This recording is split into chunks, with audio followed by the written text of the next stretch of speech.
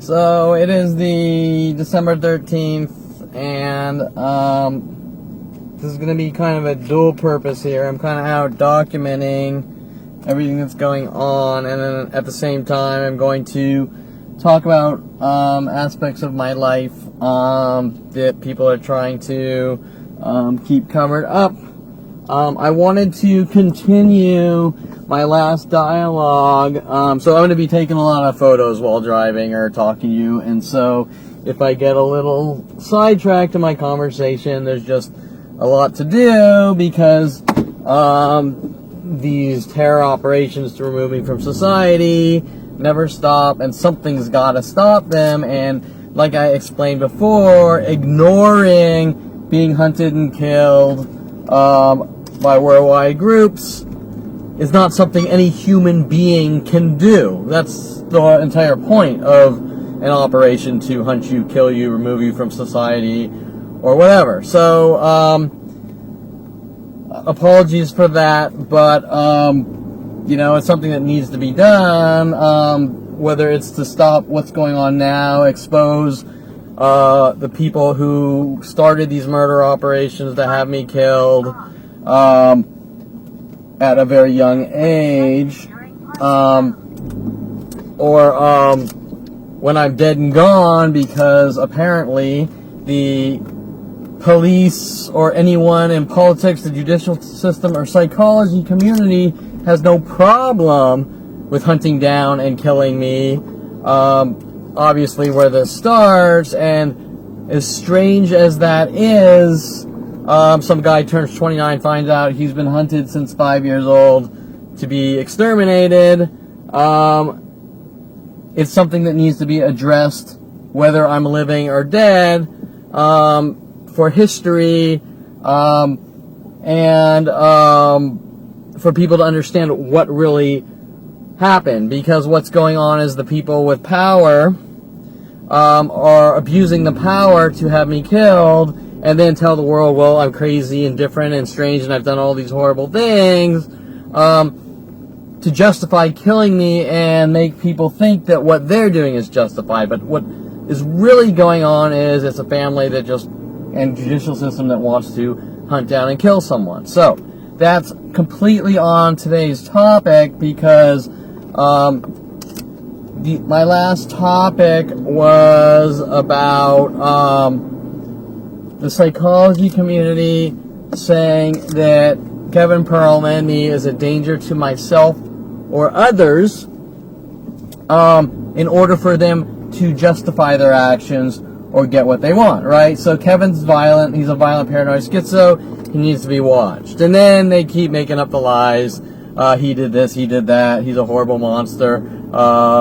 And like I explained before, anytime they don't like me doing something, oh well, Kevin went down to coffee shops, right? Okay, well, we don't want Kevin to go to coffee shops. Why? Well, there's no good answer. There's no any answer. It's just what someone wants, like the government saying you're not allowed to put salt on your food, right? Now, that may sound crazy and absurd, but it's actually happening, so much so that in this one lot alone, I'm looking at probably over 1,000 cars that are parked in twos, backwards, no plates, in this one single lot. And since I've been here for 20 minutes, it's ramped up 50% full, right? Okay. Why? Well, we don't want Kevin getting coffee. But we also don't want Kevin leaving his house. But we also don't want Kevin going to restaurants and eating food. But we also don't want Kevin ordering food to his house, right? Why? Well, killing someone is why. Now, my topic, like I just said, my last segment was Kevin is a danger to himself or others with the psychology community, my family, police, in order for them to get what they want. But I want to go a little deeper on this topic with the psychology community. What is really going on here? Because nobody really tells someone they're not allowed to leave their house or go get coffee or anything else. And if they do,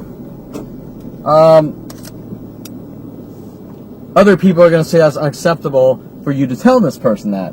even if their justification is he's weird or something like that, which they've tried on me, right? Well, there are weird people. There are a lot of damn weird people, and I've met most of them. Trust me, and I'm not launching worldwide campaigns to kill these weird people, but they're coming after me since 5 years old.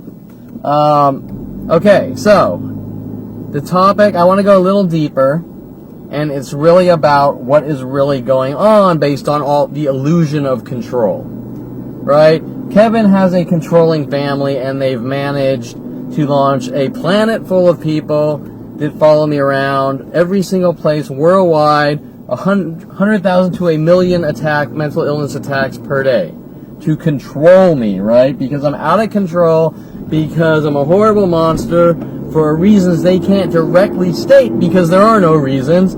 They're always vague, like my father, you know what you did, and my mother, my past caught up with me, but they can never specifically address an issue. I just am a horrible monster that need to be watched, hunted, and killed with a planet full of people. Doesn't make any sense, right? And if I tell someone what you've been told about me isn't true, they lash out in anger and rage, and larger groups hunt me down, try to kill me. More and more people whistle at me that I'm a whistleblower. Things like this. And, sorry. And, it doesn't make any sense. Okay. So, when does this Kevin is a horrible monster start? Well, 4 or 5 years old. Okay. Well, like I've said before, what could I have done at 4 or 5 that launched a worldwide campaign to kill me? Nothing. I mean, there's nothing I can do. Did I not breastfeed correctly? Did I not yawn correctly? Right? Did I not eat my baby food correctly? Okay. So what are we talking about? Well, we're talking about a paranoid psychotic or family which are murderers. Okay? Now, what's the reasoning? Well, I can't tell you the reasoning of a psychotic murderer, but, some mothers plop their babies in dumpsters, and some mothers actually probably bash their children's skulls in out of anger or things like that. Nothing I've ever witnessed, but it happens. And some mothers and fathers say, I had a child at 5 and I want an abortion after the fact, and how can we get rid of this child? Right? Which seems to be the case of my family. Now, they have psychology degrees. All of them have psychologies. My mother, father, and brother have psychology degrees, and they use them as weapons to torture, kill, rid of the world. Okay? I'm the only one that doesn't really care about psychology or trivial things like that. I care about creating things and making money and having relationships and having friends and doing all the things we're supposed to do in capitalism and society. And whether I believe that or I believe that my life should be wearing a pink tutu and doing jumping jacks in the street every day of my life, I am supposed to be protected by the Constitution of the United States to do so. Either way, so what is going on here that my family with worldwide support is trying to induce enough anxiety to kill a field of cows, then say you suffer from anxiety, then switch to paranoid schizophrenia, then to paranoia, then to schizophrenia, then to violence, all things that they're doing to me, and then saying you suffer from this, right? Now, this starts at 5 years old. So there's nothing I could have done unless at 5 years old, I built a atomic bomb and blew up, like 100,000 people in a football stadium, and still, even terrorists are protected by aspects of the Constitution, like, you're not allowed to torture them and things like this, right? So, what we're saying here is Kevin Perlman is actually being treated worse than the worst of like 100,000 terrorists all put together for absolutely no reason at all. Okay, so what is this about? Well, I'm gonna sum it up in a kind of a quick, short sentence, because remember, my past caught up with me, and I know what I did supposedly, and I was 5 years old when they started in on me. Now, also, let me throw in some precursors here. We also have a father who's big on torturing animals, right? So if you're going to apply like dogs, I talked about our dog Rhoda and my father putting shock collars on the dog. I talked about Maggie, my father putting Maggie in a cage for half its life when it could have been running around the entire backyard. Why did he put the dog in a cage? Maybe he felt a sense of control. I can't tell you. Abusing the dog, right? Same things that he's doing to me. The same exact thing. He's treating me like this dog. You have to stay in a cage all your life because I'm your father, and I'm going to keep shocking you because he has no communication skills. And remember, I'm 46 years old, so for him to tell me anything, whether it's verbal or based on trying to shove a cattle prod up my ass every 5 minutes, is irrelevant. What business of my life is his, other than I was born from his blood, and now I know the type of trash he is, so I don't want anything to do with him. And he's proven over and over that he's a murdering, lying piece of trash. And he will do anything, and I mean anything, to off me, kill me, cover his ass. He has no morals or ethics. You name it. He's just a nasty piece of shit. And my entire family is pretty much like that.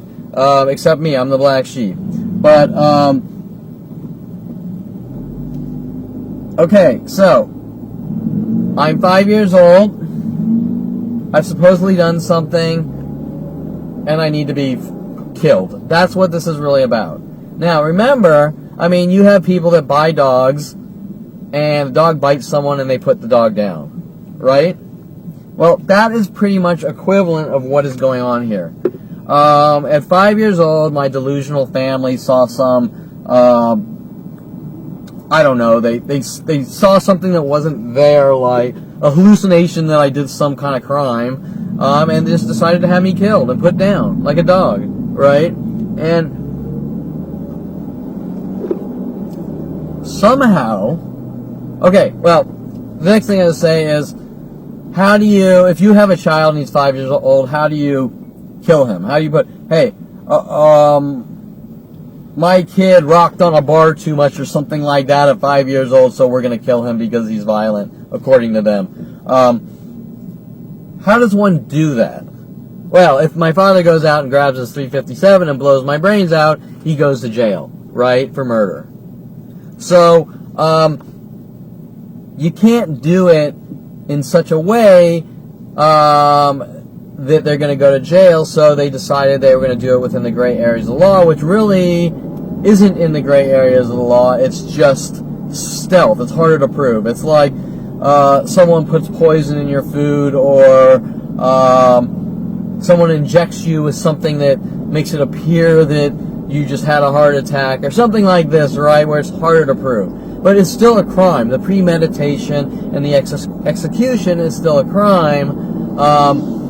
It's just extremely hard to prove, and because they have psychology degrees, they somehow manage to get everyone to help them by the things they say, kind of like the way Adolf Hitler got people all across Germany to help him, right, and take part in this we're the superior race thing, which is very hard for me to grasp, but it actually is going on, and I've now watched it for 17 years, and it's been going on for 40 years. I have endless proof, and nobody wants me talking, and I'm met with anger and rage that you don't talk or we kill you, right? And showing that they're involved in a murder, because they don't want their friends going to jail or anything like this. What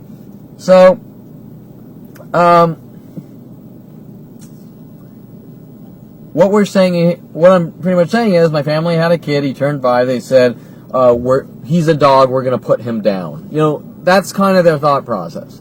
And we have this history of my dad abusing animals, especially dogs, and it's the same thing. but it's my entire family, and they're all working together with their psychology degrees in the psychology community. So the next step is, because my family's running around at 5 years old saying Kevin exerts all sorts of anger and rage, is out of control, and a possible, whatever, remember we're back to pre-crime here, based on someone's opinion, right? No actual crime, no actions, just a family's opinion. I'm being hunted by the entire psychology community to put me down starting at 5 years old, right? Okay, so we're talking about this worldwide groups for 40 years now, following me from place to place, claiming I did this, and larger groups coming after me and claiming I did that, and larger groups coming after me, and women in high school, Corey Bixby, will you drive me home? Sure. Then pissed off for no reason that Kevin hates women, women all worldwide told to hunt me down and kill me, kissing a black girl at 8 years old, and kissing a black girl at 8 years old, and then the world told I hate black people and I'm a white supremacist to rile up those communities against me. Okay, so let's read between the lines here. What is going on? I mean, it just goes from person to person to person. Every single person I've had in contact with worldwide since 5 years old. Maybe even 4 years old. What is going on? Well, my family had a kid. They think the kid's a dog, and they want to put the dog down, right? And I remember at 29, people were walking around calling me dog over and over. I was like, why do these people keep calling me dog over and over? And it seems like, they think it's funny that my own family has decided to hunt me down and kill me. But then there's that huge group sitting there in anger and rage. You don't tell anyone or we'll kill you. So it's, we're going to hunt you and kill you. You don't tell anyone or we'll kill you. You're a snitch, you're dead. Well, I'm dead either way, right? They're hunting me down to kill me no matter what. The question is why, but really, what does that matter? Because it's not justifiable, right? Why did slave owners kill and whip slaves? Because they didn't like them and they thought they were property, right? Okay, well, the same thing has been done to me since 5 years old, except obviously my family doesn't think I'm a slave. They think we have a kid we don't want, and he's a dead man. I gotta get gas, so I'm gonna start this thing up in a second. Okay, so, yeah, pretty much, like I'm saying, they're kill operations, right? And so, since 5 years old, we had a child, we're going to kill him. And that's it. I mean, once you take the complexity out of the equation, that's what it is. But, like, for example, like, I just walked in this gas station, was like how I am, really polite and nice, get gas, got some water or whatever, and a USB cable, whatever. And, of course, handed the guy the cards, my cards, but I give my cards to everyone because, imagine trying to walk around the planet being attacked by one person sequentially after the next in an angry rage and then told you're not allowed to tell anyone that none of what they've been told is true while they're hunting you down and trying to kill you. So, of course, I give the guy cards like I do everyone. And then he plays the stupid game. Oh, what's this about? What do you do? Are you an investigator? Right? Trying to make me look crazy. And then, of course, I say no, and the little messages from the movie The Big Lebowski, which links back to working with Brian Longbotham at Universal Studios, sent after me to have me killed, blah, blah, blah, isn't true, and this and that. Being polite and explaining the situation, right? Because they have their side of the story with billions of government propaganda dollars in secret. Why am I not allowed to have the truthful story, which is everything you're told is lies? These people just want me dead and they'll stop at nothing to have me killed, right? And so, remember, walking in, he plays the I don't know you card, right? Well, I get this from almost every person in the world while trying to have me killed, right? And so, after explaining the situation politely, and paying and about to leave, he then says, oh, take it easy, man. And those are some of the mimic tactics, packaged tactics to try to provoke me and make me look crazy, right? Or provoke me into reactions to set me up with the police, to remove me from society with this endless, we're working on you endlessly until you're dead and gone.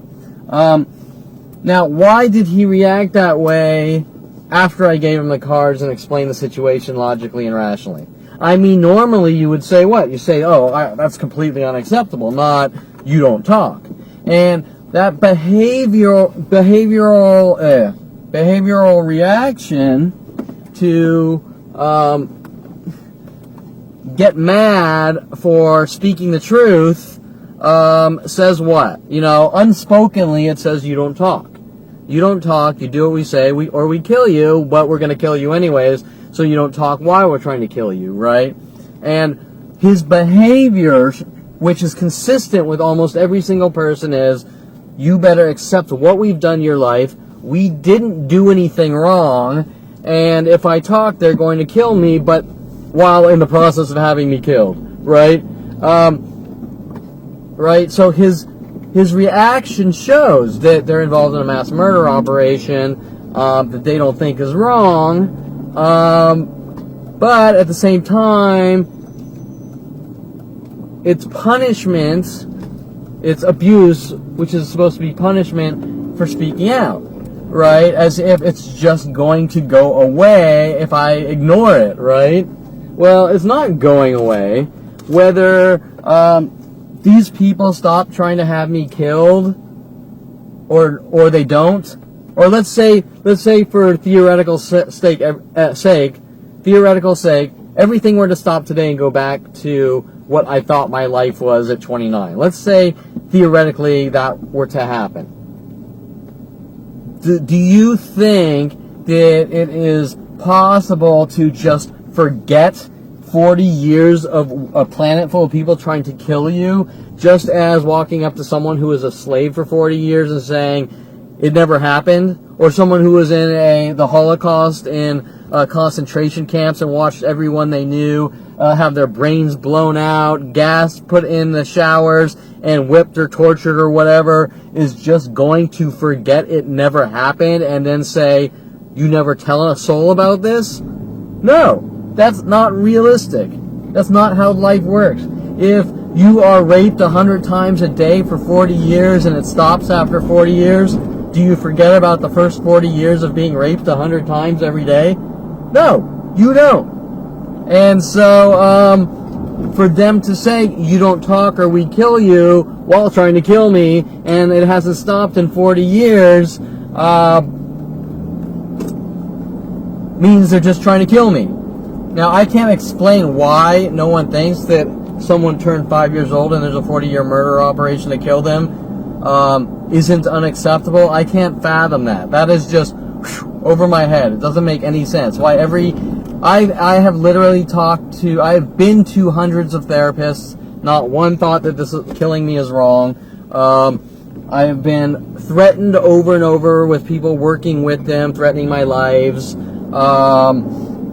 I've had psychologists, psychiatrists all play stupid while trying to set me up with the police, just giving me the stupidest disinformation known to man.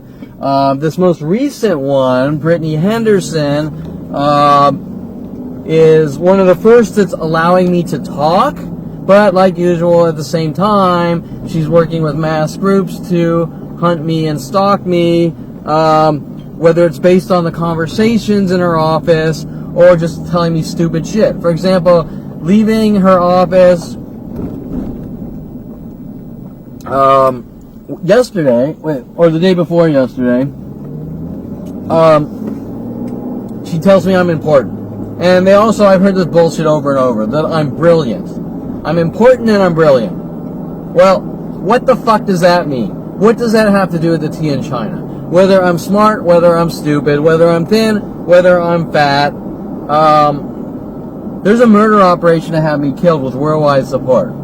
Okay? It doesn't matter if I'm smart, stupid, dumb, thin, fat, ugly, happy, sad. There is a worldwide campaign since 5 years old to have me killed. What does being brilliant have to do with jack shit? And she says I'm important. Okay, well, let me ask you a question, a rhetorical question here. Einstein was brilliant and important. Was Einstein being hunted by worldwide groups trying to kill him, saying that you're important, so we're going to hunt you down and exterminate you? Right? No. Einstein was given money, places to work. The community accepted him, wanted to work with him, right? All these other brilliant people are given grants, money, office space to work, have communities that revolve around them in a positive way, that they talk about solving issues or creating things. They all get together and do this. Okay, so now their argument is, or their disinformation is, Kevin is important, so there is a planet full of people revolving around him to make him mentally ill, to kill him, to kill me, right? With psychological warfare and murder tactics, and every single person says, I don't know you. If they get a business card, or I talk about my life, or they see my shirts or whatever, they ask me what it's about, instead saying this is unacceptable, but yet I'm important. Well, wait. If I'm important, why do you want me dead? Right? So if I'm important, what am I contributing to communities or society if their argument is, you're important, so we're going to follow you around, stalking you, make you mentally ill, and kill you? Right? So, over my head, because it's one thing to say someone's brilliant and important, but yet their actions are based on killing me. And saying that nobody knows me and I'm imagining it. Well, last I checked, someone who's brilliant and important that everyone looks up to isn't being hunted and killed. Now, the next disinformation argument, that if you're smart like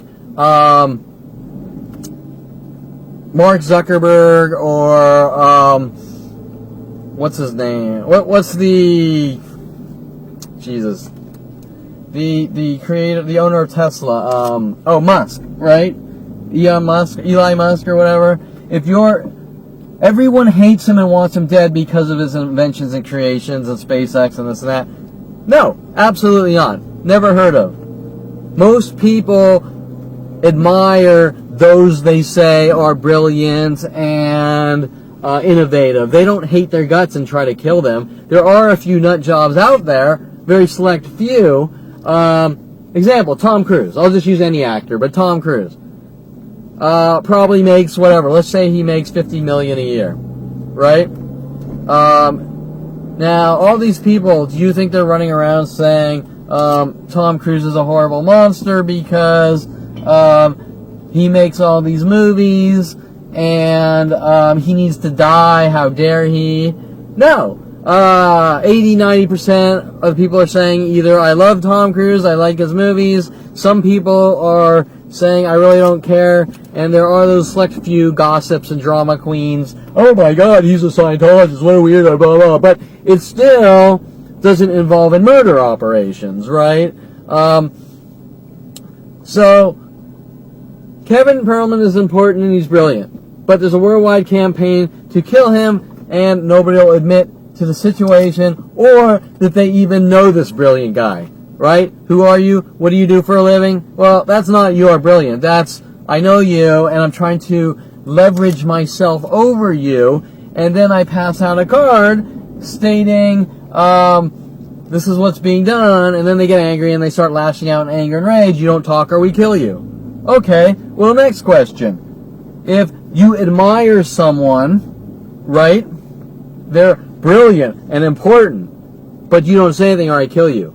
Well, let me tell you, that's the personality trait of a slave owner or Adolf Hitler, not I admire you, right? Okay, so where is Brittany Henderson's Kevin is brilliant, and then the other thing she's talking about is me being strong and this and that. Okay, did I miss something? Why do I have to be strong? And when we're talking about strong, we're talking about fictional characters like Superman taking bullets from a minigun and then bouncing off of him strong, right? Of things that aren't humanly possible, right? So, now here's the thing. Why is Brittany Henderson, the psychologist or therapist, who I'm going to for help, which just goes from one to the next, saying these things? Well, she's probably trying to make me look weird and like a crazy man, right?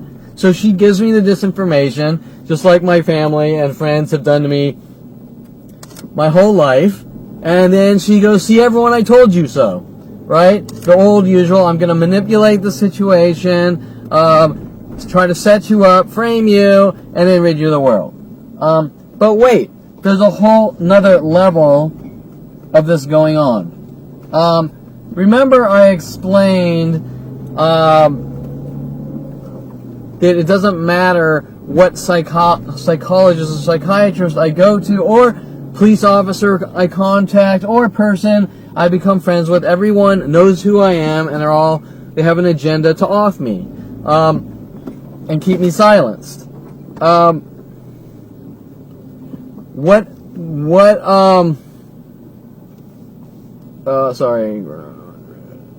Okay, so what is there, or let me explain the process here.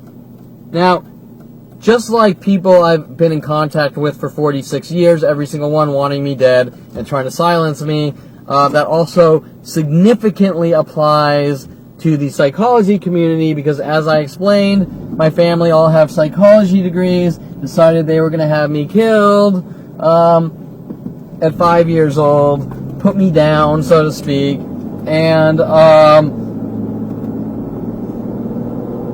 like a dog that did some horrible thing, and using their psychology degrees, like I've explained, working every angle and tactic to off me and make me look crazy at the same time, riling up an entire planet full of people to kill me in such a unheard of manner. It is unheard of, is unacceptable. It needs to go in history books as the largest crime known to man in history of humanity, with a planet full of people now for 40 years, or escalating to a planet full of people, to have me hunted, tortured, and killed without physically touching me most of the time, to make me look crazy and like my brain just collapsed and I died or something really bad happened, right?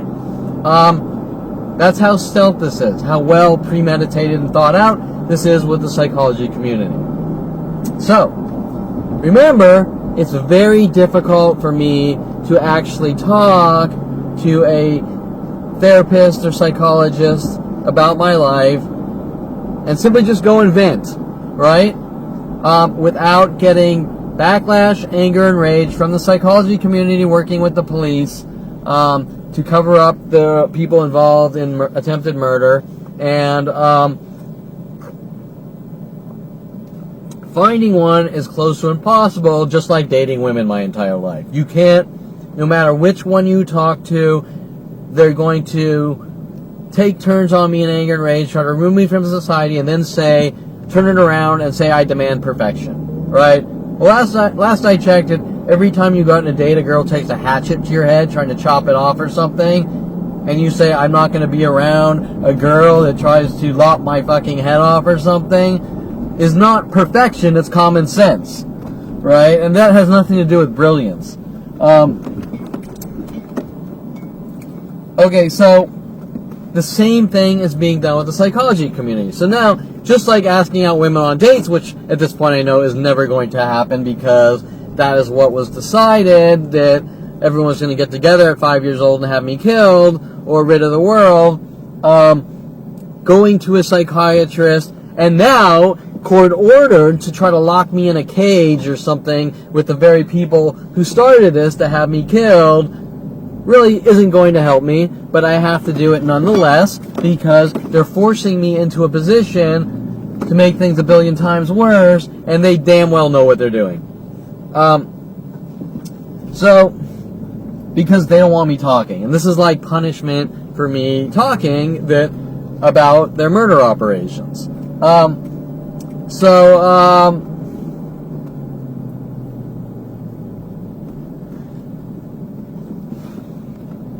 let's see, where was I getting?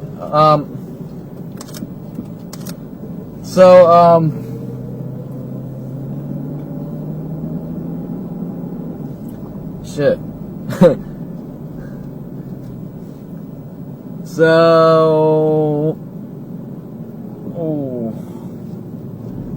What was I talking about?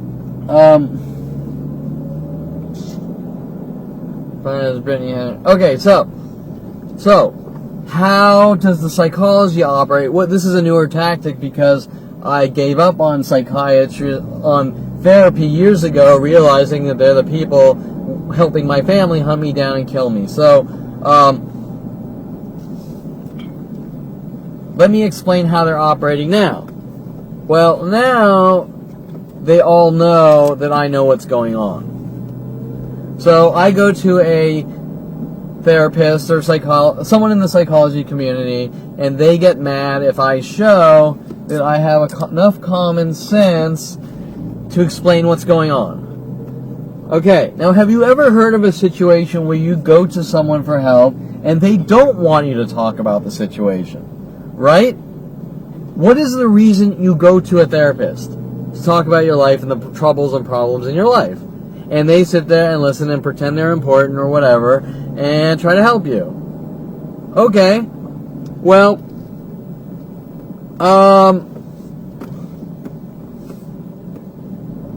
why would you tell someone they're not allowed to talk about their life?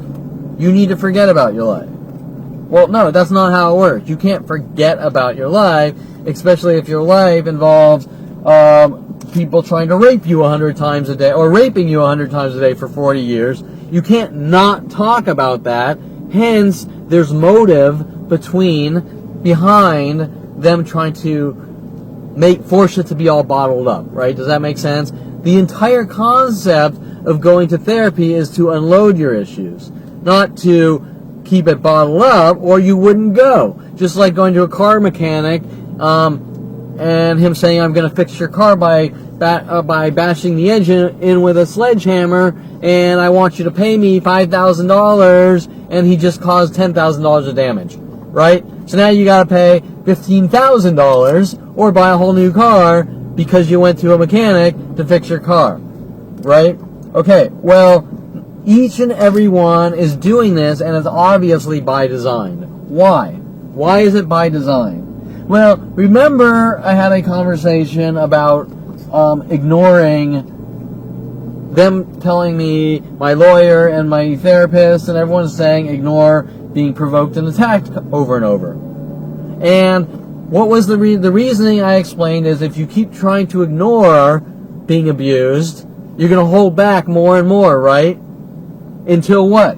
Until it builds up so much that it explodes. It's like if you have a hose and you turn on the water and you hold the end of the hose, right? Well, the hose is meant to keep shooting out the water. But if you hold the hose, it builds back pressure, and it builds up, and it builds up, and it explodes.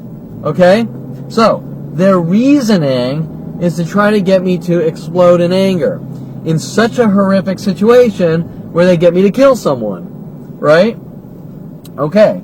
Why? Why do they want Kevin Perlman to be filled with anger and rage? Now remember, I'm not filled with anger and rage. But remember, my family at 5 years old state that Kevin is filled with anger and rage and we need to remove him from society. And even talking to a psychiatrist, Alex Lazar, when I was maybe 35 or something, and let him know that that's one of the things that my family's saying about me. And when he saw me, that I knew what was going on, his eyes dropped to the ground. This was one of the guys in Encino. And there's a reason why things got so bad for me at that point in Encino, at the Starbucks there, with women told from, Heather from Yankee Doodles told to follow me there and stalk me. Persian girl, which Alex Lazar is also Persian, connected to him, was told to try to make it look like I was hacking people and doing horrible things to people and things like this.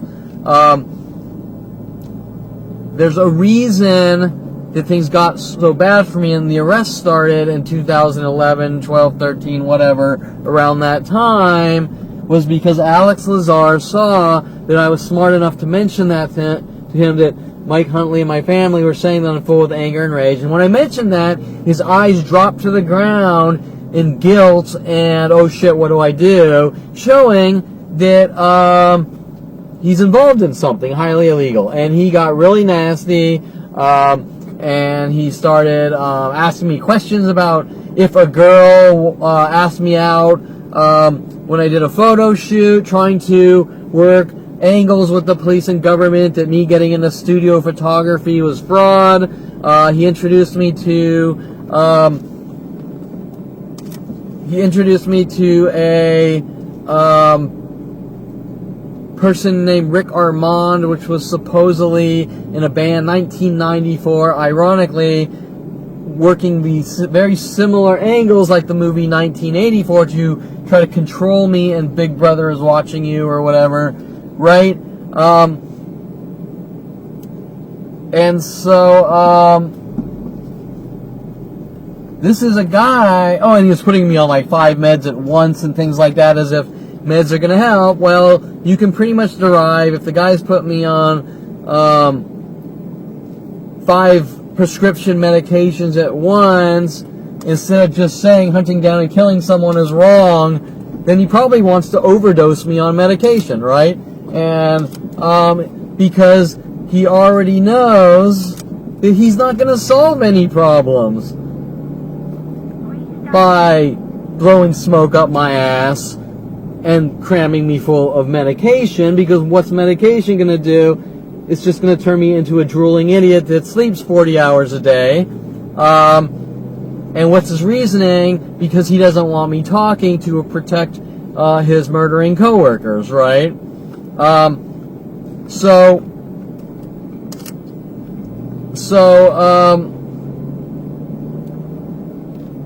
But why not just say hunting someone down and killing them is wrong? What's the problem? Hey, hunting Kevin Perlman down and killing him is wrong. Okay? You think I'm weird. Fine. You think I'm weird, is hunting me down and killing me okay? No. Because that statement would say that all weird people need to be hunted and killed. You think I'm violent. Okay, well, you can think I'm violent. And if you think I'm violent, and you hunt me down and kill me, you're violent. Right? You can think whatever you want about me, and you can sit in your little corner of misery and pathetic lowlife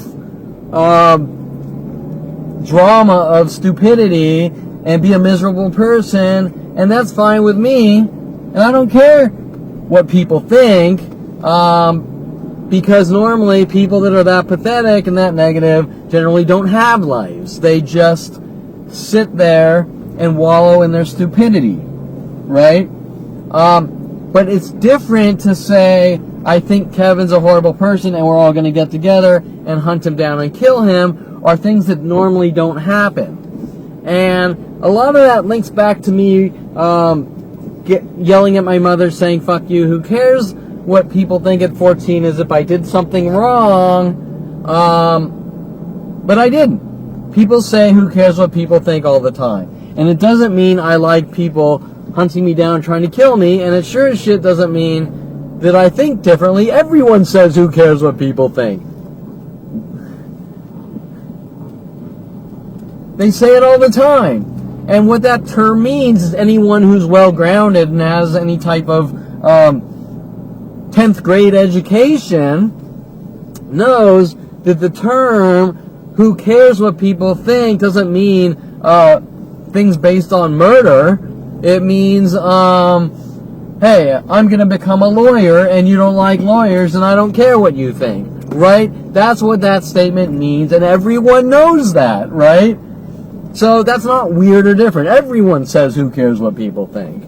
But my family, they're psychotic nuts, so they think that's a crime. They think that's somehow different when they're insane. We're talking like a mother like in the movie Carrie, right? Just some crazy nut job, overprotective nut job.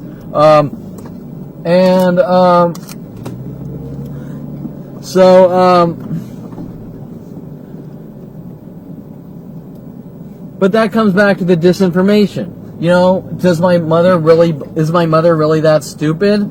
Of course not. Of course she's not that stupid. She has agenda and intent because she's angry about something, right? It's the good old, you disobeyed me, so I'm going to have you killed, right? As punishment for disobeying her 30 years ago. How you get all these people to help her, that's the crazy shit. But, okay, so, I don't even think I didn't get to my point, I don't think. No, I didn't. Okay, so the point I was making is, so now you gotta hire a psychiatrist or a psychologist, right? And now I'm court ordered to. So I have to go from one to the next, trying to get help, which I know they're not going to help me. They're not going to help me because they don't want the truth coming out that the psychology community, since 5 years old, has been trying to have me killed. Okay? With stupid sayings that I'm violent, I suffer from anxiety, I have nervous issues, I suffer from agoraphobia, I'm paranoid, then I'm a paranoid schizo, then I'm a violent paranoid schizo, and they just keep changing. There's like 1,000 of these changing labels from the psychology community, and more importantly, my mother. Okay, so,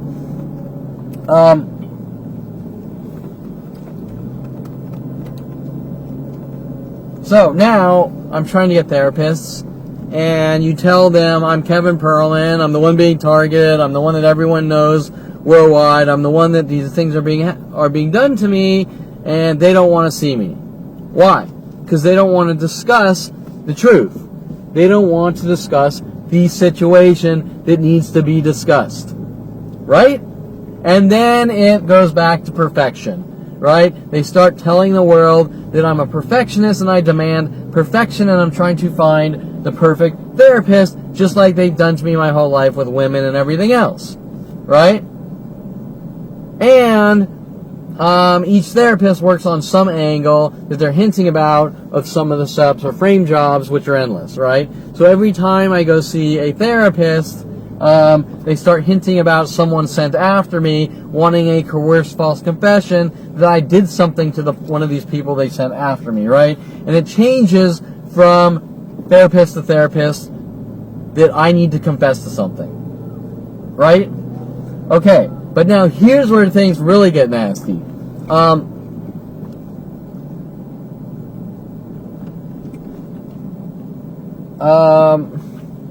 They really get nasty. Let's say I need to see a therapist, and I might at this point submit like 10, 20, 30, 40 submissions instantly within 10 minutes because I know 99% are going to say I don't want to see you, or I don't feel. They'll make up some stupid shit. This is a new one. Now they say, and this rarely happens, they say I don't feel qualified to see you, right? Well, normally when you're looking for a therapist, you say I don't feel that you can help me. But in my case, they reverse it. I don't feel qualified that I can help you, all trying to shun me, right? Trying to stop me from getting help.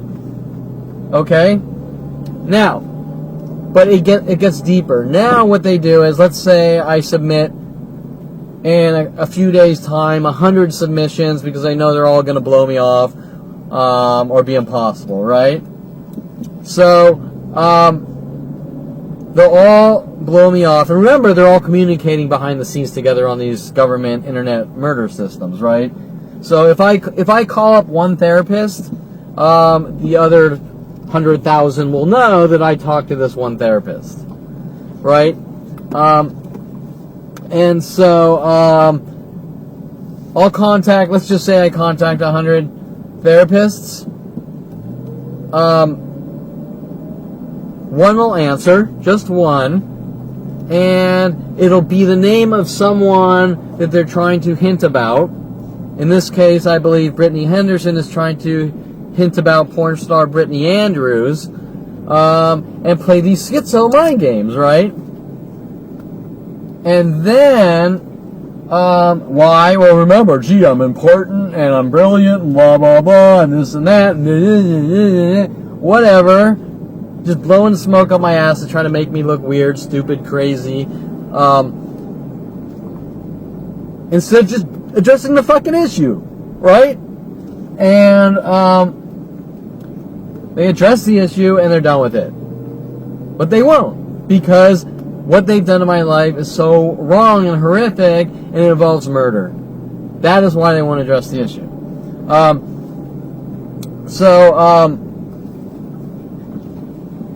The last one, Christina Vescovo, was hinting about Christy Reynolds, right? And that is why she was the one, and beyond this lady was beyond any level of abusive, and like, you need to be strong and man up and just take it like a man and blah blah blah. Shit that isn't told to you, right? Hey, there are people following you around with hatchets and chainsaws. Well, just be a man and blah blah blah. No, that's a fucking movie, okay? That is a fucking movie. If people are like following you around with chainsaws and hatchets and this and that, and you're going to a therapist and they're mad at you for going to them, and they're like, you need to learn to take it like a man, and this and that. You don't call the police, you just fucking blow their brains out or whatever. Then they're setting you up, okay? And especially like Christina Vescovo was sitting there talking about how she's obligated to report people for elder abuse. Obviously, that's not what is. Psychiatrists are not obligated to report things like elder abuse to the police. The only thing, and especially when she's trying to hint that I'm somehow doing something to my parents to turn things around on me, that's not part of what they're obligated to do. The only obligation is if someone is in immediate danger and they are told that you might kill yourself or blow someone's brains out or something, then they are obligated to report you to the police. Other than that, if they want to create some fictitious story because you have anxiety or said something negative and they're hunting you down trying to kill you with the police, is really about trying to silence you.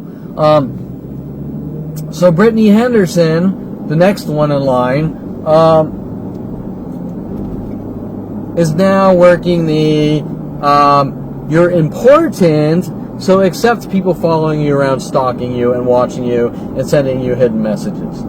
Hello, that's a fucking movie, okay? That's fiction. People do not like people stalking them and following around, especially in mass groups all day and night, while some therapist is trying to have them walk around, trying to make them think they're the Messiah or give them delusions of grandeur, right? Oh, hey, I'm a God, I'm a Messiah. Now, I know I joke online with people about being God or Jesus, but that's all based on the stupidity and me being sarcastic back to people which won't be honest about a situation that what they're saying is complete bullshit. So I turn it into jokes, and then once again they get angrier because they see they're not getting what they want, which is me scared in a corner, afraid to say anything to anyone, and then blow my brains out, right? That's what they want, because they don't want me talking.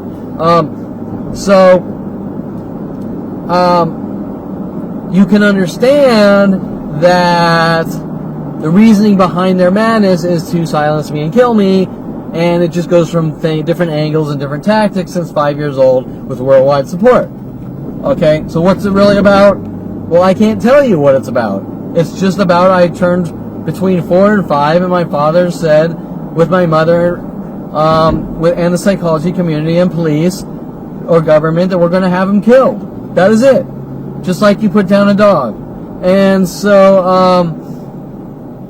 everything else is bullshit. The world is being fed bullshit, and most of the time when I deal with people worldwide, they know it's bullshit. That's what's even weirder.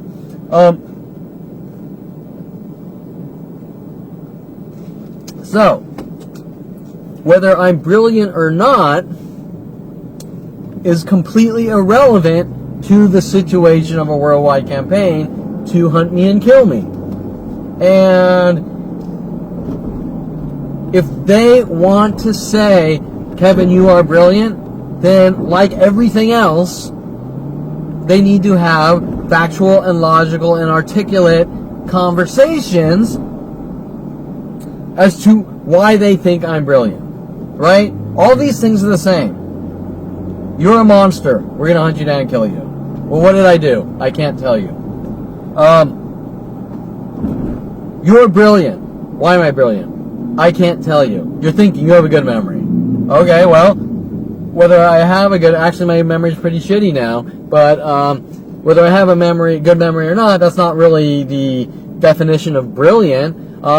Can I connect the dots and put together these mass murder operations to kill me and the hows and whys and whos? Yeah, I can. I think probably anyone could who has been met with enough torture and abuse, right?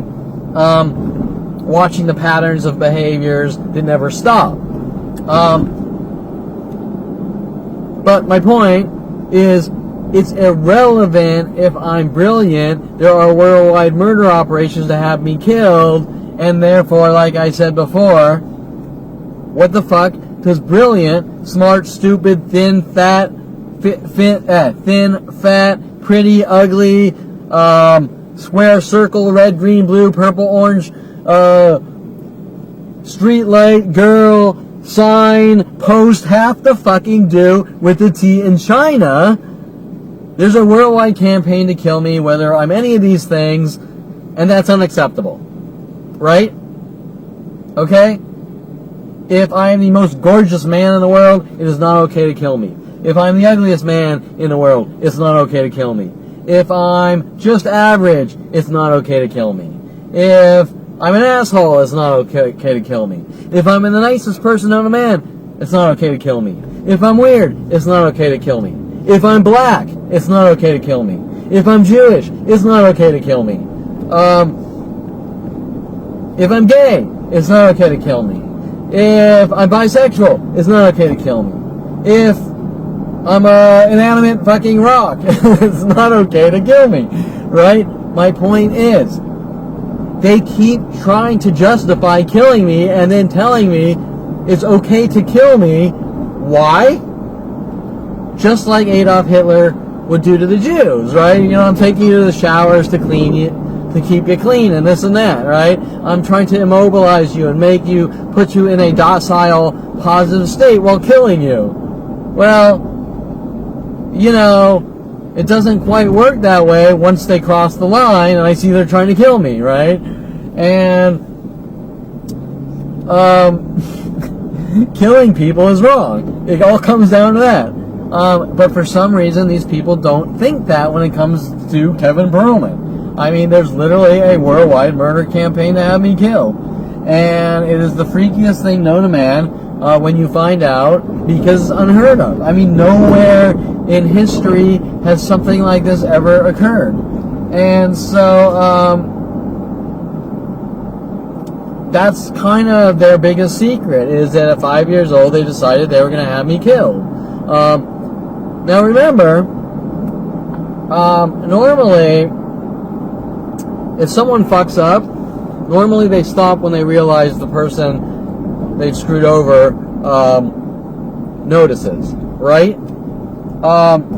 Example, my family, up until 29, before I knew what was going on, sent every person known to man to try to set me up, or worked on all these frame jobs, right? My brother goes out, he's told to go out and do all this road rage shit, and they pin it on me and they say I'm full of anger and rage. Right? That's just one of these endless examples. Thousands and thousands of things like this.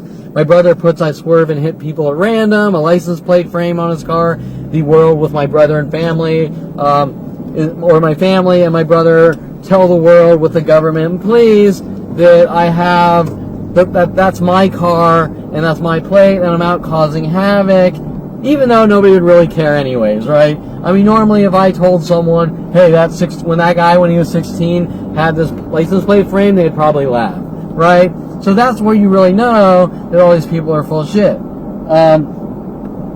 And so, so you have to question their motives, right? Why won't they leave me alone? But, they keep coming after me with larger and larger groups and telling me that I need to accept it and it's for me, and that's insane. And my mother said something on the phone like last week or something like, I just want a good life for you, or you to be happy, or this or that. And I said, well, you know, what do you mean by that, right? Because in my mom's fucked up delusional view of life and how things are, her definition of life is like the movie Carrie and locking me in a closet saying you can never come out, and that's a good life for you, or maybe her view of life is me being in heaven or hell or something like that, right? I mean, I don't know, but what I can tell you is what she's doing does not fit the norm of what a good life is. A good life is someone who has friends, relationships, makes money, is social, is out doing things, is creating things, it has a smile on their face, is helping everyone else be a better person while they're happy with their life, right? That's a good life, okay? So what is my mom's definition with the rest of my family's good life? You bleed to death and end up in heaven or hell, right? I mean, I don't fucking know, because they're basically telling me that I'm not allowed to leave my house or eat any food, okay? So what life are they trying to give me? But remember, I'm not asking them for anything. They're imposing their views on me, right? But then, this is where things are inconsistent. They're not doing this to my brother. My father's not doing this to my younger brother, Shane, my second brother from Janet Nordette, from a different mother. This isn't happening to Shane. Okay, well, that inconsistency, right? Why isn't my father hunting down my brother? Or my second, or Shane, Jason or Shane, my second, what do you call it? Second brother from another mother, or my blood brother, Jason, why aren't they treating him the same way and hunting him down, saying, if you ever leave your house, we're going to hunt you and kill you because we want you to have a good life, and you're weird and think differently because you don't like what we're doing to you. Why aren't they doing it to them, right? So that's inconsistency, okay? If you're a crazy loony, you're going to be consistent. You're gonna hunt down and torture Kevin, and you're gonna hunt down and torture Jason, and you're gonna hunt down and torture Shane, right? So my father and mother, why aren't they doing that to their other children? Just me. I can't tell you, but obviously these statements of your past caught up with you and you know what you did are accusatory statements based on accusing me of crimes, right? Well, this crime apparently starts at 4 or 5 years old, when they started in on me with their psychological warfare and mental illness attacks. Okay, so we're back to the same exact conclusion at the end of the equal sign here, which I started off the conversation with, in which I started off in this conversation is just a kill operation. We had a child, we're going to kill him. And every day of his life, we're going to make up some justification why he needs to be hunted and killed.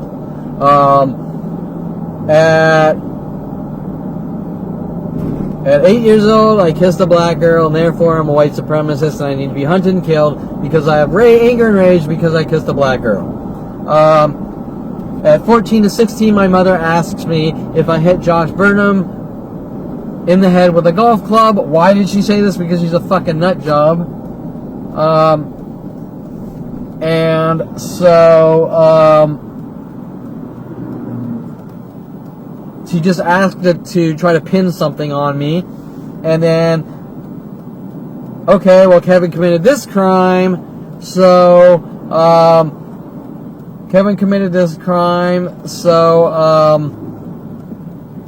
we're going to hunt him and kill him. 16 years old, my father, with my brother and the police and LAPD, put the bullet holes in my father's 300E Mercedes and say I tried to kill or scare my father. Okay, now we have more justification to hunt down and kill Kevin Perlman. Here's a guy. So now, this is interesting, but now the people that are taking the plates off their cars, instead of putting the dealer plates on, a lot of them are just popping the plates off altogether, so there is no plate, right? And those numbers in the last couple of weeks have ramped up. I probably have like 50 pictures of no plates, with actually no plates at all, instead of trying to hide it with dealer plates, right? So, example,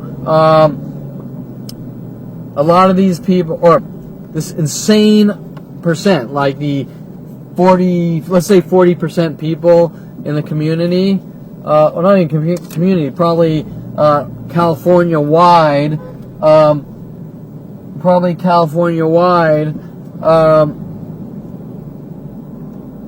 are told to leave dealer plates on their cars or put dealer plates on their cars, which are way past the time period that the new plates arrive, and most of them aren't new cars. So, for example, if you buy a new car, it takes a month to get a plate. You pop your plate on, right? And you have your dealer plate. So, that's one thing. That's a month. Well, then there's cars that are not new, not off dealer lots, where they put dealer plates on. So, like, if he has a Nissan Sentra, he might have owned the Nissan Sentra for 5 years, but he puts on a Nissan Sentra plate, right? So that's big, right? That's one of their tactics. Then, I mean, I've seen cars, there's cars that park on my street, I've seen them for years with no plate. Years. Well, it only takes a month. And then there's the ones that they put plates that hint things. For example, I was searching on eBay for an auxiliary cord, and I come out of my house an hour later to take a walk. A guy's waiting in his car watching me, and he has auxiliary something, AUX something on the license plate, and he parks so I can see the license plate cover, right? Now the tactic has progressed within the last couple of weeks or a month. Everyone's just popping the plates off with absolutely no plate at all, right? Making it even more obvious. Okay. And, like, for example, I'm just cruising through a random parking lot right now. There's at least there's about 20 cars backwards in pairs of twos in this random lot, right? And so I'm getting pictures and video of all this. So when I'm dead or gone, they get what they want. Who knows? At least there's documentation of these mass murder operations to have me killed. And like right here, there's 2 cars, no plates, I'm taking pictures of together. And what they do, they migrate towards each other, right? So while everyone's told to take the plates off the cars, they're also told to park as close to one another as possible to match up the cars in pairs, right? And this is done with all sorts of tactics, and these tactics are in the thousands worldwide directed at me to have me killed. Now, this is all because I'm brilliant. How, if I'm brilliant, they're going to stop immediately, or, it was like I was talking about before. Normally when people notice that, when you notice that someone's doing something wrong, normally they stop, right? Well, these people, I turned 29 and I started noticing that something was very wrong with my life, although I couldn't comprehend the situation, and most people couldn't, because it is so unheard of, but yet,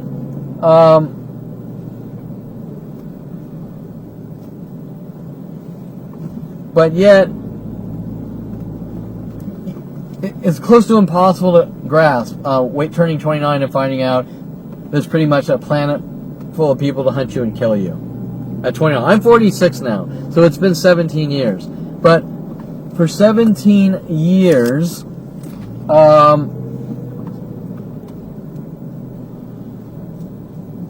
just gotta make sure I'm still recording, and I'm pretty sure I am, but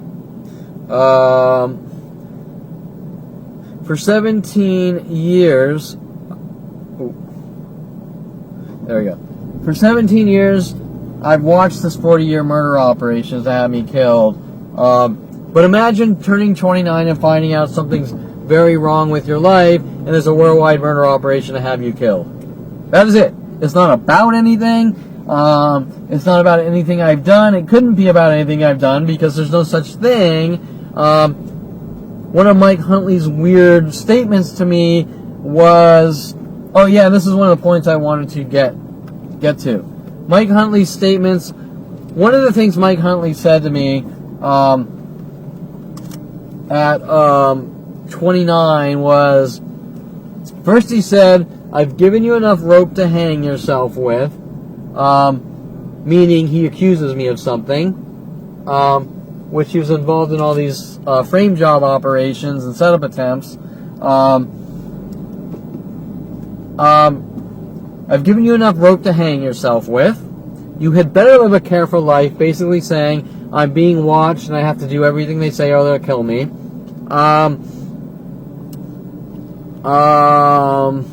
He said, like, you're a monster, you're out of control for California. What else? He was walking around the office singing World of Paranoia over and over. He was dropping papers on my desk about South Korea and controlling people by making them mentally ill. All this weird shit, but they all came down to the same thing. We're gonna fucking kill you, right? Now, nothing was directly said like you're a dead man and we're gonna kill you, but you can pretty much put the puzzle pieces together here. If someone's spouting off crazy weird shit like that, and your family's helping them, everyone you know is helping them, you don't understand what the fuck's going on. It's so spooky and bizarre and unheard of. Well, first of all, the one thing I wanted to explain is there's no such thing as controlling someone, right? There's abusive, controlling families. Like, example, you have a father, and he says, you don't date that girl, and you live under my roof, and if you date that girl, I'll kick you out, or something like that. That's controlling and pretty abusive, but that's normal. But there's no such thing as controlling people like, you're too out of control for California, so I'm going to shove a cattle prod up your ass every 5 minutes. Has nothing to do with control. It has to do with torture and killing people, right? That's torture. That's murder, okay? Controlling. There's no such thing. If I walk up to you and start slicing you up in the back with a knife over and over saying, you date who I want you to date, that's not control. That's murder. That's attempted murder. There's no in-between here, okay? There's no, I'm shoving a cattle prod up your ass to control you, or I have people following you to stalk you, make you mentally ill, to control you. There's no such thing as that, okay? That's like some fantasy world movie of fiction or something like that. That does not exist. Once you cross that line of physically or mentally torturing someone until they die or have some kind of damage. Example, if I had, just like me, let's say when I first found out at 29, one of their tactics was wherever I went in the world to have like 10 to 50 people walk by me and whistle per day, no matter where I was worldwide. Okay, well, if that whistling causes me to start chewing my face off and shit like that, that is a crime, okay? You know, nobody physically touched me, but what is the intent behind doing that? There's premeditated and calculated intent to cause physical, emotional damages to destroy someone's life, kill them, or whatever, okay?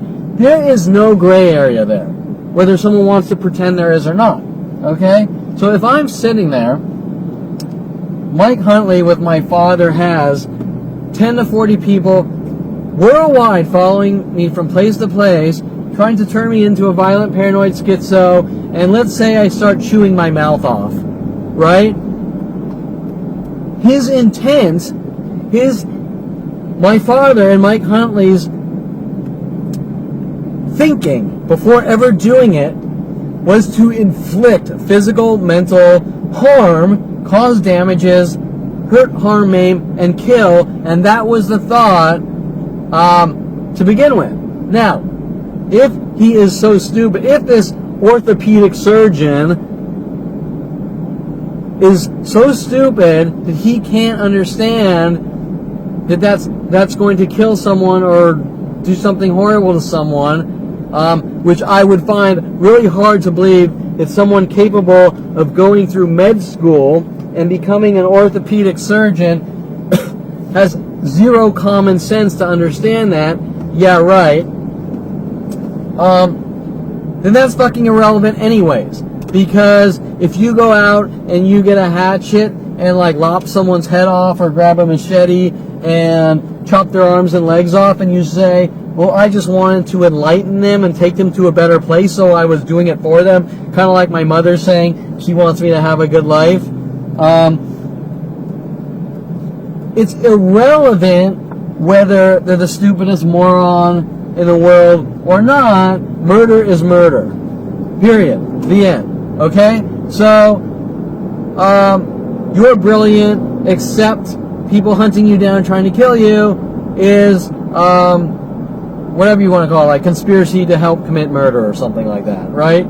So, what is my point? My point is that all these people in the psychology community saying, Kevin, you don't talk, and trying to brainwash me and manipulate me into thinking being hunted and killed is for me, are accessories or conspiracies, accessories to murder, or aiding and abetting. There's different legal terms. First of all, I'm not a lawyer, so I don't know, but the point is the point. Conspiracy to commit murder, aiding and abetting murder, whatever the hell you want to call it, helping someone, layman's terms, helping someone kill someone else, are all things you go to jail for.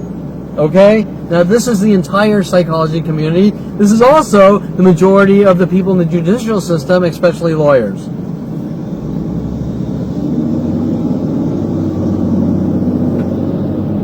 Okay, now remember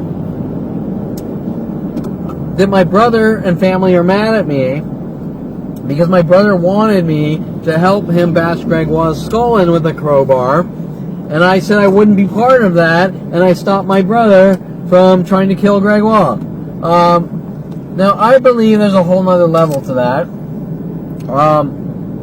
First of all, nobody's mad at my brother. Why? My brother didn't do anything wrong. I'm a bad person for not helping my brother. Does that make sense? No. You might say, for argument's sake, that my family are like something out of the movie Texas Chainsaw Massacre 2 or something, or Texas Chainsaw Massacre, where they're all running around when they're like one happy carnivore. What's it called when a human being eats another human being? I can't remember what it's called. Whatever. They're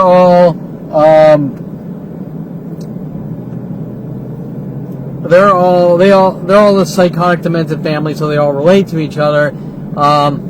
You could theoretically say that because families do. Children normally learn the same values as their family, and ironically, I learn the opposite values of my family because they're psychotic murderers. And you could theoretically say that a small family all thinks the same way, and they're murderers. Okay, I totally get that. But once you start veering to every lawyer, police officer, psychiatrist, person worldwide, and they're mad at me for not helping my brother kill someone, is strange, right? Okay, now, this is one of the things I haven't really spoke about, although on my blogs or my website, but there is a whole nother level behind all of this. And that is, who is Jason Perlman really? And the rest of my family. Example, was Jason Perlman really going to kill or bash Greg's skull in with a crowbar? Or was Jason Perlman trying to peer pressure and manipulate me into setting me up? I believe the latter. I believe that Jason Perlman was never actually going to hurt Gregoire. Jason wanted to get me to help him, hence giving me the mobster, blood is thicker than water, I need to help him spy on Greg, collect information to use against Greg. He wouldn't have been mad at me, or he was mad at me for stopping him from bashing Gregoire's head in with a crowbar. Why? Because I believe that he wanted me to help him for a reason. What was the reason? to do exactly what he was doing with Alexandra Cohen and these thousands of other situations, to frame me, to say, look what Kevin's doing. Kevin's going after his friend Greg in jealousy because he likes Jen Yang and he wants my ex-girlfriend, and he also made her break up with me and this and that. Right? Okay, that is my belief, is that, like the other things, like him doing all this road rage shit and saying I did it, he wanted to frame me or set me up. What is the reason I say this? Because I have watched my family very closely after 29 and all the people working with them worldwide on how they operate. Now, example, my father hires me, tells Lorena Escobar to approach me, hire me in his office, and then tell everyone worldwide that I'm trying to take over his office. I think I'm the boss, like some kind of mobster boss. I'm trying to force myself on his lunches with Lorena Escobar when my father would ask me each time, do you want to go out to lunch with us? Sure, they're business lunches, so I shouldn't be impeding on some kind of romantic interlude with Lorena Escobar and my father, who's married to Shelley Humphrey, because we're at an office and he's asking me out on a lunch with a business lunch. So what's the problem? Even though Lorena Escobar was running around saying I'm violating her territory or something like this, and I'm trying to take over the company. And on that note, they sent Debbie Groveman after me, a friend of my father and Lorena Escobar, to ask me to fix her son's computer on a job she paid me for, and then afterwards telling me I needed to take over the company, right? And I told her there's no point that I take over some joke of a company that I couldn't do anything with. For example, my father's an orthopedic surgeon, and so what's Kevin Perlman? He's going to take over the company. Why? Or after my father's dead and gone, I have his company. What am I going to do with it? I'm not a doctor. I can't do anything with his company, right? Okay? That's not what my father's telling the world. My father's telling the world that I'm crazy. I think I'm a doctor and I'm trying to take over the company. No matter how many people I tell, I'm not trying to take over your fucking company and your company's a fucking joke and the entire employment are a bunch of psychotic murdering idiots who run around saying you're not allowed to make jokes about no speaking Spanish or they're going to follow you to the end of the earth with zero self-control, trying to kill you. What do I have to gain? And, like I told Debbie Groveman, it's a dead-end company anyways. I'm off building my large-scale websites, kind of like derivatives of Facebook or MySpace, or my adult website database systems, which actually have a future. What the fuck do I want his joke of a fucking medical company where the guy sits around stalking his son and pretending he's important with his work comp fucking criminal operation or whatever the fuck he's involved in? Who gives a shit? With some retard fucking medical company where he has a fucking tree for a logo that he wanted me to redraw for him with some kind of motive based on my mother telling me to draw a tree when I was a kid. I didn't want to really go on this tangent, but I'll just try to quickly say that I talked about when I was a young kid, my mother's art therapy crap, and her for wanting me to unethically draw a tree for her, which I thought was funny, and drew her like a little no-leaf tree with a little skull in it or whatever, and she didn't get what she wanted, and she decided she's going to off me the rest of my life with the rest of them, because I thought it was funny that mothers don't generally ask their children to draw trees for them, and I wasn't going to her for help or anything, saying, please help me, I want your help. She was unethically digging for information to use against me. So anyways, the point is, now remember, there's nothing violent in this tree. There's no arms and legs being chopped off or heads being chopped off or blood everywhere like the movie The Sixth Sense or anything, right? So when I say the word dead tree, it's a tree with like no leaves. Okay? Now, if you look at a tree with no leaves on it and you go, that guy needs to be hunted and killed, you're a nut job. Okay. So anyways, my point is, she didn't get the tree she wanted. So my father, at the age 34 or 5 or something, when he's setting me up and reeling me into his company and I don't know what the hell's going on, says, Kevin, will you redo my logo for me? Which is a tree with a little orange, like, sun around it, whatever. Well, later on, he starts telling people that I did his logo, right? Now, my father's really good with these half-truths, right? I did his logo. So what he's trying to say, cryptically to the world, is that I resent my family and have anger because of this tree and this and that and blah, blah, blah. And when he asked me to redraw this tree or redo his logo, I put the tree in it. But that's not the truth. The tree was already there. So put your weight very heavily on what I'm telling you about my father and family based on this tree and his logo. These half-truths like that, these frame jobs and half-truths, all apply to every aspect of my life with my family and those sent after me. My father asked me to work at his company. I show him a loving son, go way above and beyond my job.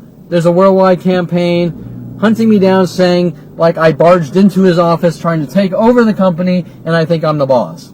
Okay? Well, how, like everything else, does this go from here to there and worldwide? Right? So none of anything is true, right? The only thing that is true is my father asked me to work in his company and I did, right? That's it. And I did a really damn good job while they tried to hunt me and kill me the entire time for 14 years. Okay, so that half-truth, right? Kevin did this to my logo. Kevin did that. Well, he did it to his logo because that's the logo he chose. And I cleaned it up a little for him because that's what he asked me to do. The end. So why is there a worldwide campaign to kill me over that? And who would give a shit about a stupid logo anyways? Unless the logo had like some chick sucking a big dick on it or something, then he might be able to say something, but there's nothing in the logo. So even if I did draw a tree, let's say I did draw a stupid tree in his logo, who would care? He would just say I like it or I don't like it, right? Okay, so the point is pretty much the same. You got a father, he wants his son dead, he will say and do anything to have his son killed with the rest of the family, and somehow with worldwide propaganda to launch a worldwide campaign to turn an entire planet of people against me to have me killed. Why? Well, I can't tell you, but it starts at 5 years old. So, at 5 years old, my family, with the psychology community, police, said, we're going to put our son down like a dog because we feel that he is full of anger and rage. Have I ever been full of anger and rage? No. I mean, anyone can see that, right? I'm telling people I have the best family in the world. I'm smiling at everyone. I'm holding doors open for people. What? Am I an actor? I'm faking it? I don't think so, right? That's the stupidest thing I've ever heard. It's a 50-year-old or 46-year-old, I'm faking being who I am because of this, whatever. They will say and do anything. Okay. So, let's see, I totally got sidetracked. Where the hell was I? I was talking about the therapists, the psychology community, and then I jumped to my father's company, and trust me, I could probably speak for a year straight about the 14 years alone of the murder operations with my father and his entire office to have me killed, while saying that I'm supposedly doing all these things to them, his usual tactic, right? But I wanted to stick on the topic of, I still haven't, in all my conversations, I still haven't even gotten close to 16 yet. I still have like a million things to talk about up until 16. And ironically, I'm here leaving a Peruvian restaurant. I didn't eat at the restaurant. I was just documenting their parking lot. But what street is this? I think this is Tampa and like Victory, or I don't know, like Tampa and Van Owen. There's a Peruvian restaurant here where they were putting in steel wool pieces in the food and things like that. And to the point where they had one stranger actually, he was waiting on the side of the road here, and he saw me coming and he threw his car sideways, like to get me to T-bone him. Does that make sense? Like, he's waiting. This is I've already explained. There have been like several of these. There's been like 10 or 20 incidences where people have waited for me, launching cars at me over the last 30 years. This was one of them. A guy was waiting on the shoulder of the road. I leave. I'm coming down the street. He sees me. He pretends like he's doing a U-turn to put his car in front of my car. I slam on the brakes because he does it at the last minute, right? I slam on the brakes. I managed to avoid him, but I'm in my GMC, and because the back end slid out, it doesn't handle like a sports car, and so the top heavy side flipped back the other way, and then it hydroplaned, and I hit a light pole, which was one of Sean Dincey's, we're setting you up to try to make it look like you're a reckless driver, which they've been doing all day and night for 16 years, to remove me from society. But that was that location there, where they worked on me for years, and I'd go to lunch there while I worked at Golden State Sports Medical, or I'd pick up food on the way, and it was just, we're going to hunt you down and kill you with worldwide support, with every resource known to man. Okay, so let me think, where was I? I was talking about cannibals. Oh, that's right. I was talking about my family. This is the entire point I was getting to. Okay, I was talking about my brother, the crowbar, whether my brother is really a violent, paranoid psychotic or not, and this was the point I was getting to.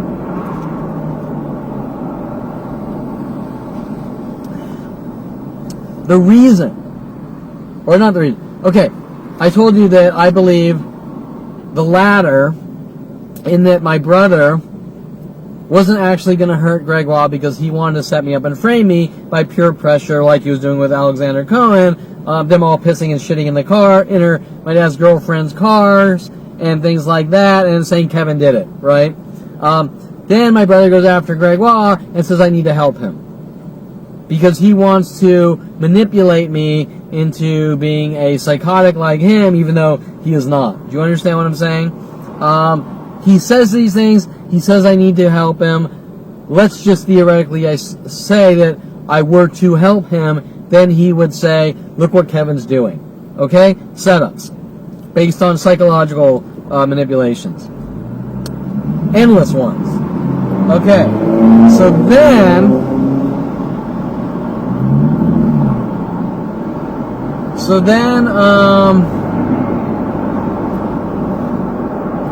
Jesus. So my father, so then I get to the point where I tell you that my father hires me for the sole purpose of saying that I somehow barged in and tried to take over his company. Right? Remember, this also applies to IRC, them not wanting me to talk about people on IRC with their bots and channel takeovers. Why? Who cares? You know, the people on IRC with their trivial, childish channel takeover shit, why would they give a shit if some guy's talking about channel takeovers that I watched them do over and over? It's not a crime. Nobody gives a shit, right? IRC is not real life. And one of the things that Lorena Escobar and my father were trying to do was turn IRC into real life, right? Internet chat is not the same as real life. It's a bunch of 16-year-olds, 18-year-olds. IRC doesn't, first of all, IRC doesn't even exist anymore. I mean, it does, but nobody uses it, right? But, okay. So their argument is that I somehow committed a crime on the internet and IRC. And remember, this is back when I was at University of Colorado. Remember I told you that they go through thing after thing to use against me. Example, every screen name on the internet, in my CB life before the internet, every computer name, every server name, when I had a company and we had servers, have all been used against me as each and every one a crime. Well, none of that exists like everything else, right?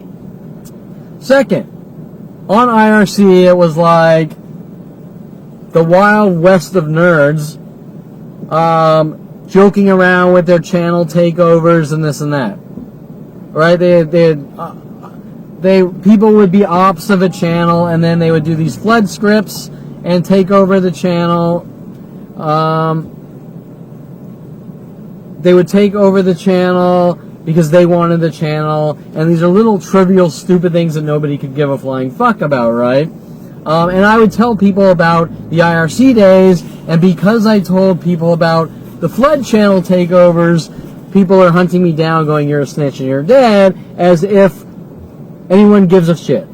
Doesn't make any sense, right? Example, I tapped my foot around Aubrey Fisher. For 6 years, there's worldwide people hunting me down with the tapping tactic.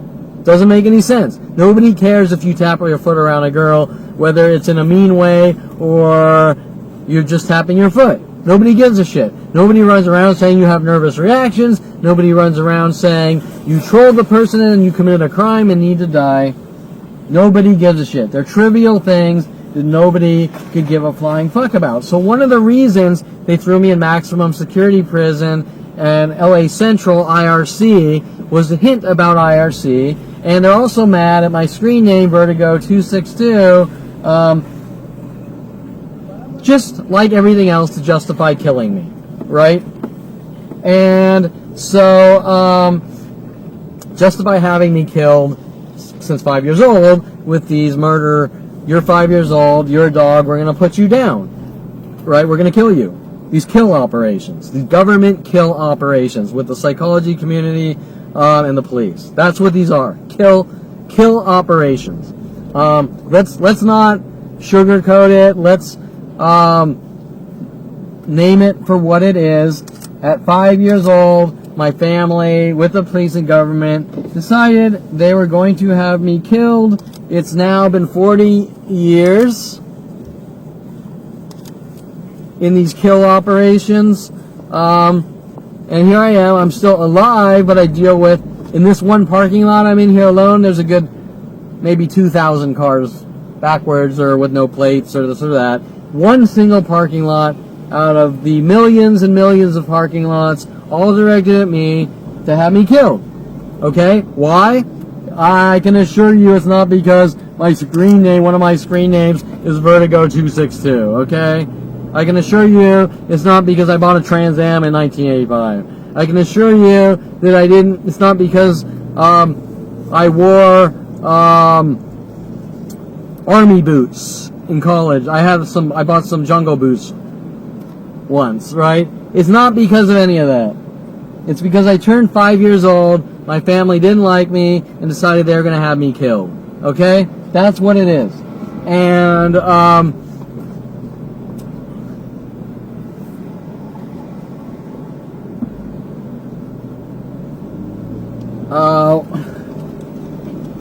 so I was talking about IRC, a little sidetracked, but my point was that if I'm telling people about the people that spent their time with their channel takeover bullshit, and then worldwide groups with the police and government come after me to have me killed, saying that you're one of those takeover people, channel takeover people, and that is why Lorena Escobar hired me to work in the office, saying I'm trying to take over their office, and my father paying her off to do it.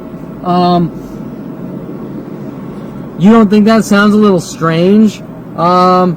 whether I was one of the people who programmed these bots and channel takeovers or not, who the fuck would care?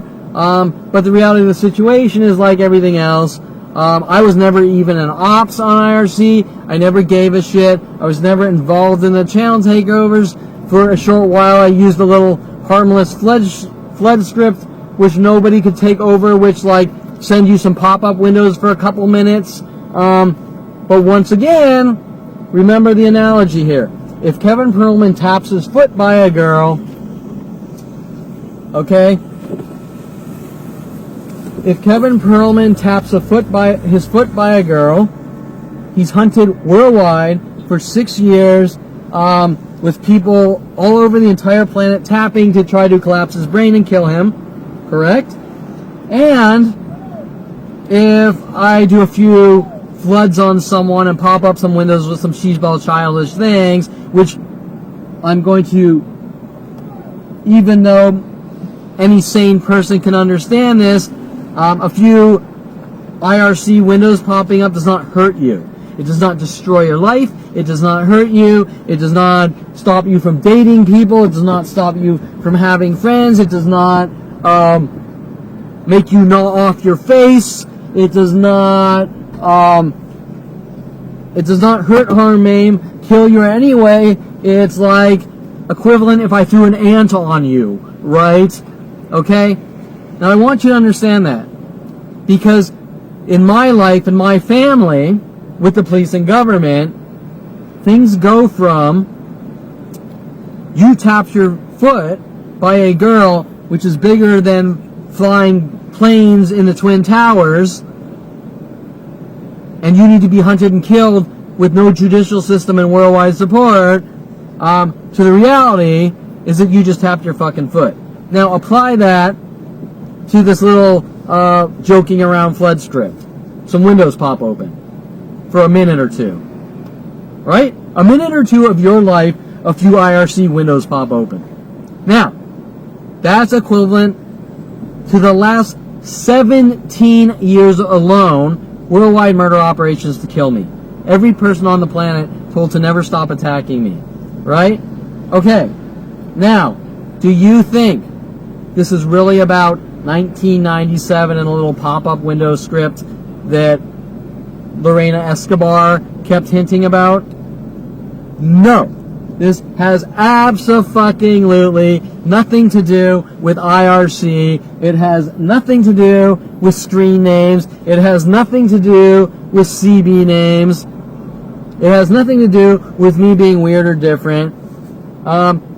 First, I'm not even close to talking about IRC days yet. But first, I want to just say about IRC. IRC is within the context of what IRC is and was, okay? I want to make that clear to everyone. IRC was a bunch of yabos doing stupid shit. And I'm not talking stupid criminal shit that lands people in jail. I'm talking stupid, trivial, high school and college shit of people joking around, just doing stupid shit that kids do, right? Kids do channel takeovers, and kids do this and that, and they're not crimes. They're not things that anyone cares about, right? Hence why they do it, because they're just kids fucking around on this cheeseball technology, which is now way obsolete. There's no crime there, right? There's crime there as much as me tapping my foot by Aubrey Fisher. And the only crime is that Aubrey Fisher didn't like me tapping my foot by her, so there's a worldwide campaign to have me killed. And what's even more crime than that is I find out that it's being sanctioned by the government to have me killed. Okay? That's the problem. Not IRC. Now, remember, this starts at 5 years old. And remember that every single person I'm in contact with has justification to have me killed. And so, when we talk about screen names, or tree logos, or IRC, or me turning 16, getting driver's licenses, it's not about any of that. Each person comes in my life making up a lie, saying I did this to them, justifying having me killed. Back to the kill operations. Okay, so now you understand what my father's thought process was, why he wanted Lorena Escobar to hire me to mentally batter me to death and have me killed. And then try to make me think and confess that it's my fault that he is hunting me down, trying to kill me. Right? Now, it's like I said before.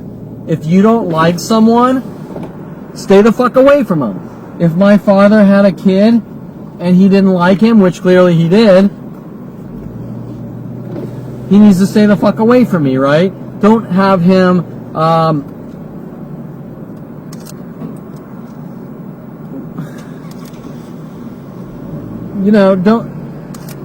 don't have him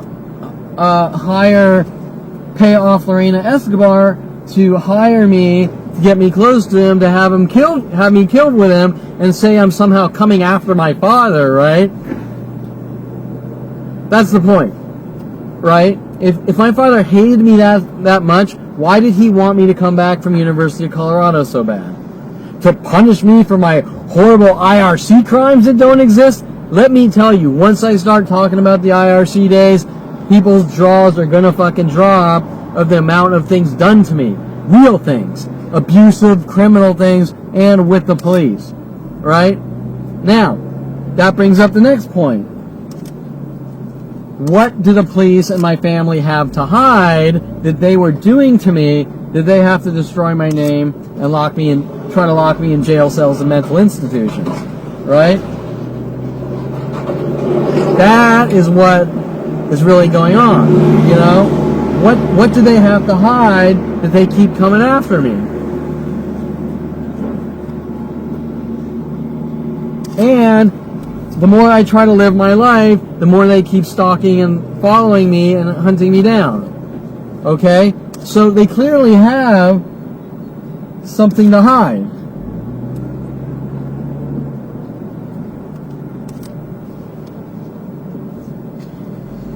I mean, there's no doubt about that. I mean, my father is hunting me down with billions of government and police resources to have me killed for reasons I can't comprehend. Did I not sit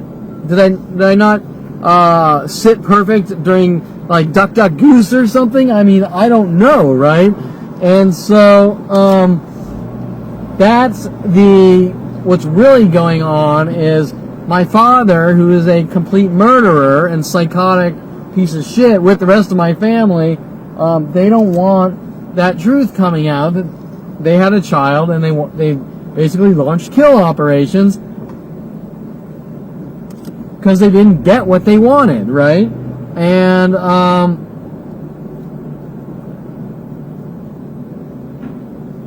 so when my mother's babbling shit like I want the best for you or this or that, it's like, what the fuck does that mean after what I've now witnessed for the last 17 years?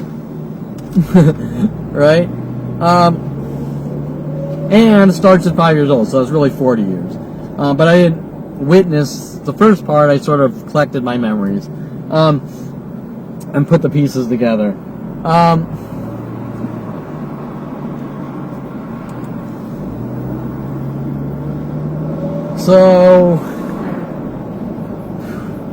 Okay, so where the hell am I? Because I want to stay on the topic of the psychology community.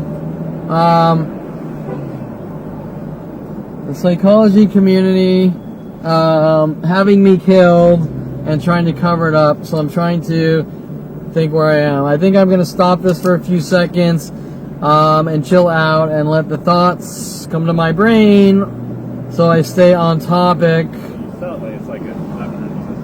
So I'll be back in a few minutes probably. Okay, this isn't really related to the psychology community, but it's a little off topic, but I guess it needs to be said. I just spoke a little about IRC days and the whole first I want to say taking things out of context. Example, I was hunted on IRC for 10 years. Hunted, one person sequentially after the next. Okay, that needs to be said first.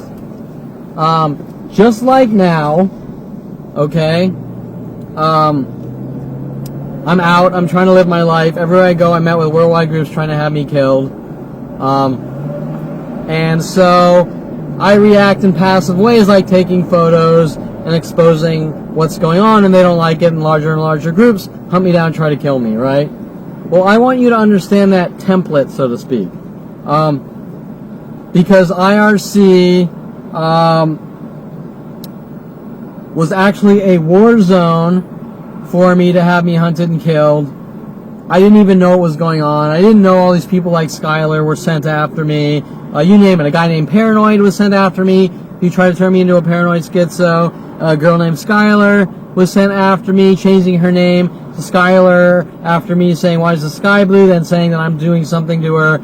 This was endless for like 10 years. Hunted and hunted. So me, in the end, screwing around with a little harmless flood script for a few minutes on people, which don't do anything to them, results in my father saying I committed a crime, and just like Aubrey Fisher tapping her foot. And I wanted to set that context before talking about this, but now I forgot what this was. So let me stop this for a second and let that thought come right back to me.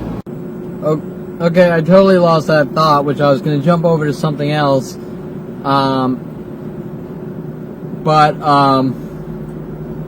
Which that context applied to, and I totally forgot that thought. But what I did want to say is a lot of this is kind of like, see, this is where things get weird. A lot of this comes down to control. Hey, my family doesn't think I should be on IRC in college, so they send all these women and people after me to do these things, and the more out of control their situation gets, I start to react a tiny little bit on an inconsistent level, and then they say, look what our son's doing, and he's a horrible monster, leaving out the thousands of people every day showing up with baseball bats trying to bash my skull in, you know, proverbial or symbolic when I say that, not literal, leaving that out, which is an equation that has been done to my entire life. Does that make sense? So my entire life, I start playing pool, people come in pool halls trying to set me up, frame me, abuse me, and if there is the possibility of any reaction, it's look what our son did, he's not allowed at pool halls. Then it goes to coffee shops. Look what our son did, he's not allowed at coffee shops. Then it goes to restaurants. Look what our son did, he's not allowed at restaurants. Then it goes to supermarkets. Look what our son did, he's not allowed at supermarkets. Now remember my father's words with Mike Huntley, you are not allowed to defend yourself. Even tell someone what's been done to you. You are not allowed to defend yourself. So, why is he doing that? Okay, well, first you might say,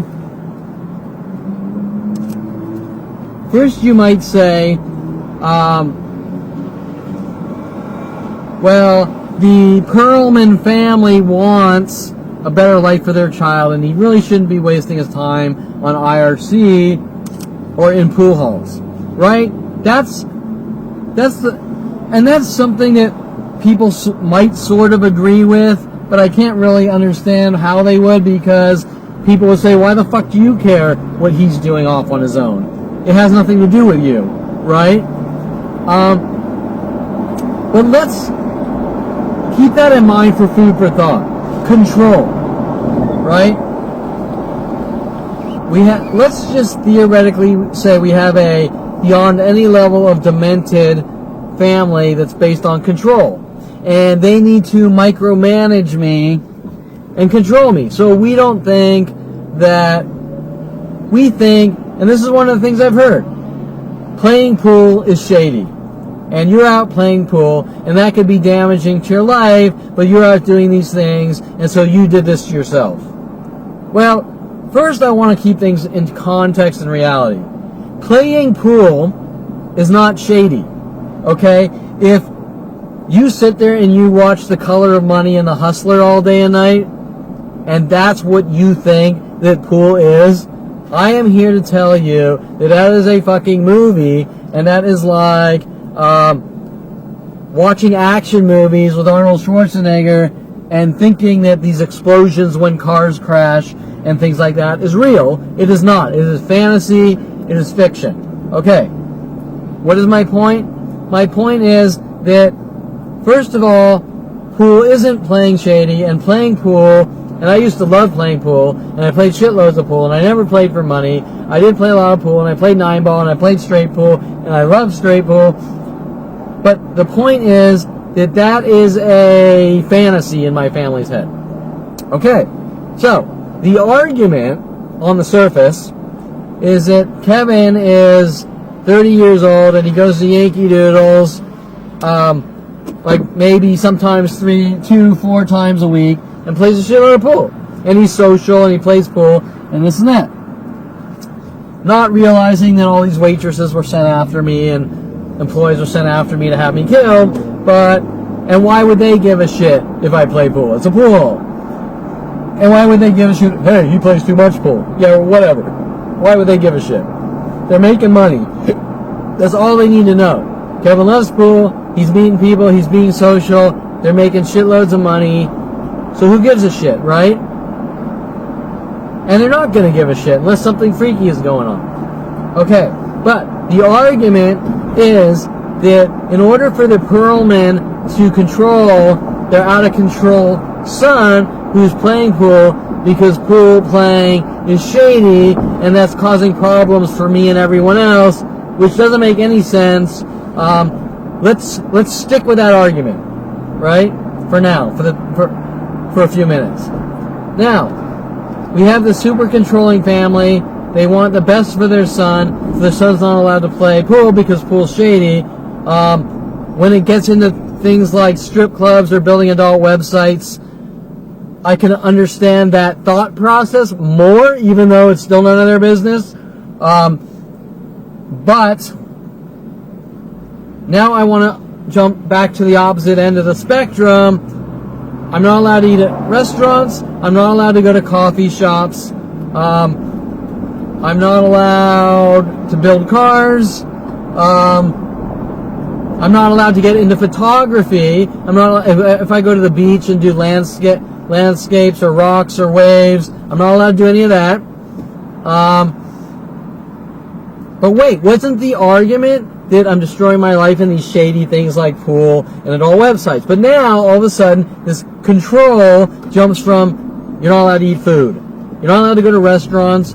You're not allowed to go to the beach and put on some headphones and listen to music. You're not allowed to grab your camera and get into the hobby of photography or the studio photography work that I was getting into, but I want to leave that argument out right now because it involves good-looking women on green screen. So let's take that out because I don't want to throw in the shady part into the equation. I want to stick with the you're not allowed to go to the beach and do sunset photos or walk around the city with a camera and take pictures of cars or buses or things that photographers do, right? I'm not allowed to go down to Santa Monica and take pictures of the guys who have a little tip bucket playing guitar, which thousands of people take pictures of them per hour, right?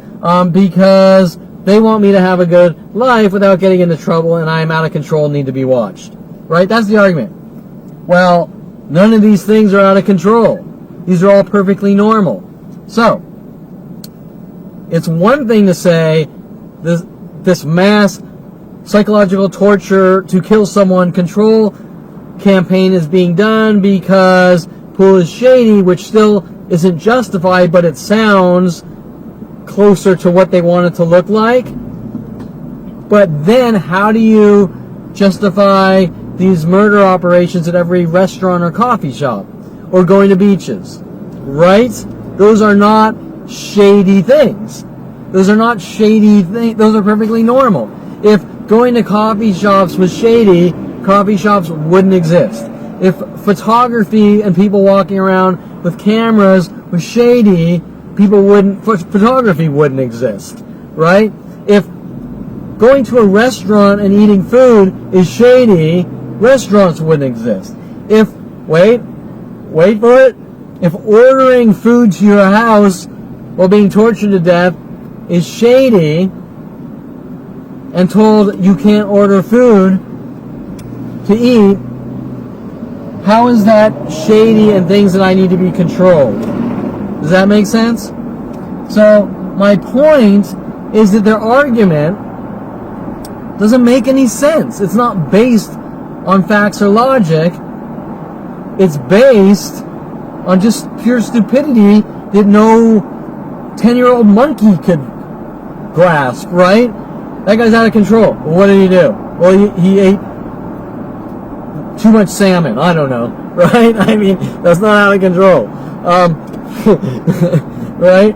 And so, he ate too much salmon last night, so the government's investing billions of dollars to follow him around by shoving a cattle prod up his ass every 5 minutes so that he can be a better person and have a good life. Doesn't make any sense, right? Okay? So, how is going to the supermarket or restaurants or going to the beach and listening to music out of control? So much so, there's mass groups following around trying to create mental illness, paranoid schizophrenia, trying to torture and kill me in the name of control. Back to the original thing I was talking about. It's not about control. Control, or better yet, it's not about me being out of control and a detriment to society. That's just smoke and mirrors for their agenda, the kill operations. Because like I said, whether they don't like me playing pool, they don't like me on IRC, and they don't like me eating food at restaurants or going to the beach or getting into photography hobbies, aren't things that people could care about, right? Okay, the police control you from blowing other people away. How do they do that? If you commit a crime, they throw you in jail. You go to court, your guilt is proven, you go to jail, you can't do it again. Correct? That's how you're controlled. Other than that, following someone around saying, I'm going to shove a cattle prod up your ass every 5 minutes because you're at the beach with listening to music and I think you might fart wrong and the fart might kill someone, is not about control. And like I said before, people don't run around controlling people by shoving cattle prods up someone's ass for every 5 minutes until they're dead and gone. And so, what is it really about? It's about killing someone. Like I said before, it's about creating the illusion of justifications to kill someone and saying it's about control, or saying this guy's a public nuisance, or saying this guy's reckless, or saying this, or saying that. But it all comes down to the same exact mathematical equation that has not stopped since 5 years old. Killing someone. These are kill operations, okay? And if this is hard for people to stomach, trust me when I say it is hard for me to stomach something like this and talk about my own family, who this started from, right? Imagine you get older and you find out your entire life there's a worldwide campaign to murder you in the name of, we're going to put a dog down, something like that, on that level, labeling me a dog for some reason and trying to put me down, with an entire planet full of people, billions of government dollars,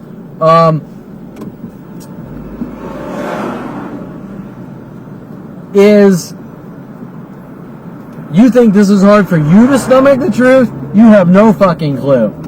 Especially after what I've seen and been through for the last 18 years. Let me tell you, well, it is one thing for the world to be spoon-fed this bullshit information and think this and that, blah, blah, blah, and be told how to act around me, and told to try to silence me, told these things about me and actually believe it or whatever.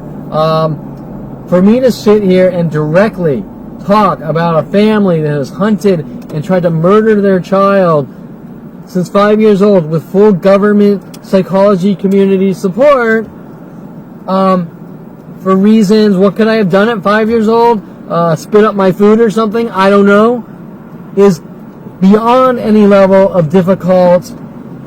I mean, I understand that you might see these words, you might see this rolling off my tongue right now, like, and it might look like, oh, he's just casually talking about kill operations, government-sanctioned kill operations with the psychology community to another human being for the crime of being born, turning 5 years old, in a family with the psychology community saying, we don't like this child, we are just going to put him down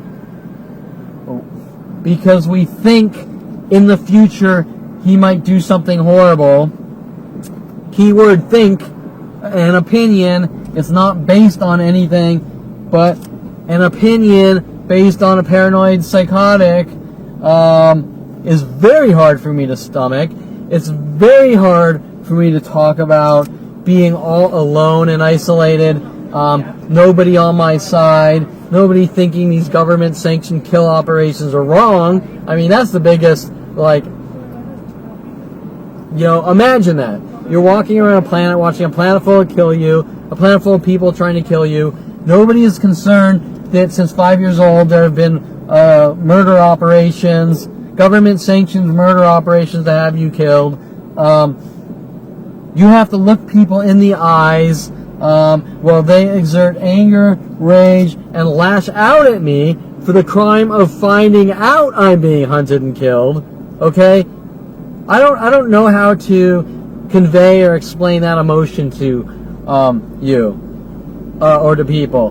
There is a worldwide campaign lashing out in anger and rage to kill me, and they're mad at me for the crime of finding out that I've been hunted my entire life to be killed. And you're looking at these people like in their eyes, right? And you can't even grasp the situation. Why would a group of murderers be mad at you for finding out that they're trying to kill you? Right? Try stomaching that one. I mean, I know that you guys, I know that you guys, you know, when you go to a movie and you watch,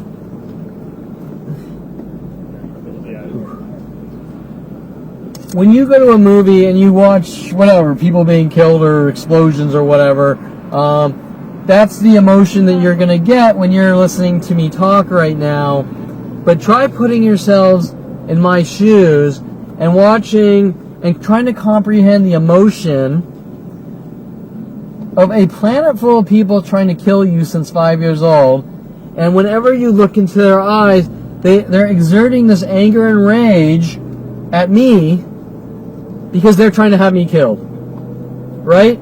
Try to understand that emotion, which makes absolutely no sense. It's like a Twilight Zone, right?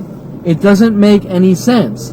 There is a planet full of people angry at me because they have now spent 40 years trying to kill me, and they're mad at me for one, finding out. How dare I find out there's a planet full of people sent after me to kill me? I've ruined all your lives, right? First thing.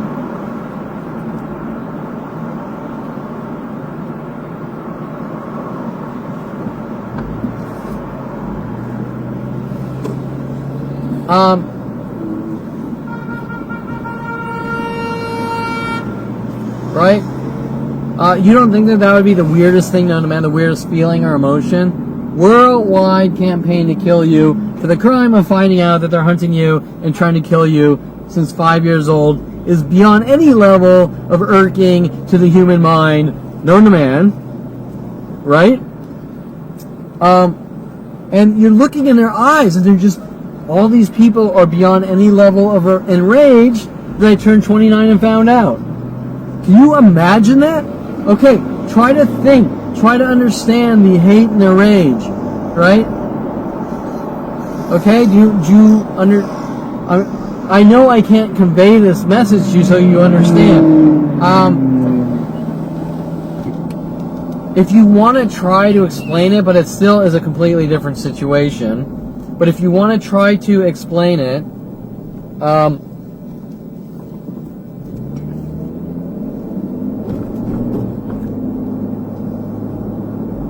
it's like you're in Israel, right? And the Palestinians keep launching missiles at you. And you keep saying, why the fuck do you keep launching missiles at us? Now we have to fucking launch missiles back at you, and we don't want to, right? But you have some serious fucking issues, and some serious hate issues, because we're sitting here minding our own business, and you keep coming up with your religious bullshit about this and that, and you have no self-control out of your anger and rage, and you keep fucking launching missiles at us, right? So now, eventually, our people are being killed, so we have to do something about it, because you've left us no fucking choice, right? Okay, well that's kind of similar, except those are small groups shooting missiles at different countries, and now you're talking about one person and a worldwide campaign to kill him. One single person and a planet full of people against one person, and no one is like, don't you see a problem with this? There is an entire planet told to kill one guy, and he's walking around going, what is your problem? Nothing, I don't know you, but you need to die. Okay, think about that anger. I don't know you. I'm not going to tell you what this is about. You need to die. Okay? And this goes from one person sequentially to the next. And you're just sitting there. Is this about something? You know what you did. What did I do? Tell me. Nothing. I never said that. Okay, and then they just show their true colors. They know I did nothing. Right? And then, but they want to make me think I did something. And then you're thinking, well, what could I have done? This starts at 5 years old. The worst thing I've ever done is like things on the equivalent of tapping your foot by a girl, which wasn't to intentionally provoke her, but let's say it was intentional. Who the fuck would care? She'd just say, Kevin, get lost. Don't talk to me again. Right? So what could it fucking be about? Right? Okay. So, now, you can try to say, well, Kevin's different and we don't like his kind. Because that's one of their arguments, is that I'm different and I'm brilliant, and that's why this is happening. Well, that doesn't make sense. I'm different and I'm brilliant, that's why this is happening. But yet all these different and brilliant people are all thriving, being given money, funded with grants, and you name it, and everyone's accepting them and saying this is great, except the select few psychopaths, right? Okay, so that doesn't make sense. But yet, every person you're in contact with wants you dead and gone. They will not tell you what's going on, and there's a worldwide campaign to kill you, and if you even ask, they get angrier and angrier, showing their rage, or you tell someone what's going on, they basically threaten your life, you're a snitch and you're dead, working with the police and judicial system and psychology community. Right? Think about that. So, that emotion that I'm explaining right now, I've already told you this an hour ago, but that emotion is not, I think someone's brilliant, is pure, untapped hate and rage on the most, like, prehistoric level, okay? The behaviors I'm talking about, but these people are exerting towards me since 5 years old, all day and night, worldwide, are the behaviors of someone that is so enraged that they don't care about law and order, and hunting people down, killing them, no matter how much they bypass the law, is at the top of their mind. And I'm thinking, well, was it because I held the door open to you, smiled to you, or gave you money so because you told me you couldn't pay next month's rent. I don't understand, right? I mean, it's coming from nowhere. And so it's different than like Palestine and Israel. It's a completely different thing. And to sit there and say, look, what you've been told about me isn't true, and then you see them flip their lid and just like steam coming out of their fucking head and just about to snap and kill me, it's just weird. It is just freaky. It doesn't even make any sense. So, when I'm talking about these kill operations with the psychology community and my family and the police and the judicial system, that are now 40 years long, and they will do whatever it takes to have me killed, and I understand that this is a very dark and direct segment, but it has to be said,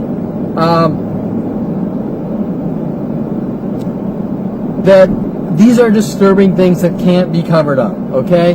I have seen too much, I have been through too much, just forgetting and being told I better do what everyone says or they'll kill me. That alone is unacceptable. But I haven't been even given a reason. I mean, if you're gonna go that far and do that to someone, you better fucking give them a good reason that makes sense, right? And so far, the only reason I've heard is your past caught up with you and you know what you did. Okay? And then, of course, they want me to kind of brainstorm through trivial things that don't matter and say it out loud so they can say, see, now you know. Right? That is one of their psychological brainwashing tactics. Hey, Kevin, you're like this. For example, I'll be walking around watching like thousands of people per hour attacking me, and I'll hand them a card. And then they'll lie to my face, and they'll go, what's this? And I'll say, well, this is the truth. This explains what's going on. And then they'll say, well, why? Right? Now, why are the people hunting me down to kill me, asking me why they are hunting me down, trying to kill me? Think about that. Think about the psychology.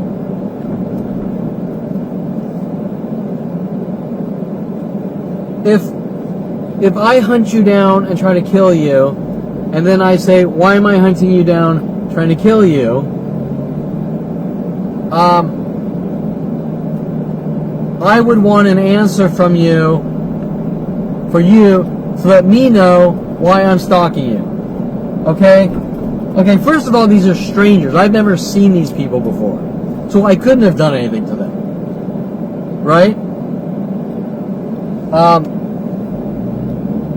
So now I have to tell some stranger with the other 1,000 strangers per hour who are stalking me why these people are all getting in groups, hunting me down, trying to kill me. Right? Now, what is it they're trying to do? They're trying to brainwash me into thinking it's my fault they're stalking me. Well, that doesn't make any sense. Okay? Even if I did do something, why are they justified to hunt me and kill me? Right? They're not. So, what is my point? My point is that they want any answer they can get so that they can cover up their actions. Does that make sense? Let me give you an example. Kevin, why are we all hunting you down and trying to kill you? It's now been 17 years since you found out. You must have done something, Kevin. What is it? Okay. So now, human behavior, you're going to go into like obsession or soul searching, right? You're going to look at your past, trying to figure out what you could have done to launch a worldwide campaign to kill you. Now, people in general aren't perfect robots, and people fuck up from time to time. Okay, nobody's perfect. Okay? Maybe Some people might actually have hit a woman. Some people, maybe they stole something. Some people, whatever. People fuck up, right? So, what is it that this guy with these worldwide groups that keep doing this over and over want? Kevin, why are we hunting you down? Well, you're hunting me down because the correct answer is you're hunting me down because you want me dead for some reason. But what the answer they want is to flip the script and flip the thought process and me to say, was it because I did this when I was 10 years old or blah, blah, blah. Right? That's what they want. Now, once they get that, they're going to say, we got a confession. We want larger groups to hunt this guy down because look what he did. Okay? That's the first thing they're doing. The second thing they're doing, also when I'm talking here, you need to understand who's pulling the strings and coming up with these psychological warfare tactics. And they aren't the common man. They are people with psychology degrees. Do you understand? They are people with psychology degrees. They are the judicial system and people in our government. What am I saying? I'm saying that these are psychological murder operations that are canned and packaged to have people killed the government does not like. That is what I'm saying. The shit that goes actually beyond what Edward Snowden talks about, because Edward Snowden talks about privacy violations with the internet, but he never really mentioned using the internet with the psychology community to kill people. Okay? Now, that should sit extremely uneasy with everyone. Government kill operations designed by the psychology community to kill those people they don't like, understand, or trust. Okay? I want to take all the complexity out and try to get that to stick in your head. Government kill operations with the psychology community to hunt down and kill those they do not trust or like. Okay? The United States Constitution of America states,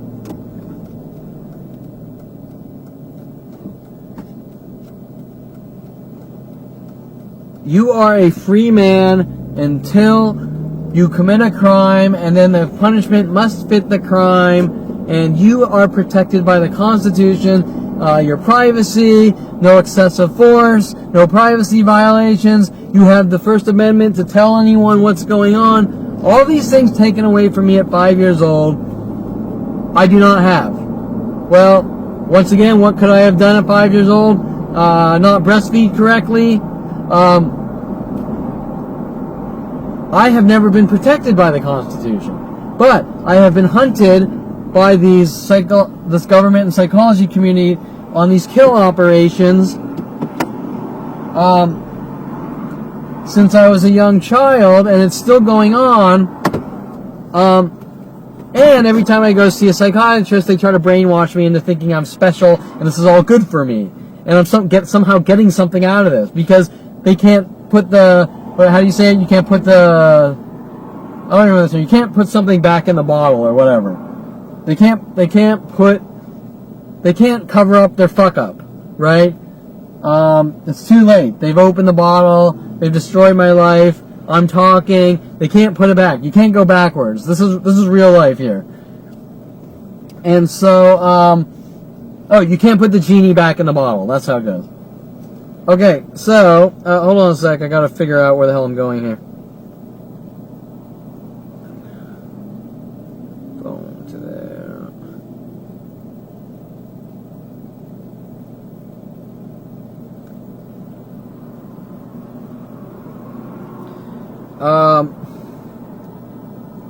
Actually, let me pause this for a second.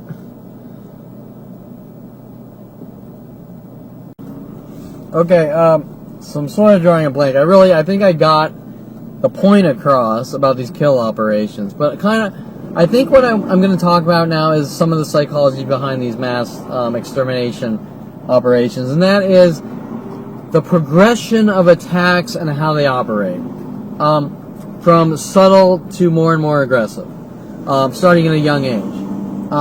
Now remember, everything that's going on is being turned around on me. Everything, from the most insignificant, minute things to the large-scale mass attacks, are all being turned around on me and saying I'm making them do it, and this is all my fault, and it's all complete bullshit. And how does one example? How do I make 100,000 to 1 million people per day send me hidden messages to try to, in anger, to try to make me mentally unkill me? How? How do I do that? These lots I'm driving through right now, documenting the activity, I don't know any of these people. As a matter of fact, I've always been a shy, quiet kid growing up, and I have a few friends. I wasn't like some social retard or anything. I mean, I had friends, and I went to some parties. I had my own parties.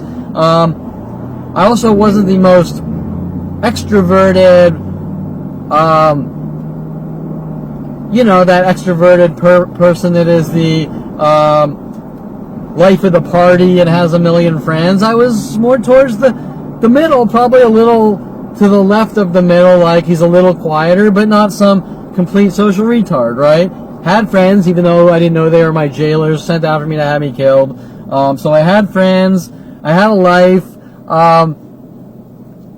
was fairly social, maybe into a little bit different things, like building cars instead of the mainstream high school shit or whatever. But yet remember that the police, the government, my family, my friends, and everyone else are saying, the security companies are all saying that I'm making them hunt me down and kill me with worldwide support. How am I doing this? And I'll give you some examples. In all these parking lots with the cars that I'm documenting in pairs of twos backwards and no plates and all this, their argument, I don't know any of these people. The people in China, the people in Japan, the people in India, people in Germany, the people in Philippines, I'm making them act out in anger and rage to hunt me down and kill me. How? How do they know me? Question number one, the most important question. While they while they lie to my face, I don't know you, all attacking me in anger and rage. How do they know me? Well, that one question. These people hunting me down to kill me. It's been going on since 5 years old. How do they know me? People in IRC, people here in Northridge, people in Las Vegas, people in Mexico, people in Florida. How do they know me? I mean, they don't know me because I walked up to each and every one saying, hi, my name is Kevin Perlman, and here's a rap sheet of my life. Someone else has to be disseminating this information to the world, and stealthily and in such a way to turn these people against me, known as lies, slanders, defamation. Except lies, slanders, defamation are usually on this scale based on, you turn on the news, hey, there's a guy named Kevin Perlman and he raped 10 women, right? So it's all being done in secret, in such a way that I can't defend myself. First question. Okay, second, every piece of artwork I've ever created from a young child, even the little tree thing my mom's so mad about that nobody would care about, my mom's basic argument is that I'm making them hunt me and kill me, and I'm acting out in anger, and I need to be stopped, and I'm out of control from some harmless fucking tree that nobody could care less about, right? So, am I making them do anything? Did I make my mother ask me to draw this cheeseball tree? No. So, to say I'm making them do it is like a rapist saying, you made me rape you because your skirt's, because I'm attracted to you and your skirt's short. Right? That's the same argument. Making. I'm not making anyone do shit. They're doing it on their own. Whether they think I'm a bad person, whether they're being peer pressured into it, they're doing it themselves, and they're trying to shirk all responsibility. But remember, this isn't one fucking nut job. This is a worldwide coordinated murder operation since 5 years old. Trying to brainwash me into thinking I'm making them hunt me. Okay, so my artwork. I'm just going through different examples. My artwork is making people hunt me down and kill me, coordinated worldwide. Okay, let's go through some of these. University, Colorado, computer imaging class, Jim Johnson, class of about 30 students, okay? Last I checked, 30 students is not the world. 30 students. 30 people in a tiny little class, right when the internet came around. Jim Johnson says, he says, class, I have a new project. I have a website called the Sleeping Dog Contest. Why did he call it the Sleeping Dog Contest? Well, he was hinting about our dog Rhoda and my father, who put shock collars on Rhoda. One day, my friend Vasu steps over Rhoda, and Rhoda jumps up and lunges and bites him. Luckily, no damage and this and that, right? But it was pretty scary for Vasu, and it was pretty freaky that Rhoda just out of the blue just jumped up and bit Vasu. And probably the reason Rhoda was flipping out is because my motherfucking father was putting shock collars on the dog, right? Okay, so,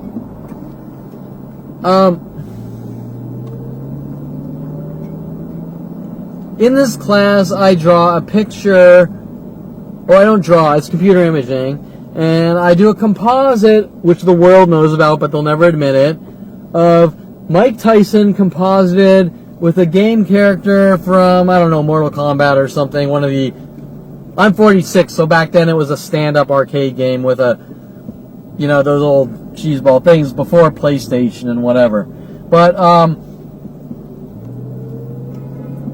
the character, you know, Katana or something, I'm thinking it was Mortal Kombat, I'm not sure.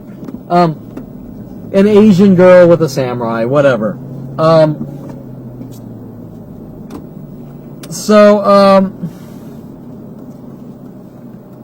That's it. We're not talking like the breakthrough of art or anything. It was a 30-minute composite. I just slapped it together. I didn't care much. I couldn't really care. I wasn't really super into the class because on the side I was learning 3D animation at home and shit like this.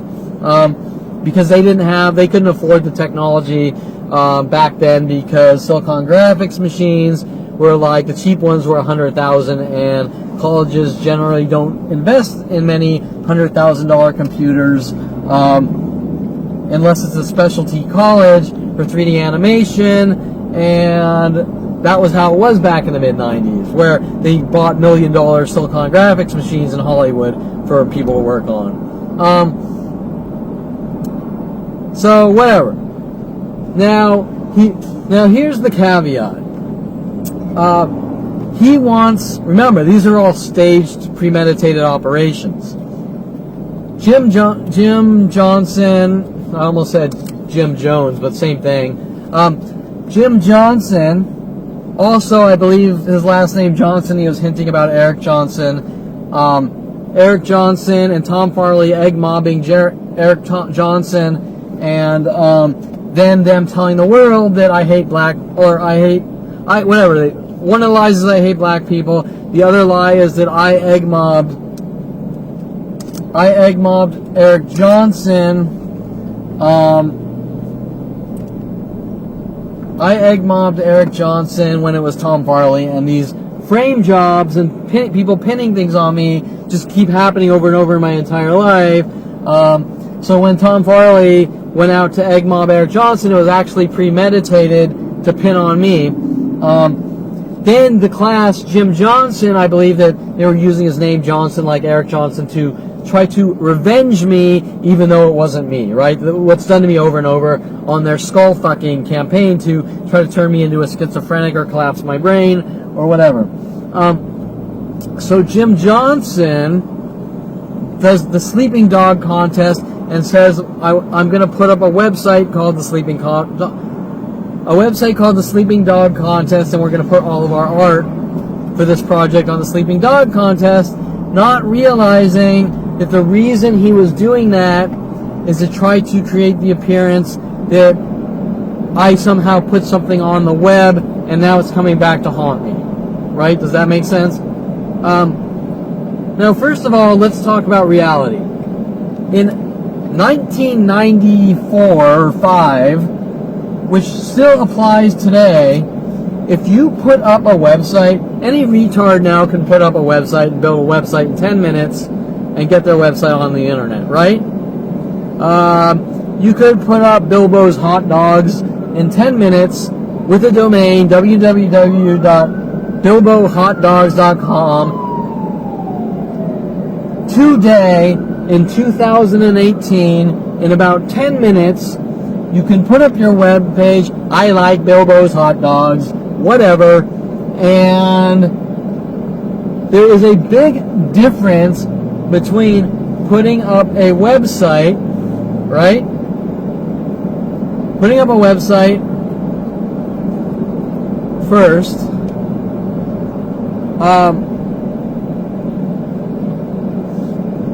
and then after that,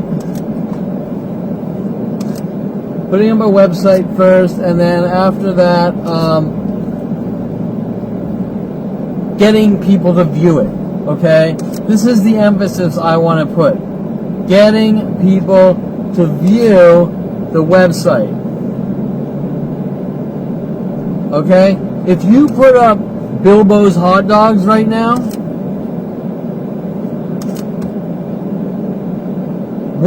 how many people do you think are going to go to bilboshotdogs.com? None. Zero. Zilch. Maybe some kind of random traveler, but highly doubt it.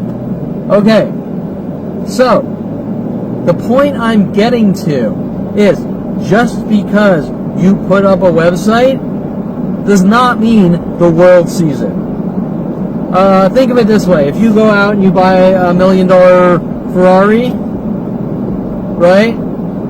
The world doesn't necessarily know you have it unless you put the Ferrari on the news or invest in advertising dollars. Right? That's the point I'm getting to. Now, this is 2018, where we have all sorts of newer search engine technologies. And let me tell you, the websites I have online, most of them get complete shit traffic. And I've had like ganjawatch.com. Okay, this is a perfect example. I built ganjawatch.com, a little joking website where stoners can post their favorite strain of weed and what movie accompanies it.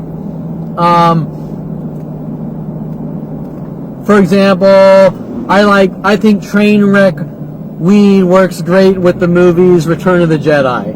And then you rate the weed strain, or you rate the combination, or whatever. You know, it's a little fun joking website. Okay, and it's a database website I built. Transact SQL .NET platform years ago, like 2008 or something. Okay, so let's just say I built this website in 2008. And in 2018, that's 10 years, which I don't actively market the website, okay? I just built it and I let it sit there. It was kind of like a joke. I built the website in a couple weeks. I took some base code I had built and converted it and put it up and did the graphics and whatever, and, you know, just joking around. I think I was smoking weed with Jen Pilchick in Florida, my sister-in-law, and we were joking around, and I popped this website up really fast because it was kind of amusing and a funny idea. Okay. So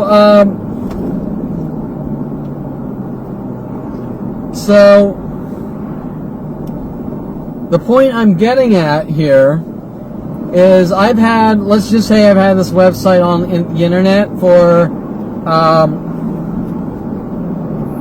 10 years. What do you think my traffic is? I mean, a website, Ganja Watch, has been up for 10 years. I should be a multi-billionaire, right? I should have 100 billion followers, right? It's been up for 10 years.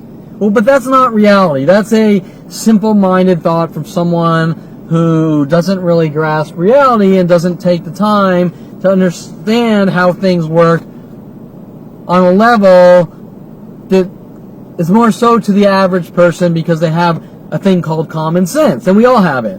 And this is common sense of a 10-year-old. Just because you put up a website doesn't mean you're going to be a billionaire, right? Going from this tangent to that tangent, or polar opposites, right?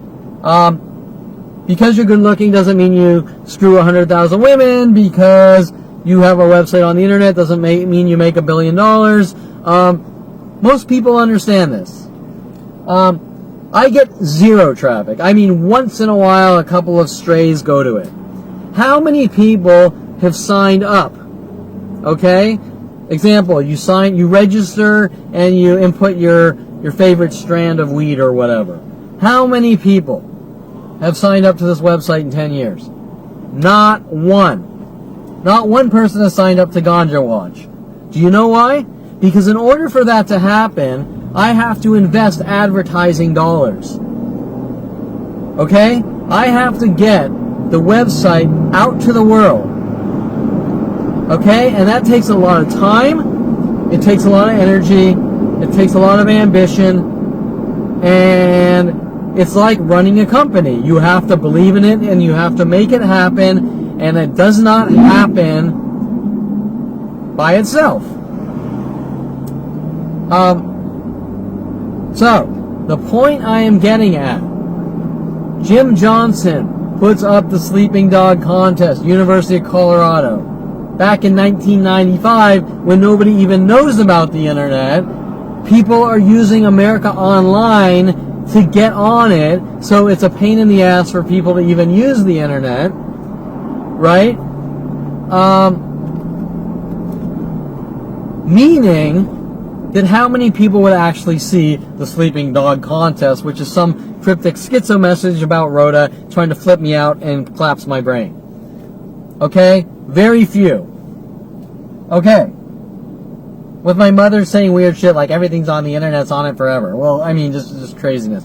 Okay, so, now, after this harmless piece of art, Mike Tyson fighting Katana goes on, people all around the world on IRC are contacting me, one pretending their name is Katana, asking me psychological questions, trying to get answers whether I'm crazy or not, things like this. As I walk around the campus, women have these frightened looks on their face, like I'm a woman beater, which is one of Tom Farley's things, telling the world I hate women, I'm a woman beater, while trying to set me up and trying to manipulate me into going ballistic on women, which he failed miserably. Okay, so now the point I'm getting at is on multiple levels. One, how do all these people in Colorado know of this harmless picture? How do people in the world all contacting me on IRC know of this picture? And the most important question of all questions, what the fuck does the picture have to do with me, Kevin Perlman, other than I created a picture of Mike Tyson and Katana battling it out in a boxing ring? Okay? What the fuck does it have to do with the tea in China? Okay, so how are people worldwide? Kevin Perlman created a picture, how's it getting to the world? Well, it's not just the internet, there's something freaky going on, right? First question. Second, I didn't put a picture of me beating up Katana, which still would trigger people, put people on alert, but it's Mike Tyson fighting a game character, Katana. Where's the problem? If that picture is freaky or offensive to someone, then I would say to that person, do not go to the movies. Do not go to, if you're by me, do not go to the movie theater, because if you're looking at my artwork and you're gonna like hunt down and kill people over their artwork, then you should not be allowed to the movies or listen to music or anything else. Which is sort of ironic, because that's kind of what my family's trying to do to me, except I haven't done anything wrong. Okay, so now,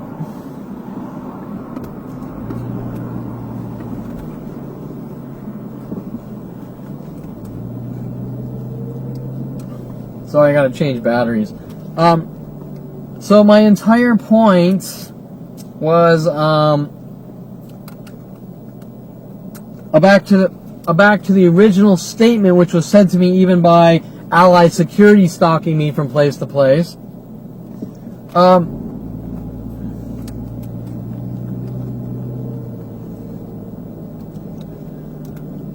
With every other security company saying you're not allowed to have signs on your car defending yourself, or we're going to try to rid you of the world.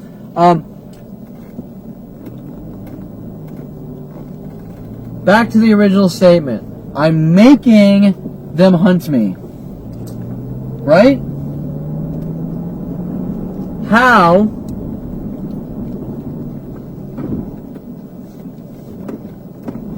How is a harmless, inanimate object, a piece of artwork with Mike Tyson and an Asian samurai girl, whatever, fighting him in a boxing ring, first have to do with me, and second of all, other than I created it, and second of all, how am I making these mass worldwide groups look at my art, which they somehow are getting access to on their own based on coordinated manipulation, and my art being collected to use against me, just like the tree, at like 8 years old. I'm first making them view it. Well, did I go to their house and make their fingers type into the keyboard to see the picture? If they've even seen the picture, I don't know. Second of all, how are they getting the information to see the picture on a global scale? Third, if they do see the picture, I'm making them hunt me down and kill me over it, right? Well, when you go to a movie, let's say you go see E.T., are you hunting down, and you go see E.T., and then you show up at Spielberg's door with an Uzi trying to blow his brains out? Did Steven Spielberg make you go watch his movie and show up at his door? Right? Do you understand what I'm saying? Okay? But their argument is that I'm making them do these things to me, and I'm making them view my art, and I'm making them hunt me down and kill me, try to kill me over my art. I'm making them do it. How am I making them do it? Right? Okay. So obviously I'm not making them do anything. They're doing it on their own out of anger and rage, or something they've been told, and they're part of a mass conspiracy. So I wanted to give you that example of my art. And remember, this applies to every piece of artwork I've ever created, no matter how subtle it is. Example, it could be little fairies and butterflies and angels hugging each other, and my family would come up with the government, would come up with some analysis in theory, how the flower is a threat to someone's life, and I threatened to kill a girl because the flower was a little too pink or something. I mean, just pure insanity, right? And I'm making these people come up with these wild fantasies and hunt me down and try to kill me. Well, first, we all know, did anyone viewing art, they're going to come up with whatever they want to come up based on the baggage of their own life, right? The concept of creating art isn't that the viewer knows everything about the artist and the artist is a crazy man. The concept of art is to create something entertaining or pleasing to their viewer that they like, or intrigued by, and they come up with whatever they want to come up with, but you're not in control of these people's thoughts. That's their own thoughts. So if the viewer of your art, even if it is like a Stephen King or Freddy Krueger, or Wes Craven type art, is still up to the viewer, even though horror artists create more graphic, scary imagery, you're still coming up with your opinions and thoughts, and it has nothing to do with the creator. It has to do with you being entertained and being mature enough to watch it. And if you're not mature enough to whether there's a horror movie or my art or whatever, then you shouldn't be looking at it, okay? If I create happy, jolly art and you can't deal with it, don't look at my art. If I create scary, bloody art, don't look at it. If you're too immature to look at my art without trying to hunt me down and kill me, don't look at my fucking art, but don't come after me saying I have a problem because you don't like my art. And my art will never make anyone do anything, as that is impossible. That is like saying, and this actually has been said, that by me walking around with a camera all the time, this was started by my father, so you understand. My father was mad saying I walk around with a camera all the time, so it's making people do these things to me. How is a person with a camera on them making people hunt them down and kill them? Okay? I'm going to go deeper on this in a second, but first, I have people walking around saying you're a paparazzi, you're not allowed to have a camera. I have people saying you're not allowed to have a camera on you. I have larger and larger groups hunting me down for having a camera on me, asking me what I do, trying to trip me up and make it look like I'm doing something wrong or shady, which doesn't make sense. But let's go back to reality. If someone has a camera on them, nobody gives a flying fuck. Okay? And let me give you an example. Richie Valens is a good example. Richie Valens took his camera, you know, like La Bamba of Richie Valens, right? Richie Valens took his guitar everywhere. He took his guitar to high school. He took his guitar to work. He took his guitar everywhere. They joked around with Richie Valens because he always has guitar on him, but yet here's a guy that at 17 was putting music on the top pop charts, whatever. So, is that a guy you can laugh at, or is that a guy you can admire, right? Okay, now, the next point I want to get to is, I'm not Richie Valens, and I didn't have a camera on me all the time. What happened was, I love photography. I got into photography. I originally took photography class back in around 96 or 7, where my family and the government got mad at me for simply taking a film photography in a class with a teacher named Nick. Once again, I can't comprehend how simply taking a photography class is a crime of all crimes, but they were mad at me for having a camera. They were mad at me for going to Denver, taking pictures, and doing my assignments. They were just mad at me.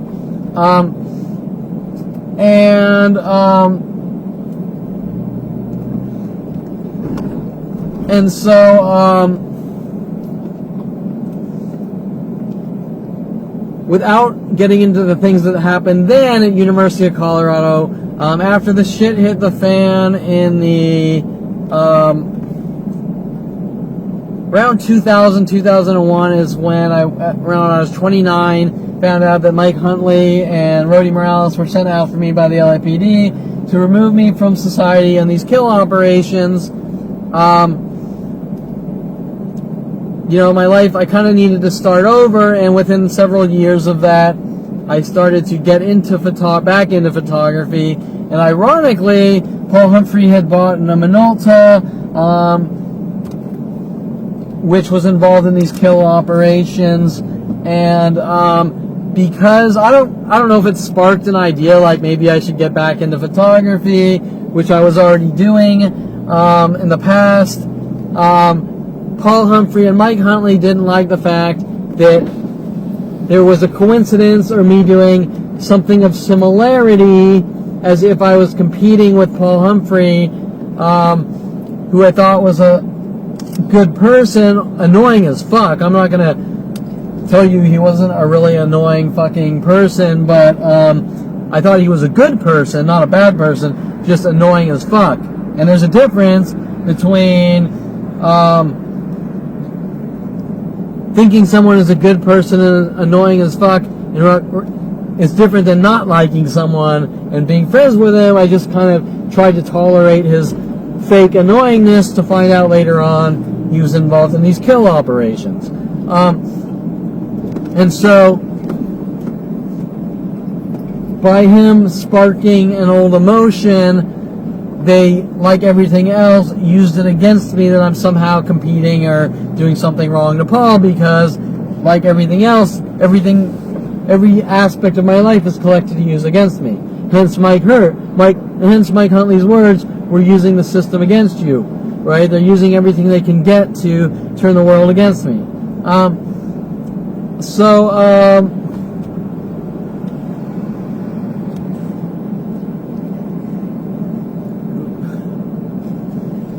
Anyways, I got a little sidetracked. My point is that in the mid-2000s, I got back into photography after it became digital. And once again, I was met with hostility from my family and my father and my friends for getting back into photography.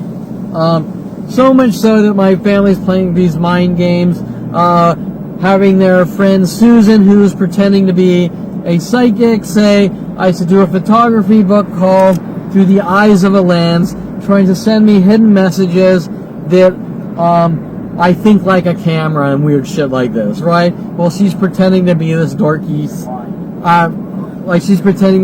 this dorky psychic, right? Okay, so, what was my point? Okay, so my point was that after I got into photography and I took my camera to my father's office a few times,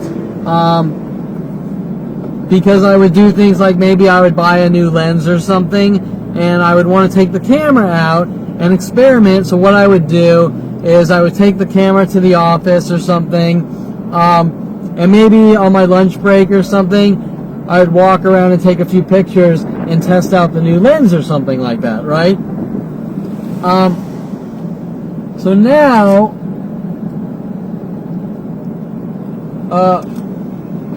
what my father would do is he would dramatize, like everything else, make up complete fantasy from thin air. So, for example, because I took the camera to the office a few times, he didn't like it, me not doing anything wrong, like, I wasn't grabbing the camera and, like, shooting up skirts of women and things like that. I simply just took a camera to an office, which is harmless, right? Okay? Now, before I go further, I want to make a simple statement. If, and this comes back to communication, if my father was so okay, I just filled up an SD card, so this is going to be a long one. Where was I? This was an important topic. I was going to say, if my father, and this all comes back to communication skills,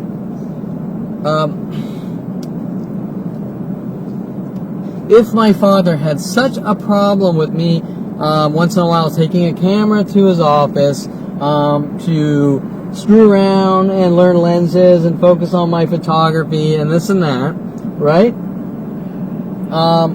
Then he could have been mature enough to say these words. And you need to understand that this is my family my entire life. Kevin, I would rather you not take your camera to my office for whatever reason. Done deal. Done fucking deal. Sure, Dad, I respect that. It's your office. I don't want to cause problems, blah, blah, blah. Okay, but like everything else in my life, my father did not say anything, put his bullshit smile on his face, I love you and I'm going to kill you, because he's a sick psychotic murderer, did not say one thing about it, and then went into manipulation mode of the frame jobs and the lies and smears. So, he would say, let's go out to lunch, and he would say things, like, of course, in front of Lorena, and obviously a lot more to the world behind my back and their government-level NSA murder systems to control me, which, as I've already told you or discussed, is really about killing me, because nobody acts like this, especially with worldwide coordination. But he could say, in that mature manner, Kevin, look, I don't like you taking the camera to the office for whatever reason, okay? He could say, look, people feel weird about the camera. He could say, Kevin, he doesn't even have to say that. Kevin, can you just not take the camera to the office? I'm trying to run a business. Sure thing. No problem, Dad. Whatever. That's all he had to do, right? Now, I think it's important for the world to understand those dynamics, okay? A family that is incapable of saying something that simple. Kevin, please don't take the camera to the office. I'm a doctor. It doesn't look good. Whatever. He can say whatever the fuck he wants, and I would have said, Dad, I totally respect that. It's cool. Well, instead he's having Lorena run around, paying her off to have me killed, and having her tell the world on their murder systems that I'm trying to take over his company, instead of simply asking me a fucking question, or simply saying, Kevin, can you do this? Can you respect my business? Sure, no problem. But instead he has Lorena, which he's paid her to do my entire life,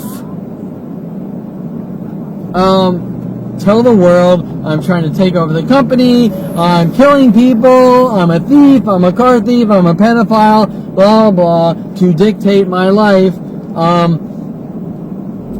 instead of simply asking a question. And if it just keeps going from thing to thing, where the world's told lie after lie, you have to then start questioning the motive, right?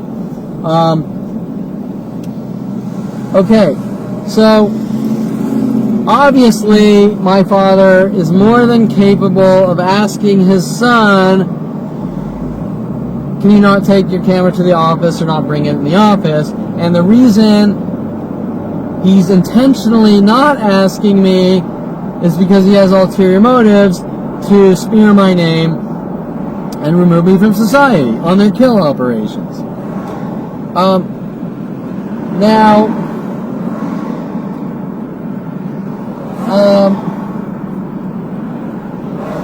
So what my father does is we go out to lunch, and he says, Kevin, you always have the camera on you. Okay, so now this is where things get strange. Once in a while I have a camera, and I love photography, and anyone who's in photography is going to bring their camera around, and they're going to practice, and they're going to exert their passion, because, if you're a photographer and you don't take your camera around and take pictures, then what the fuck are you, right? You're a fake. You have no passion, you have no skills, you don't know what you're doing, you're not bettering yourself. Maybe you're one of those guys who knows a little and tries to pretend you're the best, but someone who really loves what they do and has passion, they exert their passion. And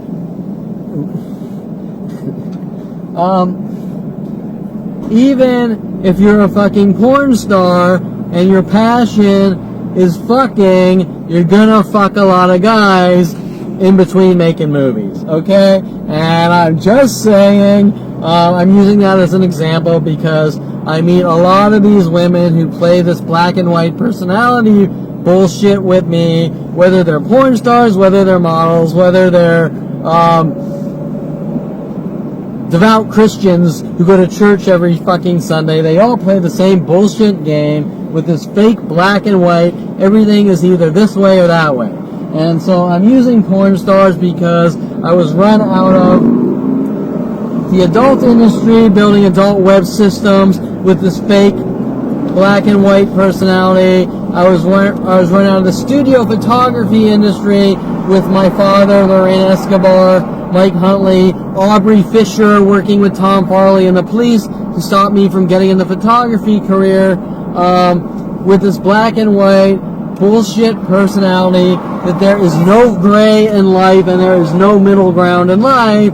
And so that is the reason I'm using porn stars, because you can bet your ass that porn stars, especially before getting into porn, fuck everything in sight, or they have some guy they fuck a million times a day to get good at being a porn star, and then they get into porn and they make money with porn, and you can bet your ass they're fucking everything probably on the side, or maybe they go through a stage. My point is that life is not completely black and white like my family and the government are trying to pitch and trying to hunt me down and kill me every time I fart wrong or say an imperfect statement to anyone, which is not mean or wrong, trying to get anything to use against me to justify having me killed.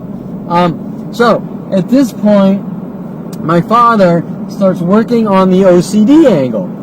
Kevin always has a camera. He's obsessed. He has a camera on him all the time, and that's unacceptable. Okay? Now, I want you to understand this. Why is my father saying, and remember, I need you to apply this not just about a camera, but every aspect of my life. Okay? Because this applies to everything. My father is saying that I have OCD and I always have a camera on me. Why? Because he believes that? No. He's saying it because he doesn't want me to have a camera. Okay? And this applies to everything. This applies to having cars, driving, building cars, meeting women with tattoos, meeting women who are stripper, meeting women who's a porn star, meeting women who wear Farmer John overalls who have nothing to do with modeling or the adult industry, having to do with women that are college students and studying nursing or law or whatever, right? It has nothing to do with what he believes. He is saying I have OCD, always have a camera on me to try to make me look crazy, to turn people against me. But remember, Richie Valens had a guitar on him and nobody went after the guy saying you're crazy. Okay? So my point is that people aren't coming after me because I supposedly always had a camera on me. They're coming after me for other reasons. Now, what I do after this is I want to make a point. And so the point is,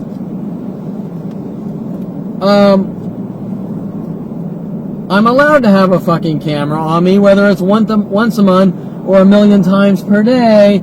It's not the thing that anyone normally cares about.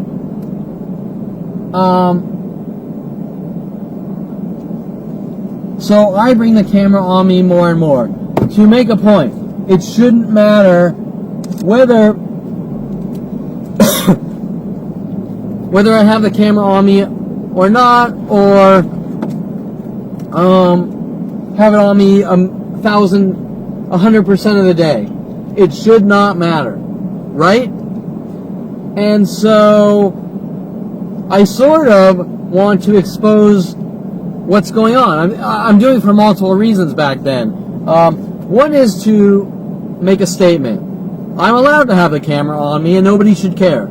Normally, nobody would care.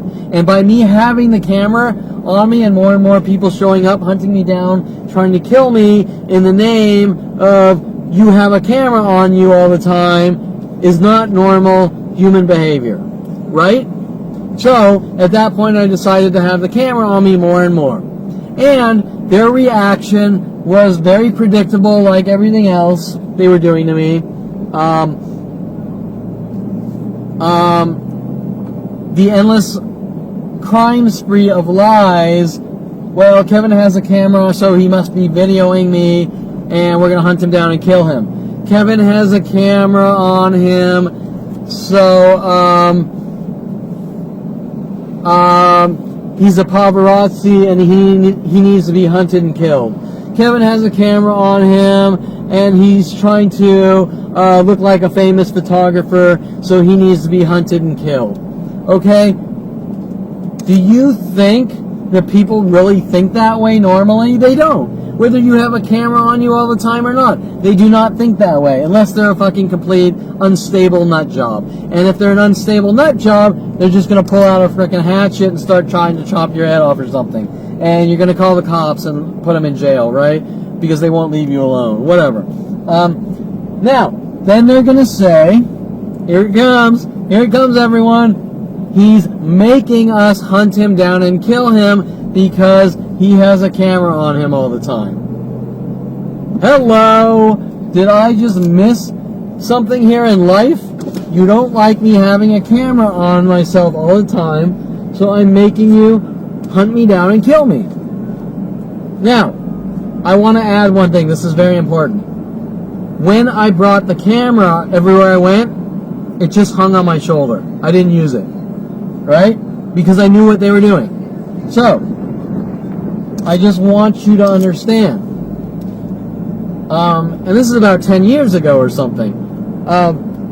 I simply had a camera hanging on my shoulder. I went out to lunches with my father and Lorena. I never really used the camera. I just had it on my shoulder. Okay? So then what my father does with Lorena is they tell these worldwide groups to do these provoking behaviors with the cards. But remember, this all sort of starts because I got into studio photography, and my father didn't want me taking pictures of good-looking women. With Lorena Escobar, paid off to hunt me down and have me killed. Because why? Because Mr. Clean Cut, I'm a good guy orthopedic surgeon, doesn't want a son involved in things that aren't wrong or illegal that he doesn't approve of or like. Okay? That's important.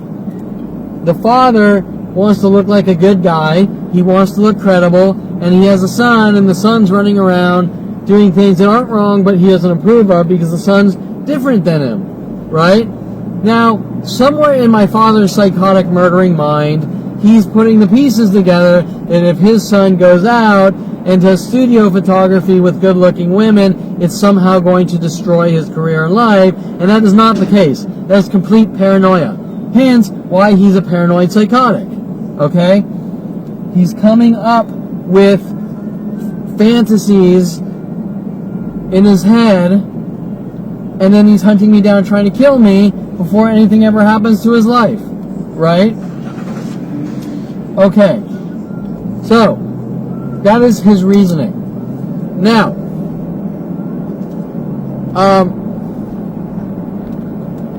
now what they do, you have to understand the progression. My son has a camera. Once in a while he takes it in the office. I don't like that.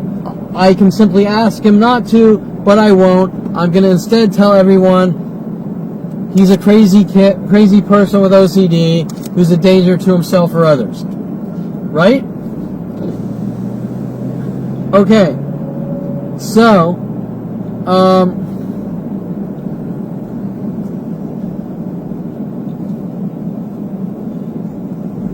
he's a danger to himself or others. He's crazy.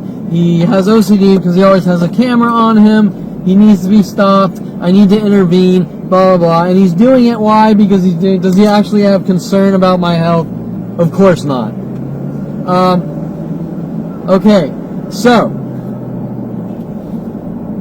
now I have a camera on me all the time to sort of defy him, but also prove a point that it doesn't matter if I have a camera on me or not. I have the right to have a camera on me, and these behaviors of mine aren't coming from nowhere. They're coming from his patterns of behavior with the rest of my family in these worldwide groups.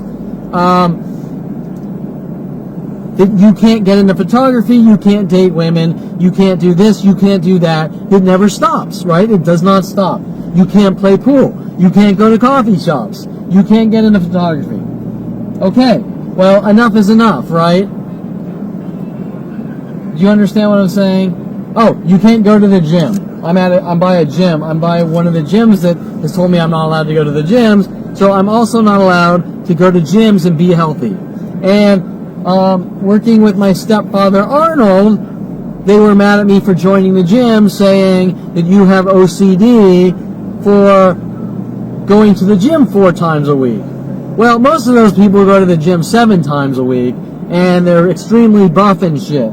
So how is someone who goes to the gym 4 times a week and being healthy have OCD? Okay? Now we're talking about things that really don't make sense. I go to the gym too much. And how can you argue my son goes to the gym? Okay? That's fucking insane.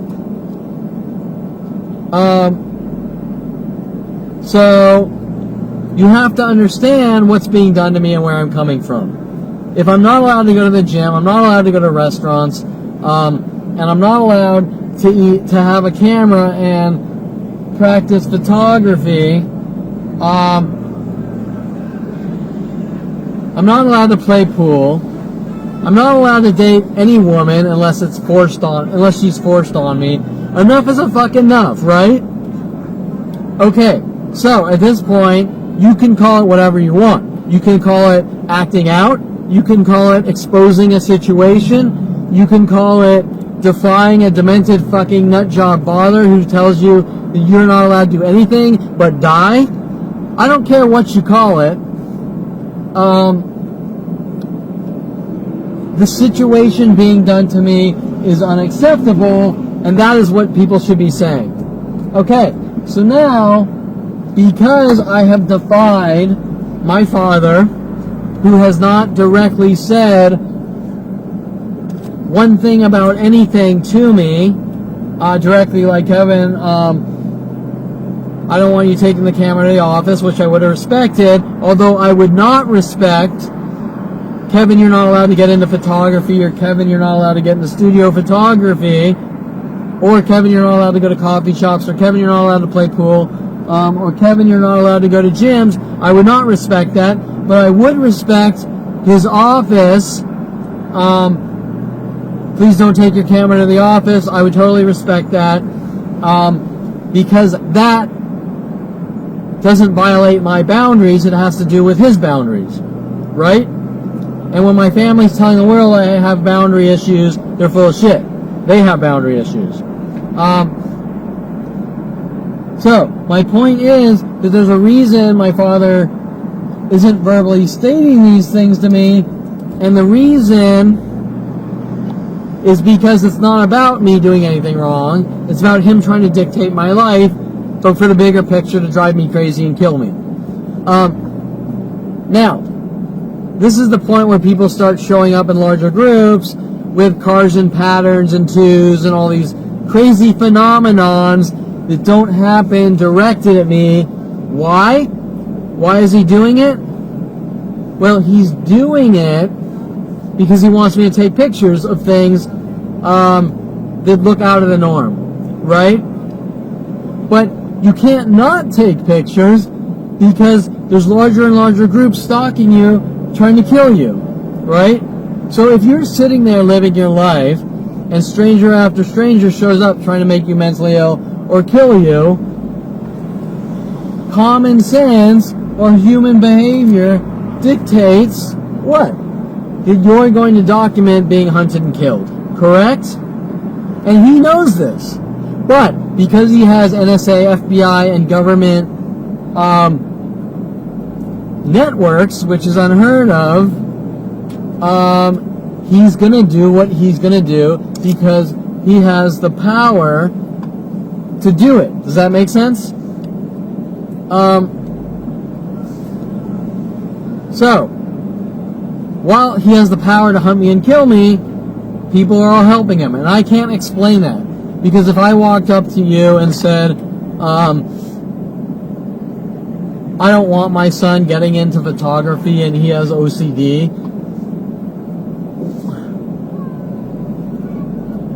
and he always has a camera on him, I would say you're a fucking psychopath and get the fuck away from me. and I might report you to the police for hunting down and abusing your child, right?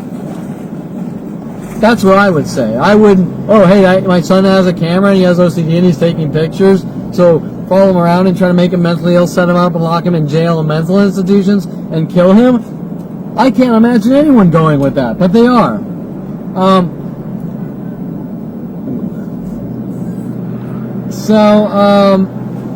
Hence, the next step in my father's well thought out exterminate my child with these government kill operations is because he's defied me, right?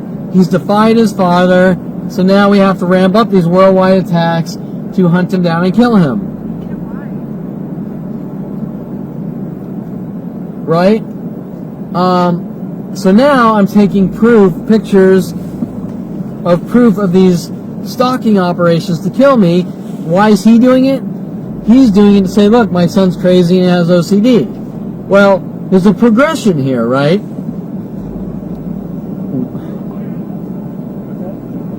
There's a progression of events, and every event is based on self-defense for me, right? You went out and you bought a camera. We don't want you having a camera. So these things are done to you. Then you have the camera on you more because you're going to show these mass groups and your family or whoever that you have the right to have a camera on you because you're doing nothing wrong. And my family's argument is that I'm causing problems by having the camera on me more. I'm having the camera on me more, defying them and making them hunt me down more. Okay? Think about that. Think about that statement or that thought process. If I have a camera on me, right?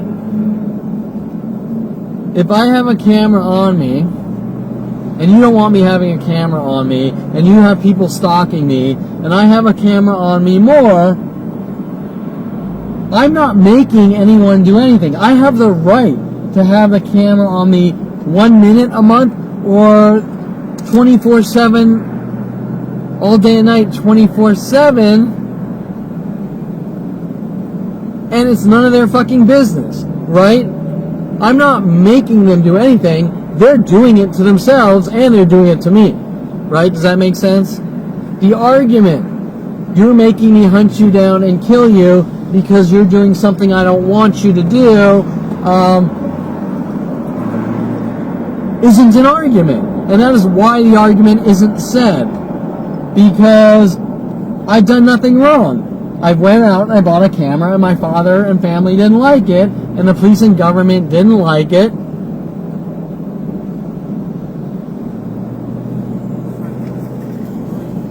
The end. Period. I'm allowed to get into photography. I'm allowed to play pool. I'm allowed to go to the gym.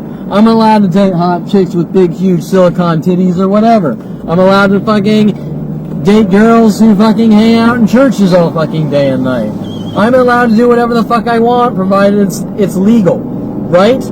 Okay. So my point is that me getting into photography should have nothing to do with my family or anyone else unless I'm actually doing something wrong, like, I don't know, it's hard to even imagine, but if I'm fucking grabbing a girl, tying her up, raping her, and taking pictures of blood on her from after raping her, then maybe you can say there's a problem with me having a camera. But there's nothing I've done. Even the bullshit paparazzi scam with Brian Longbotham at Cross Creek in Malibu, where Brian Longbotham had Tia Leone and Martin Sheen show up and asked me to take pictures of them, and he wanted to play paparazzi, is beyond any level of harmless, especially with public figures who spend all day and night getting their pictures taken, is not something that's going to rid you of the world, okay? But they were designed to stop me from ever having a camera, and that is the real question. Why these people, my family, don't want me having a camera, That needs to be talked about and addressed. For example, what do cameras do? They take photos and video. And what does photos and videos do when you're in a situation where everyone around you is trying to make you mentally ill, turn you into a violent, paranoid schizo, and lock you away for life or rid you of the world? Well, then you can ask the important questions like, why don't these people want the guy having a camera on him? And now it gets obvious. They don't want me having a camera because I could have evidence and proof of a mass crime against me. And that's what they really don't want. But my point, back to the camera, the progression of events on every single thing with me is self-defense or freedom of speech or the freedoms to go out and do what you want to do and be who you want, right? That's my point. These freedoms have been taken away from me. Why are worldwide groups parking cars backwards and in twos? Because Kevin Perlman has a camera. In punishment, did I have a camera? That's the real reason. Kevin has a camera. We don't want him having a camera, and we're going to punish you to have a camera. And the more people that hunt me down and punish me, the more pictures I take to prove. Why? Because you don't hunt down and try to kill someone for the crime of buying a camera. That's the point. Everything I've done is in self-defense. I get into studio photography. Women are paid off by Lorena Escobar, my family, and police and government to try to set me up and frame me over and over. Aubrey Fisher is sent after me. He's competing with me. I'm going to hunt you down and kill you with endless government resources and Tom Farley. I'm going to turn modelmayhem.com against you to have you hunted and killed with the entire studio photography industry. I'm going to have groups of people follow you to coffee shops, hunt you, stalk you, and try to kill you, right? What are you going to do? You're going to start taking pictures and video of these people who won't leave you alone. And then they're all going to do the same thing. Look what he's doing. He's abusing us and he's doing that. Well, it comes back to the original question. Why do you care that some guy has a camera and has done nothing wrong to anyone? Right? These people at coffee shops followed me in the beginning. Right when I bought cameras off the internet, before I even had the camera, before it even came in the mail, they were working on me. And then they're trying to say he's abusing people at coffee shops with his camera. And then police officers like Officer Toro are hunting me down. If you ever take a picture of a person, I will exercise the law in my own way. The same bullshit Mike Wexler did to me at University of Colorado right after I took a photography class. Let's go on a road trip, but you're not allowed to take a picture of a person. Why? You're allowed to take pictures of people. Photographers do it all the time.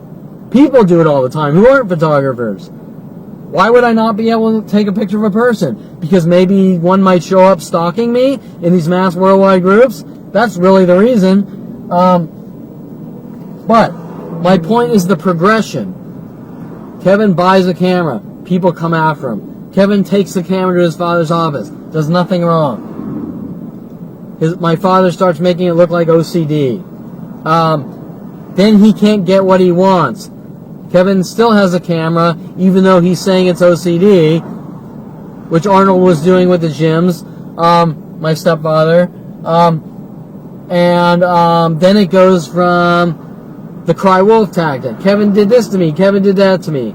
Then people start showing up in cars and clothing patterns in insane groups, like thousands to an hour at coffee shops and things like this, all wearing identical clothing, and then you have to defend yourself in self-defense and document murder operations. Kevin's taking pictures of us. This guy's abusive. He's this, he's that. And me? Just fucking leave me alone. Stop. Why won't you fucking stop stalking me? You came after me for buying the camera. You came after me for taking a photography class. You came after me for simply taking the camera to an office a few times, experimenting with lenses. You came after me for going down to the beach, taking pictures of the sunset. You came after me for doing studio and model shoots and trying to make money off that. You came after me for everything. And they keep ratcheting down to larger and larger worldwide groups. Why? Because these are kill operations. These have nothing to do with a camera. That's why. Now remember, this is the most important thing. This is not about photography. This applies to everything I've ever done in life. I play pool. This is done to me. I create art from a young child. This was done to me from young childhood, creating art. I get into pool, art, photography, coffee shops. This is done to me. You're not allowed to go to coffee shops. I start working out of gyms. You're not allowed to work out of gyms. This is done to me.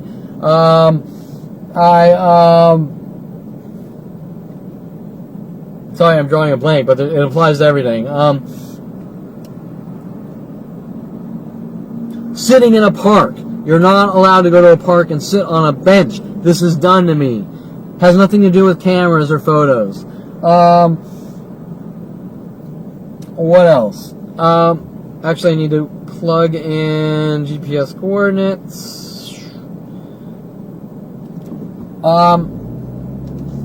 I mean, I'm sure I'm making the point, but I just want to solidify it here, right? What else? Pool, coffee shops, restaurants. You're not allowed to eat at restaurants. You eat, you eat too much food. You eat 3 meals a day, or maybe sometimes more. That's OCD, and you're not allowed to eat food at restaurants or pick up groceries. Okay? You think we're reaching here now when I'm talking about food or groceries? Where is that app? App, where are you? There we go. Right? Okay. So if I'm applying what I'm talking about here to food and groceries, 500 feet, make a U-turn. Oh wait. If what I'm talking about here is applying to food and groceries, then I've never heard of someone say you eat 3 meals a day, you eat too much food, and that's unacceptable. Now we're talking about starving people. Okay? Right? So my point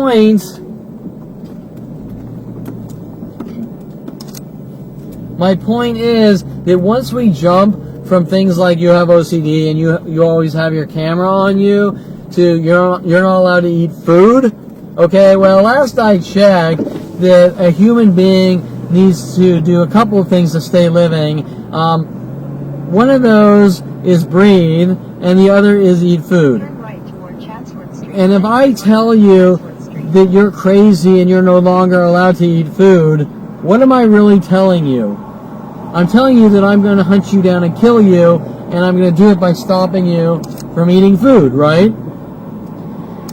Turn left toward Lindsay Avenue, then turn left onto Lindsay Avenue. So, you know what, I'm really upset because I went out and I videoed these parking lots yesterday, and I looped over the first part of the footage, and now they've slowed down their attacks, trying to make it look like, hey, he's too... Turn toward Chatsworth Street, then turn right onto Chatsworth Street.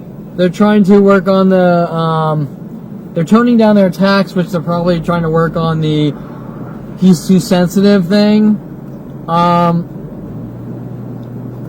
But I still got a lot of it out in Hollywood and things like that, but, these parking lots that I did yesterday aren't nearly as bad, or they're a lot less today than they were yesterday, but turn right. Whatever. So anyways, I think I still got good footage proving the cars and twos and things like that, today.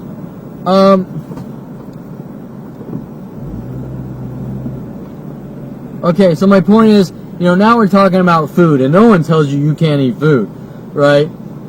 And if their argument is that I'm like an eataholic, well, let me tell you, I'm 170 pounds and 5'7". So if your argument is that I eat too much food in an unhealthy way, that one's not really going to fly, being 170 5'7", right? If I'm 400 pounds and 500, if I'm 400 pounds and 5'7", maybe you have that argument, but not at my weight. I've never been a huge fat guy. Okay, so that is the progression of these kill campaigns, right? But the point I wanted to make,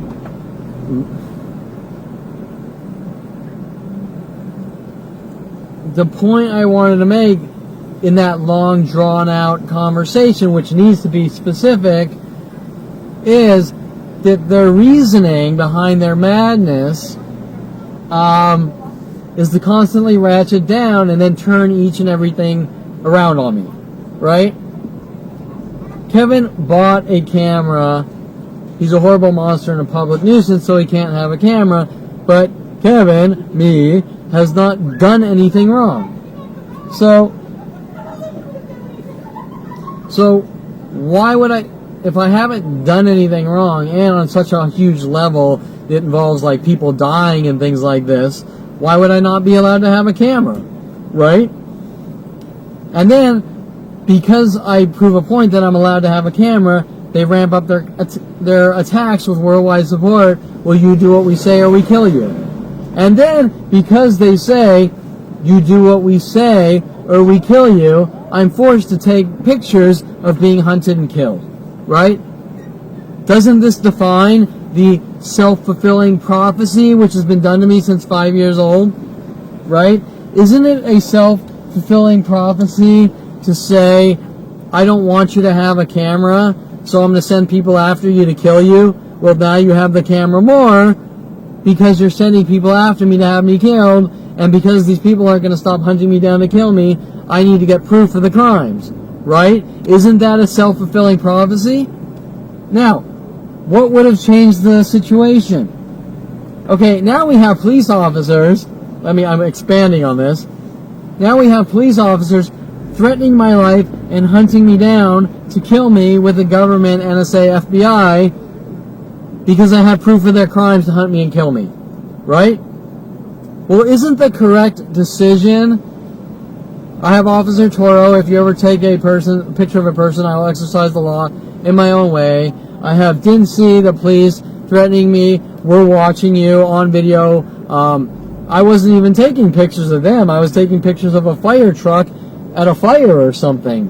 Or maybe it was the paramedics, I'm not sure. But my point is that isn't the lesson here that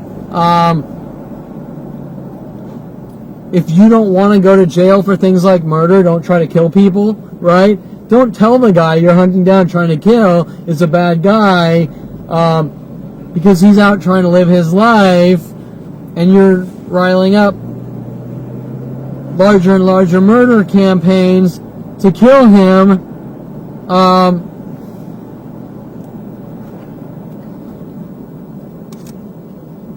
Right? Do you understand what I'm saying here? I mean, that's common sense. If you don't want to go to jail for killing someone, don't hunt down and kill someone. That's what I'm trying to say.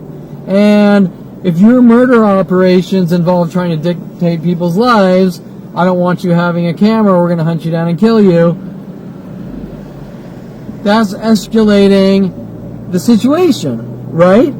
I mean, I'm just in there. I'm trying to get in photography. I'm trying to go with some of my passions, and I'm met with, if you ever get into photography, we're going to hunt you and kill you. Isn't that the type of thing is escalating the situation? Now, to say, because you're taking more and more pictures of the people we're sending you after you to kill you, and you're making us hunt you down and kill you, is the thought process of a psychotic murderer. Right? How does it start? If you ever get into photography, we're going to kill you.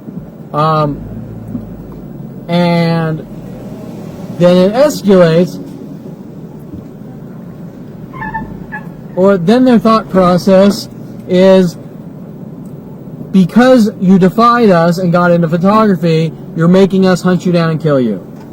And then their thought process is, because you're now defending yourself from us hunting down and killing you, you're making us hunt down hunt you down and kill you with larger and larger groups, right?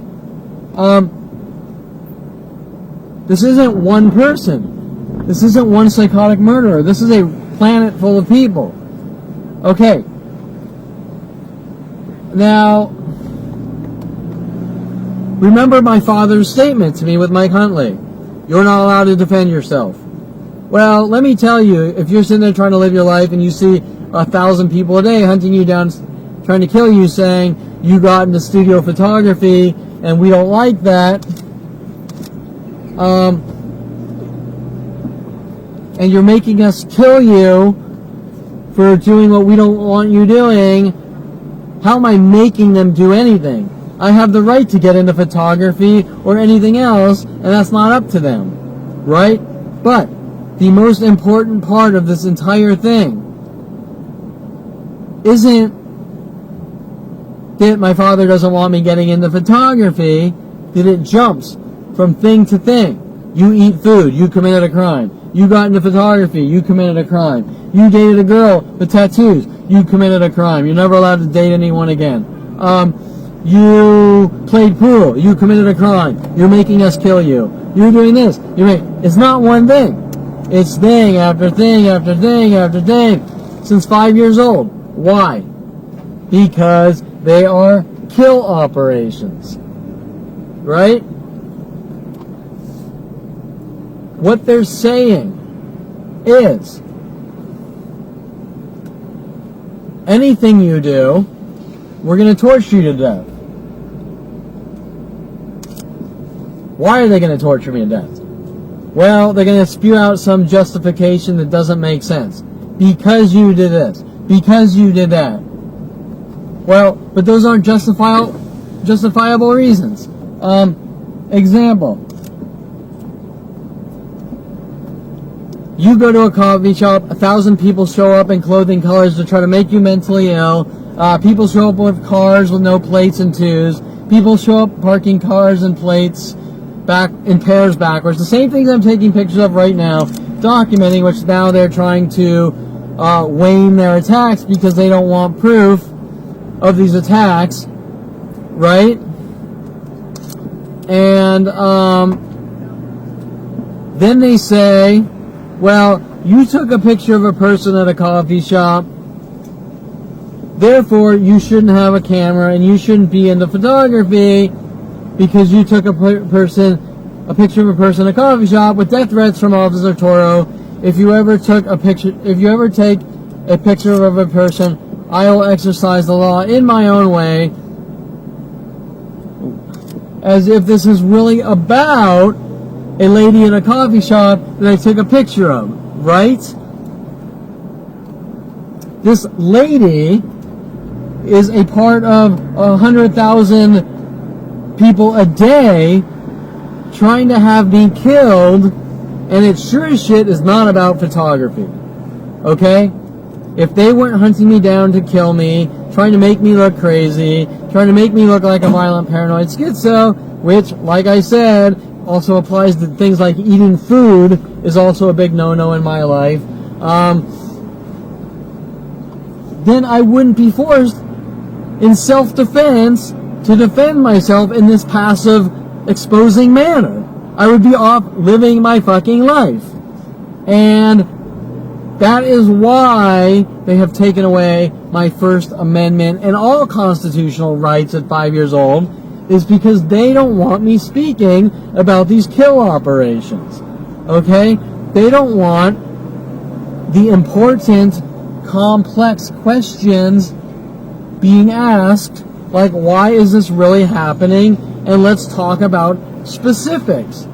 Now remember, I've contacted over 1,000 psychologists, and each and every one basically told me I'm not allowed to tell anyone anything about anything, and I need to forget about it, shut up, take my meds, and pretend nothing has happened.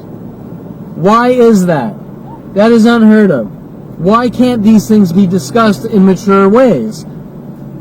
Why can't we discuss the dynamics of the situation, correct?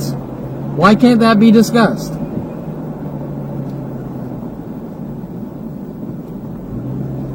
That is the most important question. Why am I not allowed to talk about it? Whether I'm crazy or not. Right? Let's for argument's sake say I'm imagining the whole thing.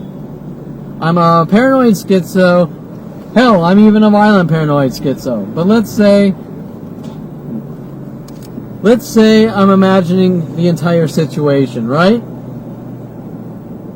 And I'm a violent paranoid schizo. Worst case scenario, those labels are thrown on me. Isn't that more reason that I should be allowed to talk about my life and the dynamics? Right? Not less reason, more reason. But yet no one wants me talking. And that is... There's a reason behind that.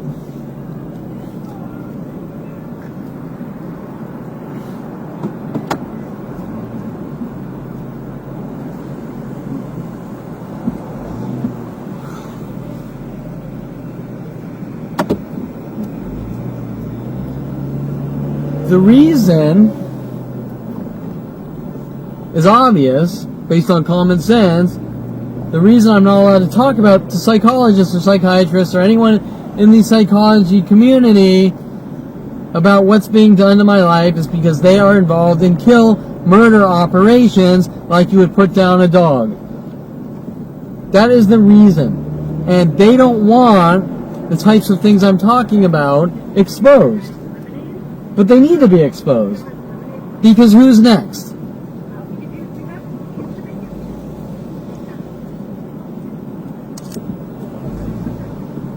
Who's going to wake up tomorrow other than me, which is very possible, right? And all of a sudden there's worldwide groups trying to kill them.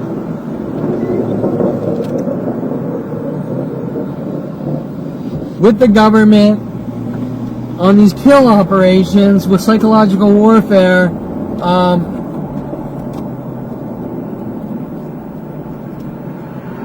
saying we don't trust you and you need to die. That's it. I think that you could be the next Unabomber, so we have worldwide campaigns to kill you, right? I mean, I think that's pretty damn important that people are protected from paranoid psychotics. Okay? Anyone can say anyone can be the next Unabomber. Okay? Anyone can say that. Nobody is the next Unabomber until they're the next Unabomber. Period. That is the way life works. I don't care who you are. I don't care if you're the best psychologist, psychiatrist in the world.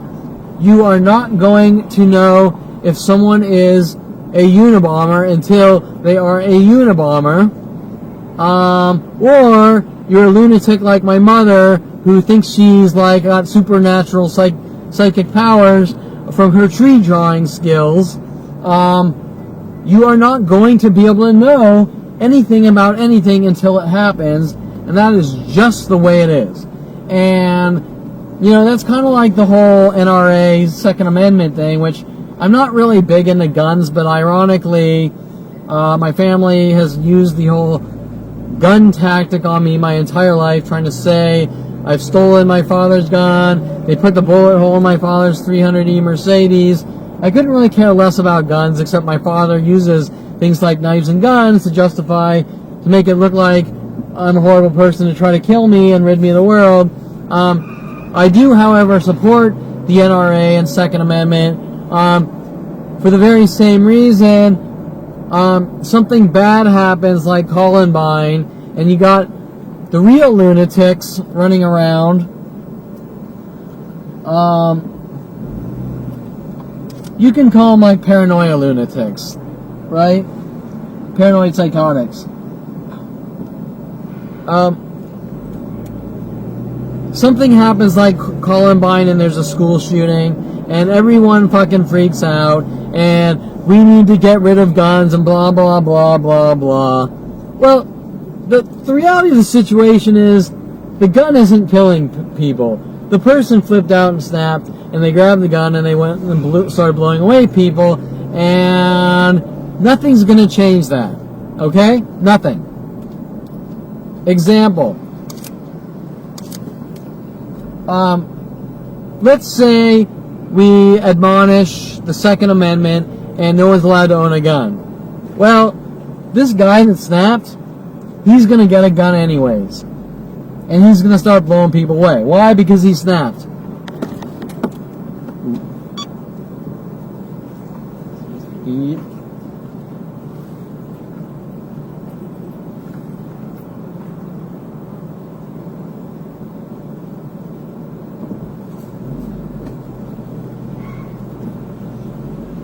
The guy snapped.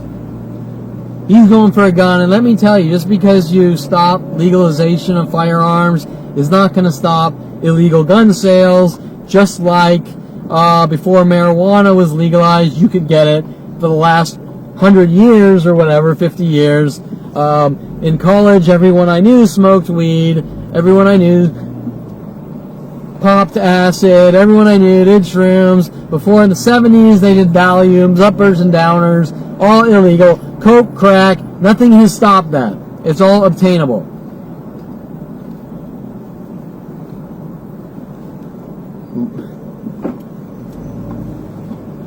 That's amazing. This entire lot yesterday, like 40% was backwards. 40% of this lot was parked backwards today. 95% was all forwards.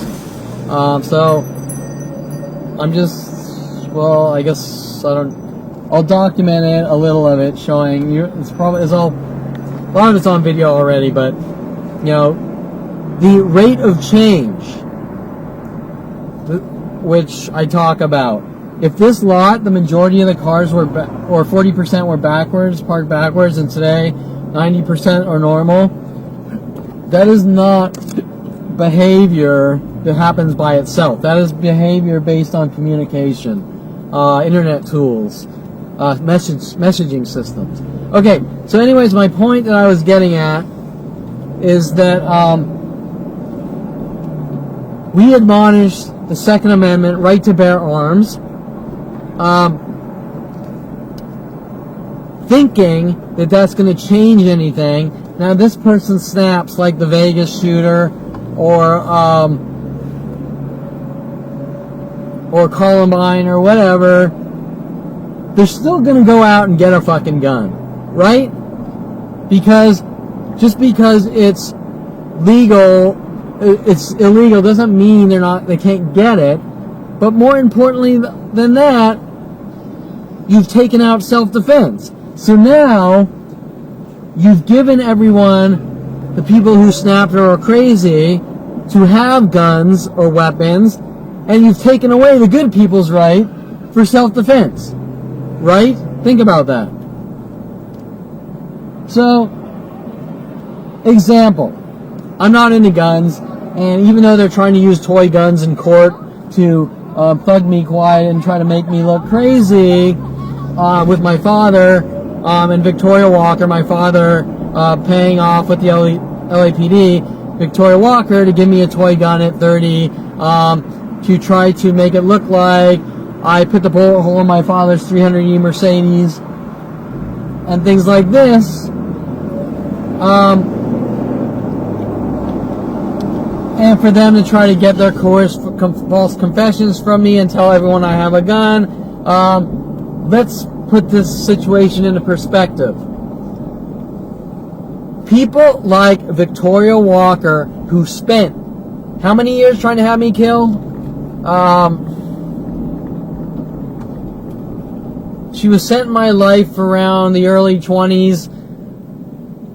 I got her out of my life at 29. She spent the entire time stalking me with the government up until now, 45. The last time I saw her, while she was trying to thug me quiet and tell me it's not a big deal that I'm being hunted and that the police have arrested me, trying to set me up, frame me, get information to use against me, while she was working with the government, moving on 187 Donegal, the penal code for murder, and the police trying to get murder confessions with her and Rhodey Morales and Mike Huntley that I tried to kill someone, killed someone.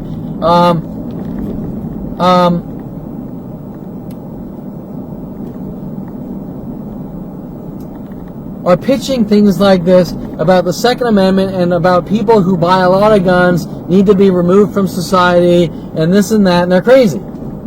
Who's crazy? The guy that owns a lot of guns, or the fucking psychopath little troll midget girl, blonde girl, who's 4'2" or something and drives the fucking huge Suburban trying to feel special, with Napoleon complexes, who invests 30 years of her life trying to hunt me down and kill me, pretending to be my friend, with the police and government. Who's the one we should be worried about? The guy off building websites and trying to do things and helping everyone in his path with passion, and creativity, and helping all the people with no money, or people who don't have it as well, or the fucking psycho girl who invests 30 years in befriending someone and moving from place to place with ulterior motives to have me killed with the government, rattling off fear-mongering and banter about people who own too many guns, even though I don't own any guns, investing her life, telling me things about Oliver, the strip club owner, got shot, so hinting that that's why she's hunting me down, trying to kill me. Hello! The Second Amendment, if anyone should own a gun, it's me, from psychopaths like that, right? So, my point is, you don't want to take away the Second Amendment saying good people can't defend themselves against psychopaths, because psychopaths are going to get the fucking guns no matter what. And, to further my statement, people like Columbine or the Vegas shooter, if they can't fucking get a gun, they're just going to hop in their car and fucking mow down 100 people, right? So, what did you solve? What did you solve by taking the First Amendment out of the equation, the right to defend yourself, the right to bear arms? The only thing you solved is that the psychopaths are going to get away with killing people, and the good people are just going to die. Like my father and Mike Huntley, the psychopaths, you're not allowed to defend yourself. Of course the psychopaths don't want you to defend yourself. That's the point. They want to take over the world or kill anyone in their path, and they don't want accountability or repercussions. Alright, hold it. Okay, so I'm stopping this for a sec. Okay, it was getting dark and I needed some lighting. And I've been talking a lot.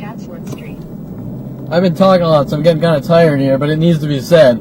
Okay, and my point I was getting to is that these psychopaths are people like my...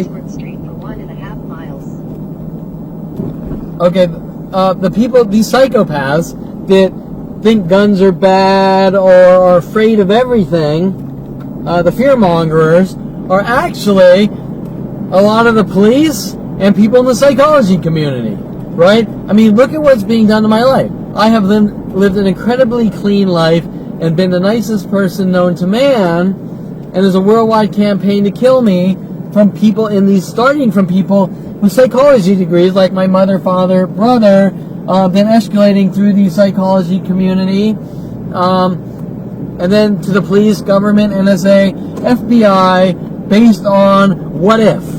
What if Kevin is like the Unabomber? What if Kevin does this? What if Kevin does that? But that doesn't apply to anyone based on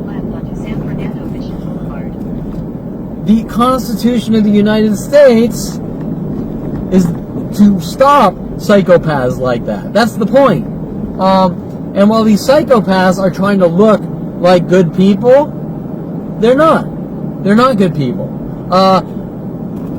Example, what NSA is doing is based on psychotic paranoia. Where the NSA talks about, and this is why Edward Snowden is so important, and why I'm the example of what Edward Snowden talks about, and why I'm sort of categorized as the proof of what Edward Snowden came forward about,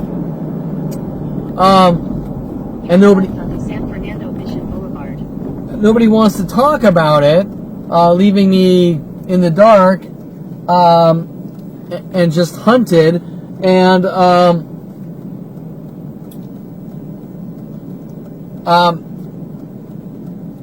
if you don't think, this is important, because this applies to everything I'm talking about in me.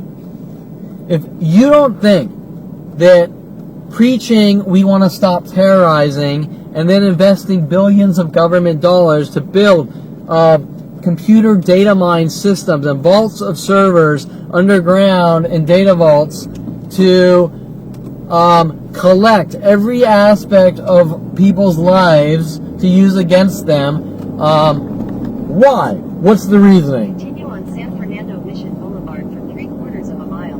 Well, their reasoning is to pull the wool over everyone's eyes and say we're collecting every detail about every person in the U.S. so we can stop terrorism. Well, yeah, I agree that it might introduce another layer to go after terrorists.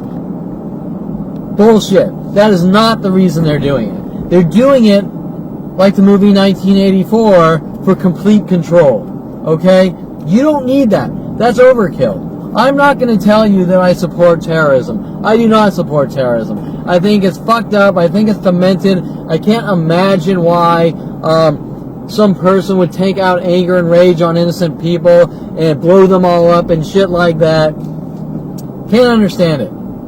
But do you sacrifice all of our freedoms and give In 1,000 feet, use the right lane to turn right onto Reseda Boulevard. and give the government the ability to rape us every way known to man in the name of terrorism? And do you think that all the people in the government are honest people? Of course not. Use the right lane to turn right onto Reseda Boulevard. 90% of the government is corrupt as shit anyways. Do you want those people with the power to data mine every... Quarter mile, use the left 2 lanes to turn left onto Rinaldi Street. Sorry, I'm listening to GPS and trying to talk. Do you want the amount of corruption in the government is like 90%, and do you want those people running around with just the ability to do what's done to my life in their hands? Okay? The ability, okay? Think about this.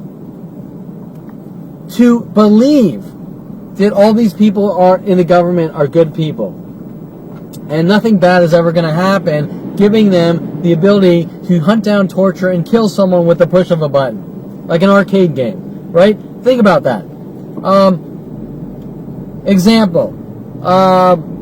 Maybe you're friends with someone and they know someone who works in the NSA. You mal-doctor them. They go to someone they know in the NSA and they say, I don't like this person. Can you put them on this list and have them killed like they're doing to me? 2 lanes to turn left onto Rinaldi Street. Okay, now this is a theoretical situation, but I want you to think about human behavior. Do you honestly believe? Continue on Rinaldi Street for half a mile. Do you honestly believe that everyone is a good person, especially in the government? My point. Theoretical. You know someone, they know someone in the NSA, they don't like this person, they just happen to know that that person in the NSA is a corrupt piece of shit, and they go, this person said these things and I think he's a terrorist, and put them on this list and hunt them down and put them on this kill list or whatever, which is not supposed to exist, but remember, NSA also wasn't supposed to exist Quarter mile, use the right lane to turn right onto Wilbur Avenue. until Edward Snowden came forward, right?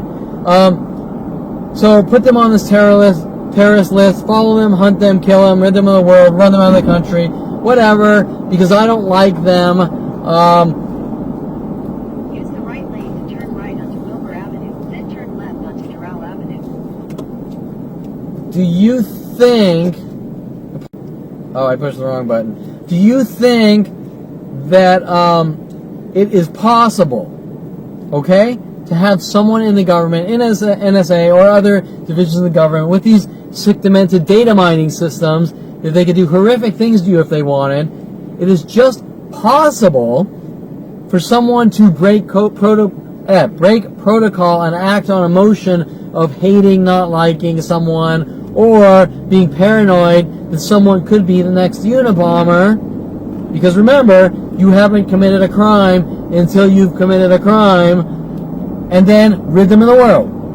Is it, I'm going to talk like a lawyer, is it or is it not possible that could happen? Do you want to put that kind of power in the government's hands?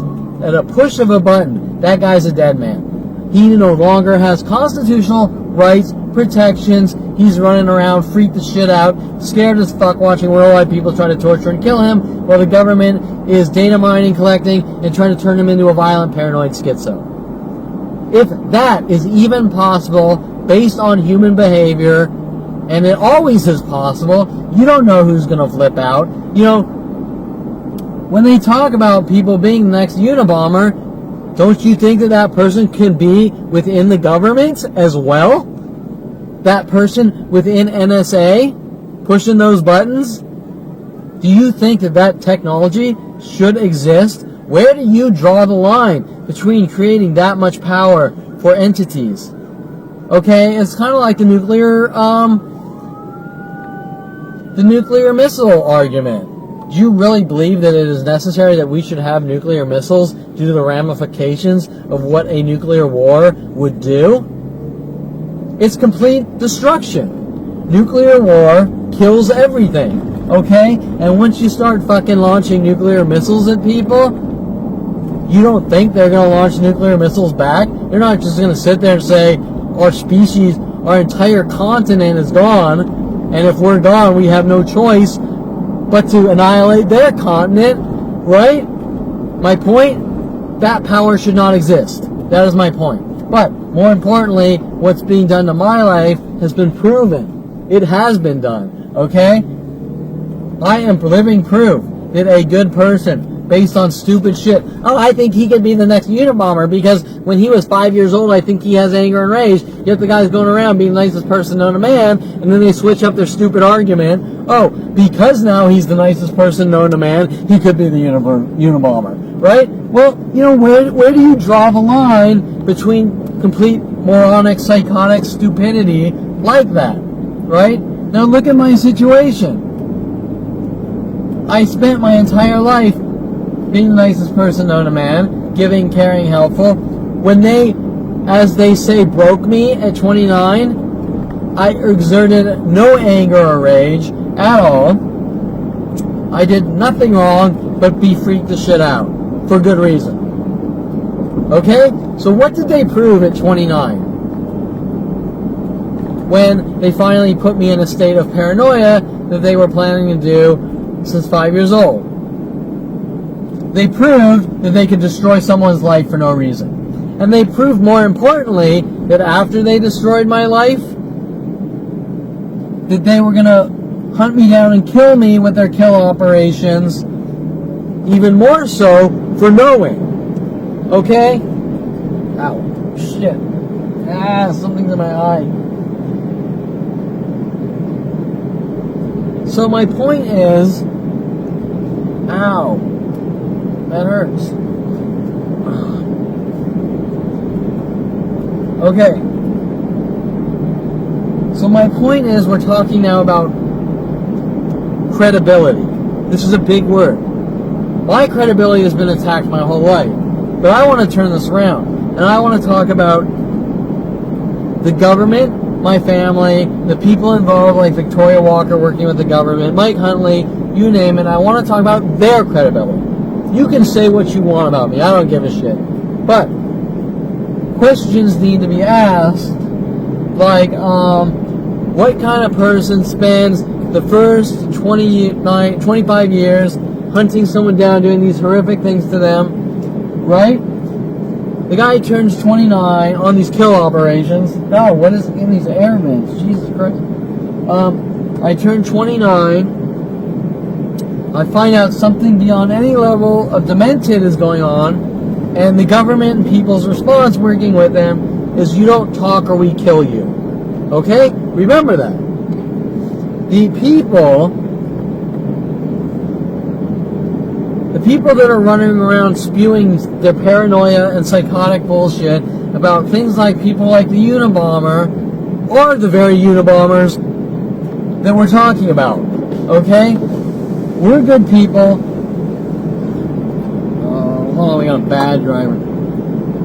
What are you doing, lady?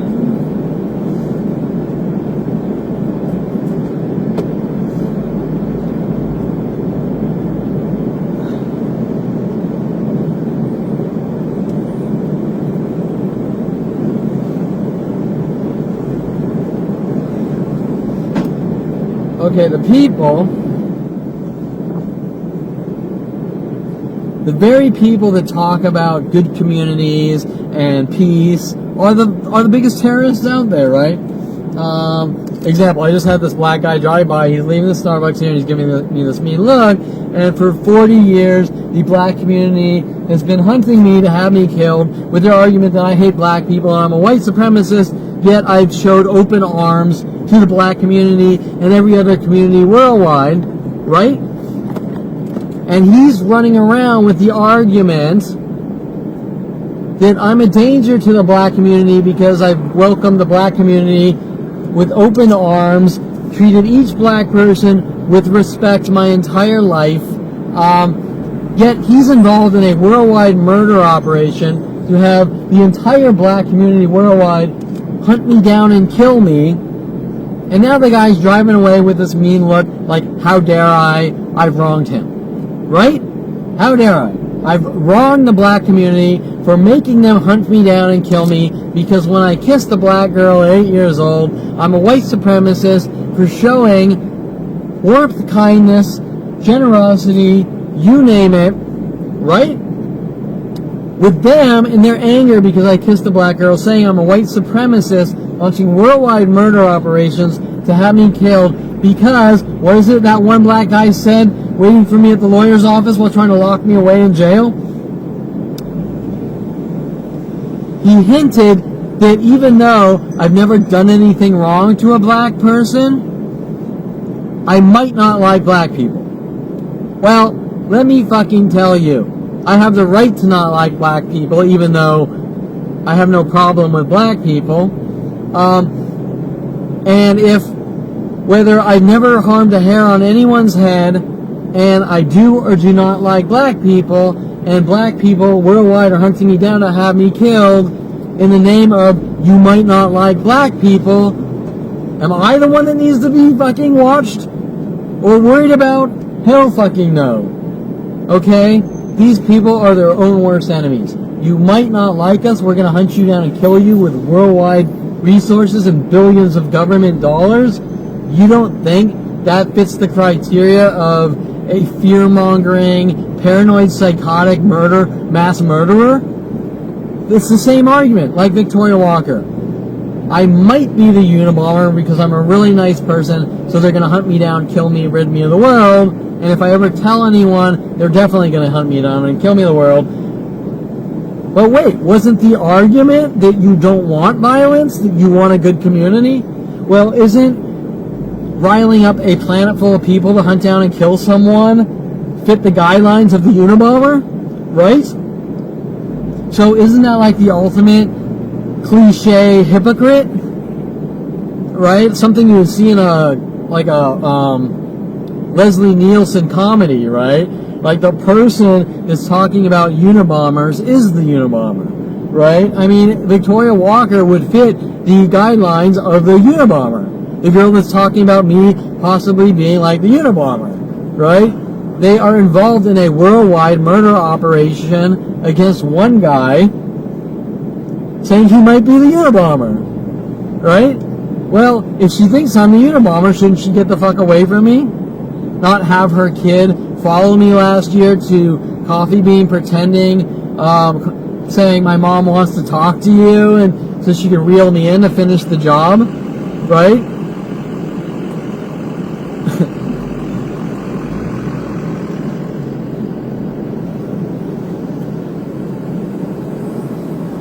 Right? And if she were here, I'm sure she'd be giving me mean looks like I ruined her life for saying that she won't stop hunting me down and trying to kill me with worldwide support. That's how insane this is. So anyways, but you'll notice, once again, how is it, this is the key conversation here, how is it that I just jumped, right, from the black community hunting me down at 8 years old for kissing a black girl with worldwide support stating I'm a white supremacist and could hate black people, I need to be hunted, killed, and die. Right? And now I'm jumping to Victoria Walker, and I'm possibly the Unabomber, and I need to be removed from society. Right? How is it that I just jumped from racial to Unabomber? Right? Okay? And then before that, it was about photography and it being abusive with photography. Right? And then before that, it's I'm a pedophile. And then before that, I'm a car thief. And then before that, it's, what else? There's so many. I mean, they're in the thousands. I'm a fraud. I got into the entertainment industry or adult industry, building my adult websites and adult systems, working with porn stars and models, it's fraud because I'm just doing it to meet women, pretending that all the work doesn't exist. Studio photography, same packaged response. I got into studio photography to meet women, even though one of my photo shoots, one of my studio photography images might take 40 to 100 hours just for one picture, while all the other guys in the adult industry snap off a fucking 500 pictures in 10 minutes and go, I'm done, right? Like, no talent, no skill. And I'm not generalizing here. I'm not saying it doesn't take talent or skill. My point is that my work shows not only is it a completely different style, and that's funny, somehow that's also a crime because it's the word style and it's a different style. But not only is it a different style, but one 3D animation CG computer backdrop on green screen might take me 40 hours to 100 hours to build and composite and do all the work, whereas like a porn shoot or something, you're just snapping off pictures and they're in front of a light in the studio and it's a done deal, right? So I'm not saying it doesn't take skill, but what I'm saying is if I got into studio photography to get laid, right?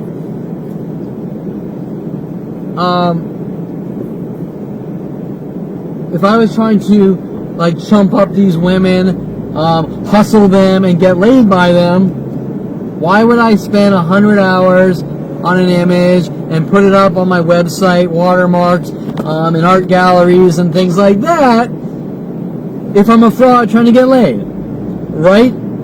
So the argument has no merit. Their argument has no merit. There's really nothing you can say unless you say, I'm not going to let anyone see your artwork. And that is one of the things they're doing.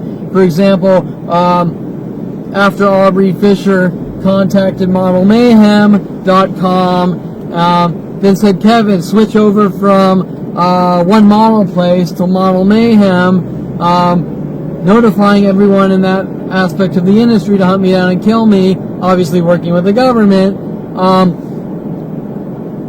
Why would Model Mayhem ban me and try to stop me from having a portfolio, right? And I can tell you why. Because their argument that Kevin's a fraud and trying to get laid instead of do photography is easier to say about someone if they try to hide the imagery and pretend the imagery doesn't exist. That's why they banned me. And when they banned me, they tried to hide everything. My old portfolio, like for example, normally the account is closed down, but the information is still there. They took out everything. They wiped everything, right? But back to the point. Why am I jumping here from studio photography, adult websites, pedophilia,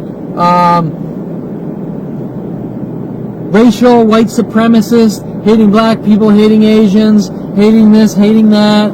I'm the Unabomber. Why am I jumping from thing to thing? Have you ever heard of anything like that? Right? Do you understand what I'm saying? Have you ever heard of a situation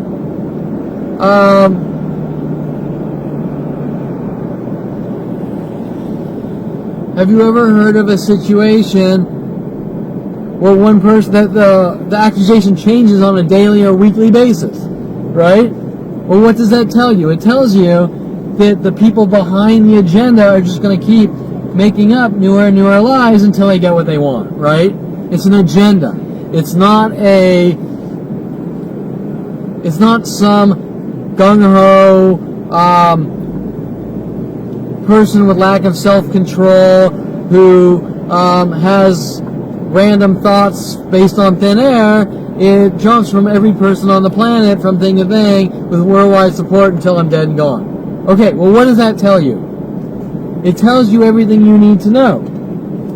This is a coordinated agenda with endless resources, endless government operations, you name it, to exterminate me. Okay? Unheard of. These are kill operations. Once you get past the noise,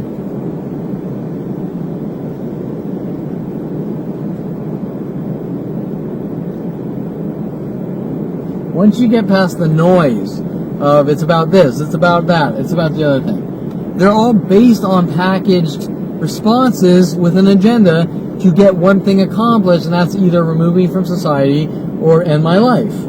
That is it. And so they are kill operations. They are not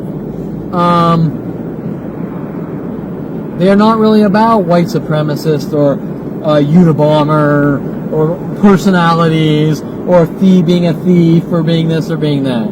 They are based on extermination. 5 years old, we don't like this person, we don't trust him, he found out too much as things get worse, and so and that's what it's about. The rest is all bullshit.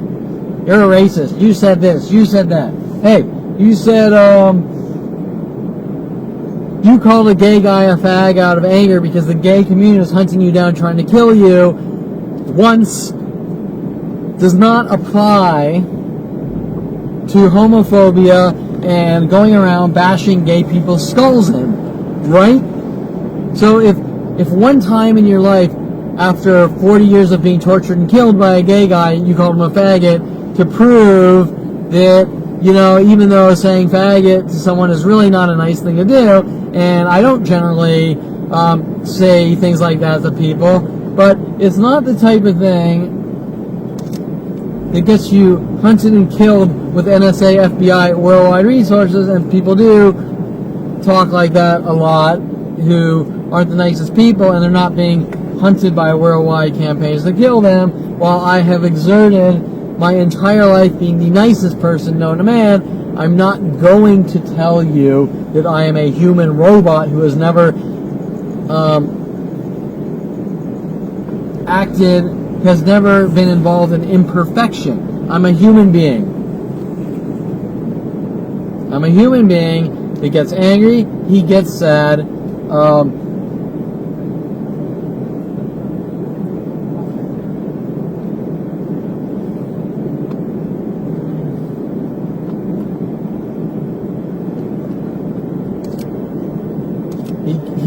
he gets angry, he gets sad. I need food to eat. If something really bad happens, I might get depressed for a while. I feel pain. If people psychologically torture me, I feel pain. If people physically hurt me, I feel pain. If I have bad memories, it creates pain. I'm a fucking human being, okay? And nobody tells someone that they're not allowed to be a human being or they're going to be tortured and killed. Okay? Nobody. And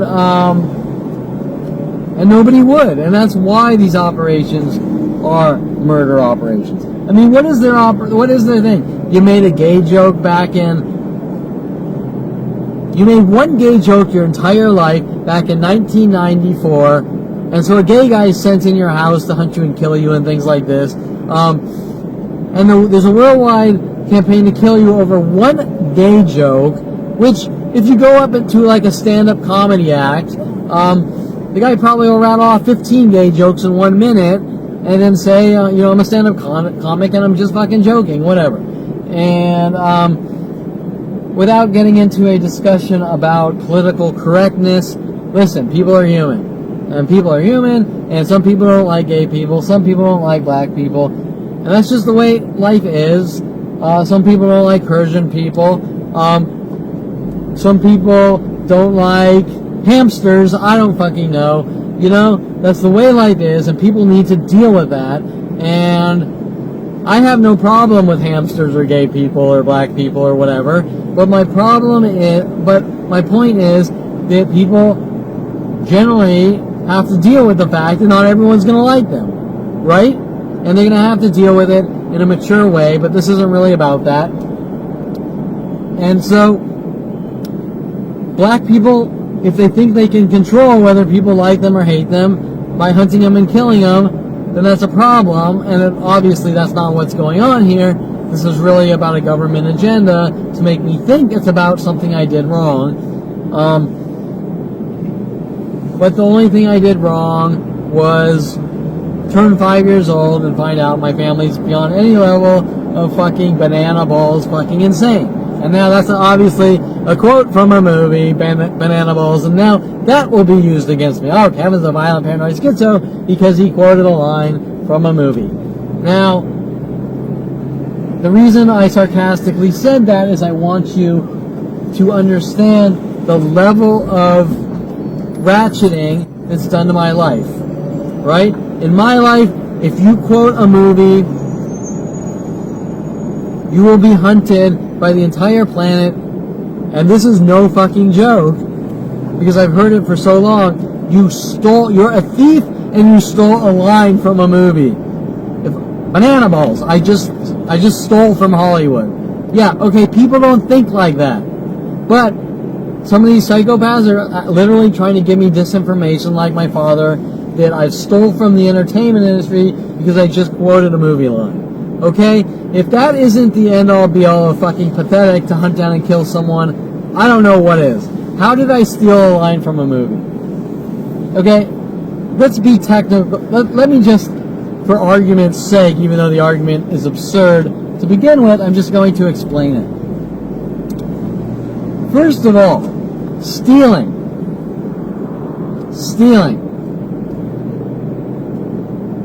If I am a stand-up comic and I write the same jokes as another comedian, and I make money,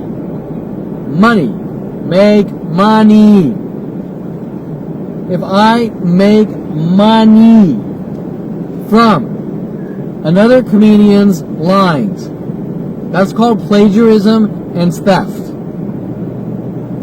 If I am Kevin Perlman and I go to a comedy act and a comedian says a joke and then I tell the joke to my friend or someone else, or I post it on IRC, or I post it on Facebook, or whatever, right? That is not theft, that is not plagiarism, that is material that the guy is giving out, just like when you listen to an album and you walk around singing the song, has nothing to do with stealing or theft. Yet Mike Huntley and these worldwide murder operations with the police, government, Hollywood, the entertainment industry, the adult industry are claiming that I'm a thief and I've stolen from them by quoting these lines. Sometimes, if I go to a movie and I think it's funny and I quote the line, I've somehow stolen from the entertainment industry. Okay, well that is the stupidest argument I have ever heard, and it is actually being used. And why is it being used?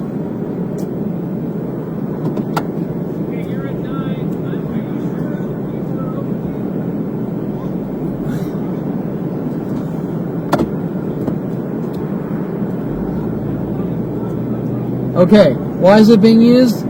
Do you actually think that these people are so stupid that they believe the stupidity, like something from the movie Dumb and Dumber, that they're actually ranting off? Of course not. They don't believe it. They're just doing it to make me think that them hunting me down, bugging me, bullying me, and killing me is justified. They don't actually believe the stupid shit they're saying. But my point is that is how far they will go to justify these murder operations. I mean, right now I'm documenting a parking lot with cars in the thousands. There's probably about 4,000 cars in this lot directed at me to create mental illness. In this huge lot I'm driving through right now. And all these people are running around with arguments like, you stole from the entertainment industry by quoting lines from a movie while walking around or joking around on Facebook. And I'm making the entertainment industry hunt me down and kill me because I'm making them because I'm quoting lines from a movie. I've stolen from them. Bullshit. That's what people do. They watch movies, they like it, they relate to it, they quote the line from the movie, and that is it. Okay? Nobody would tell you that.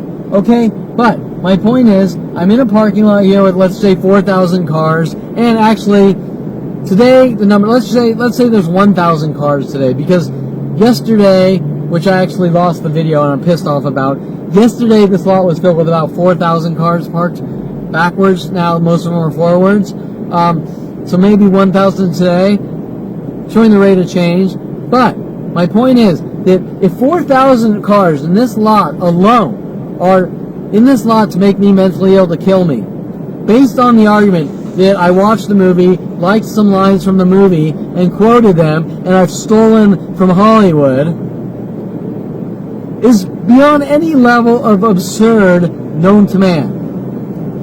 They do not believe the bullshit they are shoveling. That's my point. So, if the bullshit they are shoveling is so fictional or out there, and it's from that many people trying to have me killed, right? Is there reasoning about what they're saying? No, of course not. Well, okay, so here's the conundrum or dilemma, right? My entire life, these people have been trying to set me up, as I talked about. They're trying to set me up to do something horrible. Why? To remove me from society. But for my entire life, they failed, right? Now, because they failed, they need to cover up their mass crime spree, right? So they gotta make up the lies. So they start telling people these stupid things. And some of the people actually believe the stupidity, which is amazing. But they just keep making up new lies because they couldn't get what they wanted, and they don't want me talking, right? So the lies keep changing to cover up the crime. Trying to make it look like I'm a public nuisance. So I'm doing all these horrible things to people. Worldwide. But they could never, here's the irony, what they wanted was to get me to do something like go out and kill someone so they could make it look justified. But they failed. So now they look stupid, right? Does that make sense? They've exposed themselves. They couldn't set me up. They couldn't get me to commit a crime. They couldn't snap me. They couldn't get me to hurt someone. They couldn't get me to physically attack someone, which they falsified charges. They failed on every level known to man. They failed, they failed, they failed. They have failed my entire life. So now they look really stupid. The manpower and resources over their entire failure, and the only thing that they can use against me is a falsified misdemeanor conviction that I supposedly battered Bailey Bernard, which actually assaulted and battered me first, and I had to try to stop him in self-defense. I'm not going into the specifics now. Is still shown excessive force. It shows excessive force. It shows the punishment for the crime. Example, people do punch people, right? And if I punch some guy and he wasn't hurt, and his biggest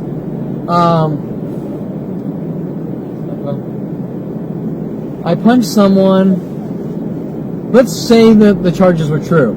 I punched Bailey Bernard.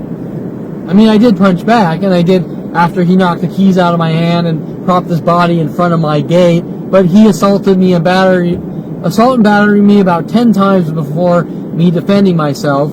which, like usual, I'm not allowed to defend myself, according to my father and the police. My point is that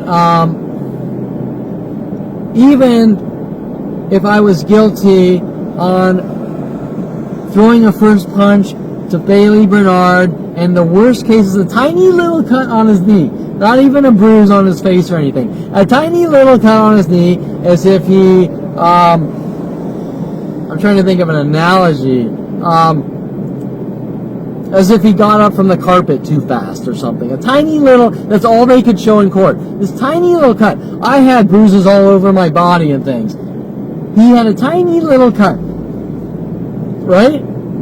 Even if that was true, if I threw the first punch, and he didn't follow me home, which he stated. He states on the court transcripts, he followed me home. He propped his body against my gate. I don't know if he stated in court that he propped his body against my gate, but he stated he followed me home. That's enough. I followed some guy home, and he fucking didn't like being followed and yelled at. Right? That is the type of thing that gets you decked. Okay? Following people home and saying you're not allowed to go in your house. Wait. I guarantee you, if you follow someone home and say, you better not go in your house, you're going to fucking punch them. I guarantee you. Well, I didn't throw the first punch. I waited till he knocked the keys out of my hand, showing that he was a danger to my life. But let's say that I was guilty of this misdemeanor, this harmless little misdemeanor. Let's say I was guilty. There is a worldwide campaign to kill a man over this tiny little misdemeanor, right? That is my entire, up until like 4 months ago or 6 months ago, I had a clean record my entire life, until they got so desperate to falsify these charges. And so my point is that,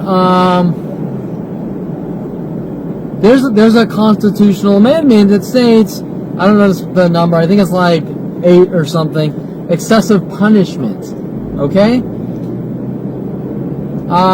The punishment must fit the crime, and then there's excessive punishment. So for example, if a guy punches another guy, he goes to court and is convicted for this tiny little misdemeanor, right? Not a felony, a misdemeanor. And he's convicted. Now there's a worldwide campaign to kill him, saying that you got convicted for punching someone. Think about that. That goes beyond the concept of excessive force. That's not like Rodney King times 1 billion. Okay? This parking lot alone, which is fairly good today, actually after yesterday, 4,000 cars parked backwards. I'm just throwing a random number. In almost every parking lot in the world directed at me, let's say because I punched a guy. Right? Is that or is that not excessive force? Do people punch people? Example, when you were in high school, did you ever know someone that got in a fist fight? Okay? When you were in high school, do you know someone that got in a fist fight, started the fist fight, and there's a worldwide campaign to kill him over? Okay? Would that make any sense? Right? No, of course not. It makes no sense. Because it's not about the fight, right? Kids in high school got in fights all the damn time. Nobody gave a flying fuck. They went to detention or whatever. Or mommy, this person. Or maybe a teacher spoke to them and said, this is unacceptable. Worst case scenario, they got expelled from school. Right? Did the guy have a worldwide campaigns to hunt him and kill him? Hell no. Did the guy get older and say, when I was 14, I punched someone and, I was kind of a dick back then? Yeah, all the time. I mean, that is a common scenario in society. Okay, so my point is that even if these tiny misdemeanors were true, why was I sent to maximum security prison on a misdemeanor? Which they have made sure it didn't get on record, right? I can't get any record of that, and I lost at the last minute all the paperwork I had proving it. Once they found out, from other people in the jail that I was bringing home paperwork proving that I was at Pitch's Wayside for these tiny little things. They stopped giving me any type of paperwork, because everything you do in jail, they give you a receipt, right? You go talk to the medical guy, they give you a piece of paper and things like this. And so they stopped giving me all that paperwork because they found out I was collecting proof of what they were doing, right? Anyways, my point was that whether if I punched a kid at 8 years old or Bailey Bernard, they're not things that there's worldwide campaigns to kill you over, saying you're the next Unabomber. That's the fucking point, right? So anyways, I'm gonna end this here because I'm tired and I need food. And this is going to be a really long one, but I think it's important. But I just wanted to sum up that everything that's being said is all bullshit. It's not about anything that's being said, especially to me. It's all disinformation to make me think I deserve to be hunted and killed. There are kill operations by the psychology community that involves brainwashing.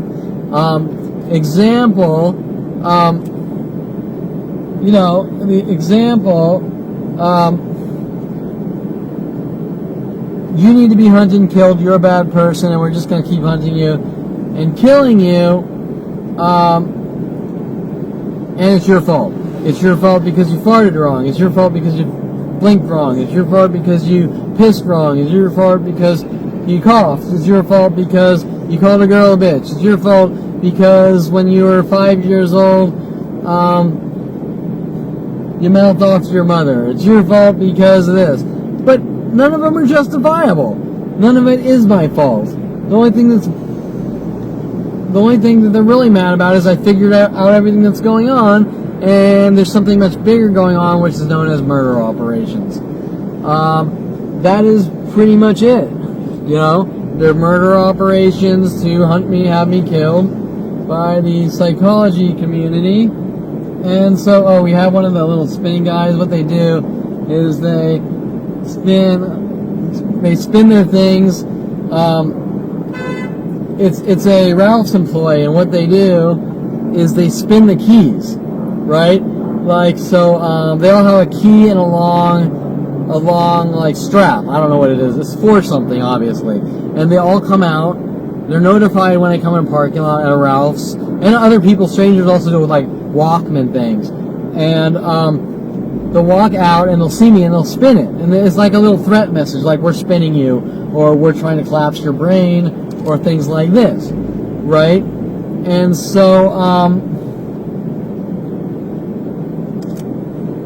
so they're told, like everything else, to do it in packaged patterns. So that guy saw me, he started spinning, so I start videoing him getting proof, because they think the longer they do it that I have to ignore it until they can get a reaction, right? I'm going to keep provoking you until you get a reaction, and you need to ignore it. And by telling someone to ignore it, like I explained before, if you try to ignore being provoked forever, what's the end result?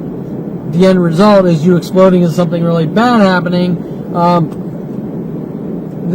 And I'm told this by the psychology community and lawyers, to ignore it because they want to set me up and lock me away for what I know. Hence their motive, right?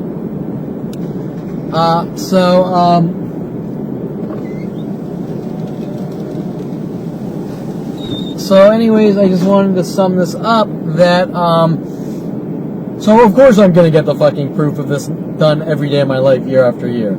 And then they're going to try to say he's abusive and harassing us with his camera, right? And then the cops are going to play this stupid game that this is about finding out who I am, whether I'm a photographer or not. Stupid shit that doesn't make any sense. Anyways, you get the idea that these are all really kill operations by the psychology community and government, starting at 5 years old, just to remove me from society and off me. And it starts from my family with their psychology degrees. Key word, they all have psychology degrees. But what really needs to be talked about is how this goes up the chain of command all the way up to the White House of the United States, people in Senate, Congress, government, what they're trying to hide and cover up by diverting the topics and what's going on. Because let me tell you, when I went with policeabuse.com all around the world and U.S. to prove what was going on, one of the places I went was to the United States, Washington, D.C., to the White House of the United States. They had me walk in the tourist area with the other tourists for 10-15 minutes, and White House security followed me all through the city in an obvious way, trying to thug and scare and intimidate me quiet. Now, if I'm some random crazy guy, where there are tons of homeless crazy guys or people talking to themselves and shit like that, which nobody gives a flying fuck about, why was the White House and all the security companies on alert when I simply went to Washington, D.C., and I won't even talk about all the other things that happened, like people getting hotel rooms next to me and hacking my computers and all the other things that were going on. That's for a different dialogue. All associated with the government, police, Secret Service, NSA, FBI, you name it, to try to thug silence me. Those are for different topics, but what you need to understand is the reason why the United States, the White House of the United States, is on alert is because these are sanctioned government kill operations with the psychology community, judicial system, NSA, and organizations like NSA, which we probably have no clue exist, right? And if you want to use analogies like the movie Conspiracy Theory, where they talk about MK Ultra, which I think is just a fictional thing, there probably are all sorts of weird, freaky things that we don't know about going on, which I'm not a conspiracy theorist, but I can tell you that what is being done to my life is a mass conspiracy to thug, terrorize, torture, and have me killed worldwide. And it's not because I'm a crazy man, it's because of what I stumbled onto being done to me. Anyways, I will leave it at that. And this is a really long segment, so anyways, I hope you listen to all these, or eventually listen to all these. And when I say enjoy, it's not the enjoy tactic that the restaurants are doing to me. I say a legitimate enjoy, and I hope you really understand this and more about me and more about the situation and what is going on, and that everything being said about me is lies worldwide to cover up the mass crime. The mass crime spree with the government, psychology community, and worldwide support.